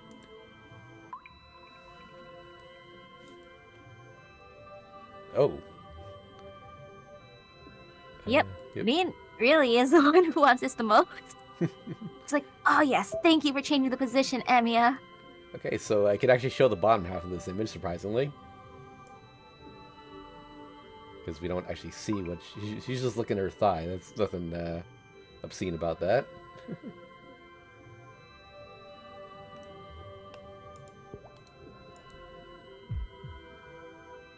Okay, so now we have the full image. I guess I can only really show the top half here.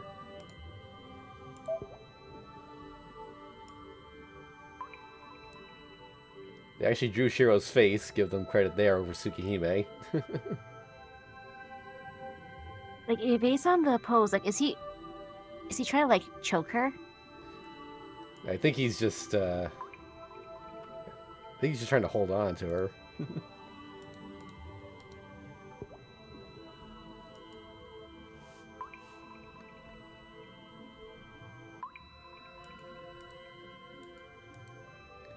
I'll be surprised if this video doesn't get demonetized.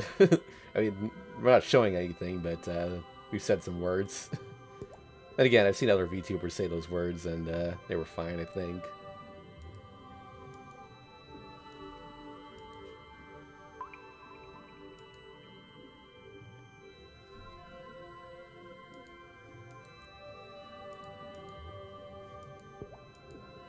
Saber tries to get away, but Saka's caresses stop her.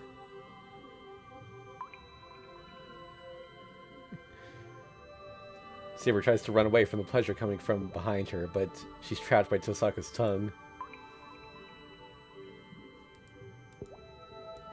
I feel like passing out, or have I already gone mad?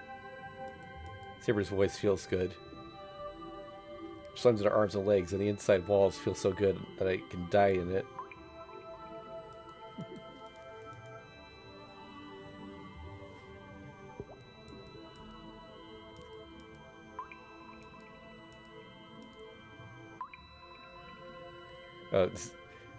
Saber wants to be able to see his face, so he doesn't want to go through the whole... She doesn't want to finish yet.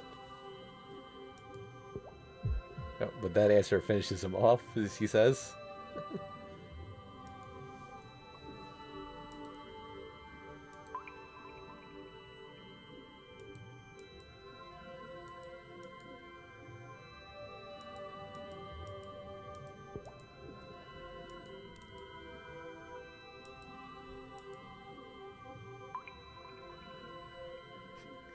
Yanifu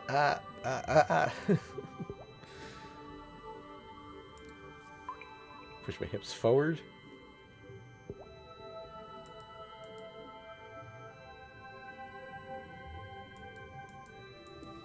She says she'll go mad. Her back arcs.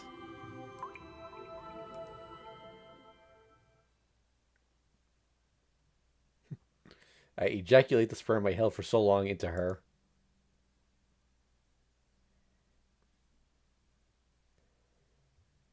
My body loses power. My body wants to rest from withstanding ejaculation for so long and from giving Saber a magical energy.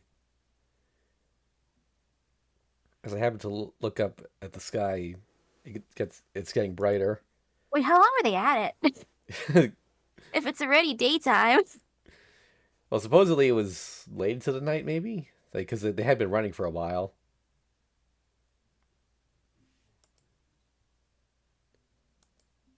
They probably also slept for a bit. See, I believe we're safe, but let me just make sure everyone has clothes on. So the one night dream came to an end. That's right. I've woken from my dream. This is no situation in my lingering memory, and anyway, it was just a way to stay alive. So I have to think of it as a dream. Saber's voice, sensations, everything. I have to think of this as an unfulfillable dream, or I won't be able to live from now on.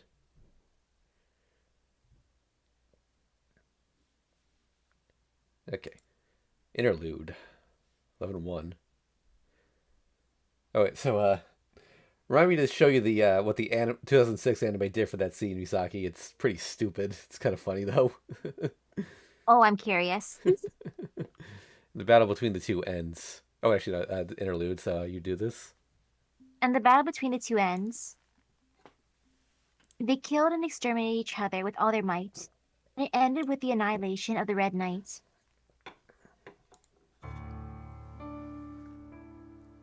Oh, the mansion! Yeah, I'm actually more used to seeing it like this because this is a Battlefield and Unlimited Codes, the fighting game. The gorgeous hall is completely transformed. The floor is cracked in numerous places. Many walls have been knocked down. The stairs have collapsed and smashed marble has scattered in the wind. The space has been completely destroyed, leaving no trace of its former beauty. You could say it has also destroyed time. Because the remains of the destruction hide what the place looked like just 2 hours ago. In the middle of the destruction stands a suitable sculpture. It stands over 2 meters tall, looking like a figure of a man carved out of a large stone. It does not even need to be said. It is Ilias Field's servant, Berserker. The giant does not move. His body is dyed in red and filled with holes. There is no place on the giant's body that is not wounded. First, both his legs are almost melted. Second, there is the mark of a cut on his neck. Third, his arm is barely hanging from his elbow. Fourth, he is slashed from his shoulder to his groin. Ow. Fifth, a large amount of blood is gushing out from his chest. Sixth, his internal organs can be seen at his stomach. Berserker does not move. It is only natural. It is a corpse no matter how one looks at it. The battle itself has ended much earlier, but Berserker's master has forgotten to act as this result is too surprising and unexpected. She has to pursue her prey, but she is only looking at the scene in astonishment. I can't believe it! Who was he? She murmurs angrily. The battle that took place here was nothing but humiliation for her.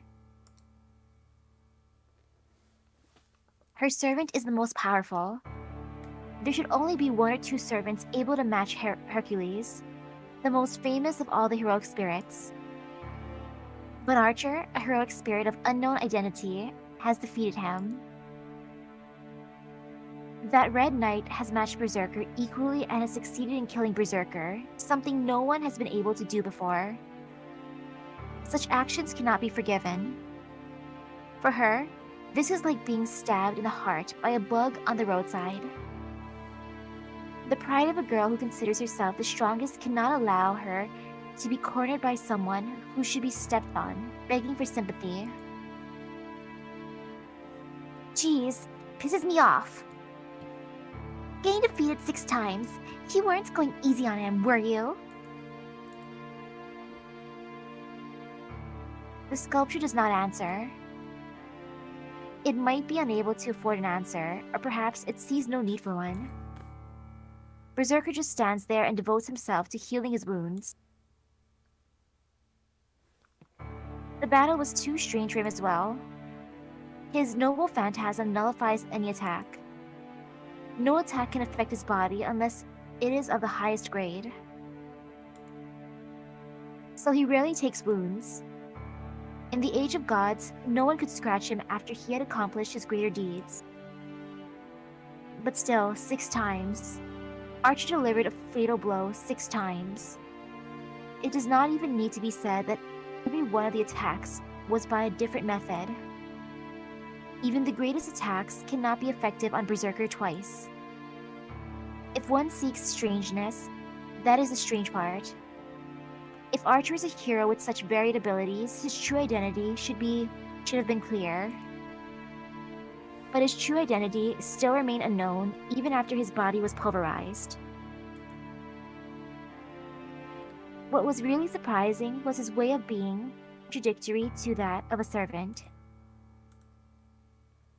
A dim light grows in Berserker's eyes.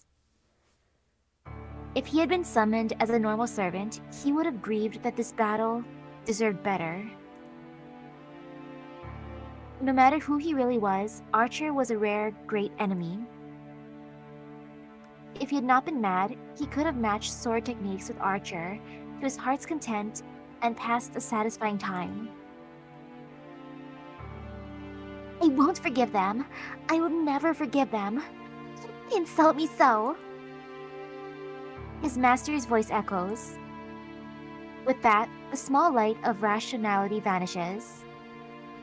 He is only a berserker now. His role is to defeat his opponents and crush them as his master pleases. I can't wait any longer. Have you healed, Berserker? He does not even need to answer. Wounds that are not fatal will be fully healed within a few minutes. But restoring everything would take 3 days. Can't wait that long. It's fine. We're going to go kill them right now.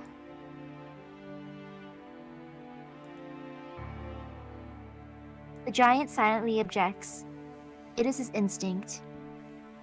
Berserker has an intuition like sabers when it comes to fighting.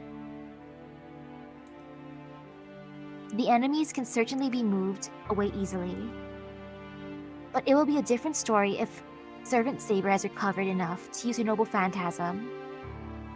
Berserker will not yield to a mere holy sword. There is a small chance. His instinct tells him that if he is to fight that servant, he should engage her in perfect condition. What? 5 should be enough, right? They're no match for you, even without the God Hand. Or what?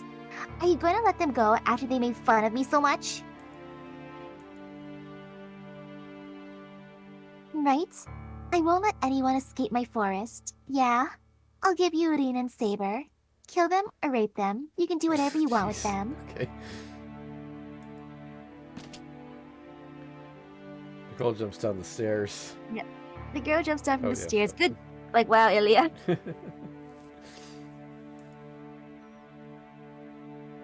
Through the rubble, she walks to the exit without a care for the bloody berserker. In that moment, the girl stops once as if remembering something. Then let's start the hunt, Berserker. But you can't kill Saber's master quickly, okay? I'm going to kill Shiro in the worst way possible. Smiling, the girl leaves the castle. The sun should come up soon. The forest is like her yard.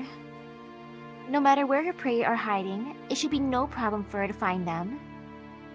As her targets, they only have a few minutes of life remaining. They're loot out. So Archer went out like a champ, killing Herrick 6 times. So what? Obviously they did that off screen to keep some mystery about Archer to save her unlimited blade works, but in the 2006 anime they actually showed it because they'd only covered the Fate route. Since they had no intention of doing the whole game, I think that was a good decision. It's pretty interesting though. Obviously he uses his noble phantasm, which would kind of ruin the effect when it happens in unlimited blade works, but. So, I don't know why, but I was forced to leave the ruin.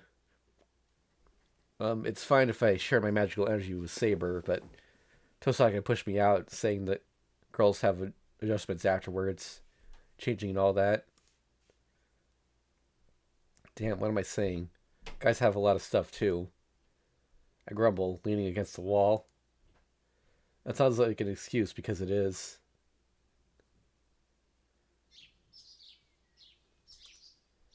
I look up at the sky. Is it almost dawn? The sky in the east is getting redder, and the forest is slowly getting lighter. The forest is calm and quiet. When it's this quiet, I can't believe we are being pursued or that we were doing something like that until a moment ago. Remembering, I frantically shake off my lust. I have to forget about it for now. I won't survive if I'm submerged in thoughts of her sensations.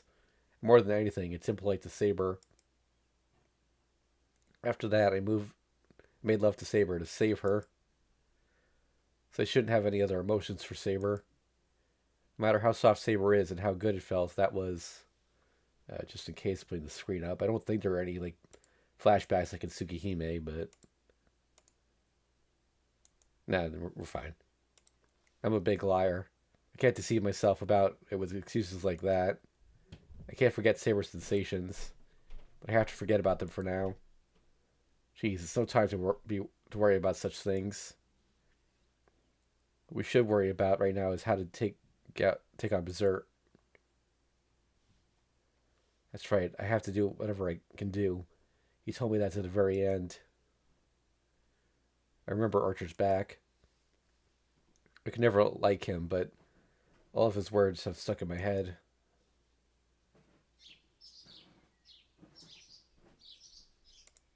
I stare at the tree branch. There are only a few things I can do. Even if it isn't much right now, I can only do them to the best of my abilities. I pluck my handy branch. And I also find a few more branches that are straight. Shiro, we're done, so come in. I hear Tosaka's voice. I return to the ruin and carry the branches I found.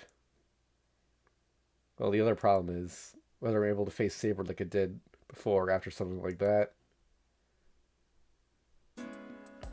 Alright, it's actually, there's actually a lot more left to this day than I thought, so I think we need to call it here for today. Okay. Okay, let's put a save down here. Yeah, so with how much is left, yeah, these last few days are pretty long compared to the earlier ones, but okay. So Misaki, would you be okay with doing a Friday stream next week? Sure, though I'd have to finish by like 8 a.m. my time, which is like yeah, that's fine. I want to try and finish the Fate route next week, but you know, if we are on a time limit, there's only so much we can do. Yeah, so thanks for watching, everyone. We're not going to stream on Sunday next week because it's Easter and my house is going to be really noisy. So yeah, we'll stream on Friday and Saturday next week. On Tuesday, I'm going to stream some more Bloodstained. I'm going to try to finish that game. I think I'm close to the end. I might also start a new game next week if I have time. I'm going to leave that a surprise for now, though. Oh, and for the YouTube viewers, that's over on my second channel, not here. Still got Melty Blood going up daily.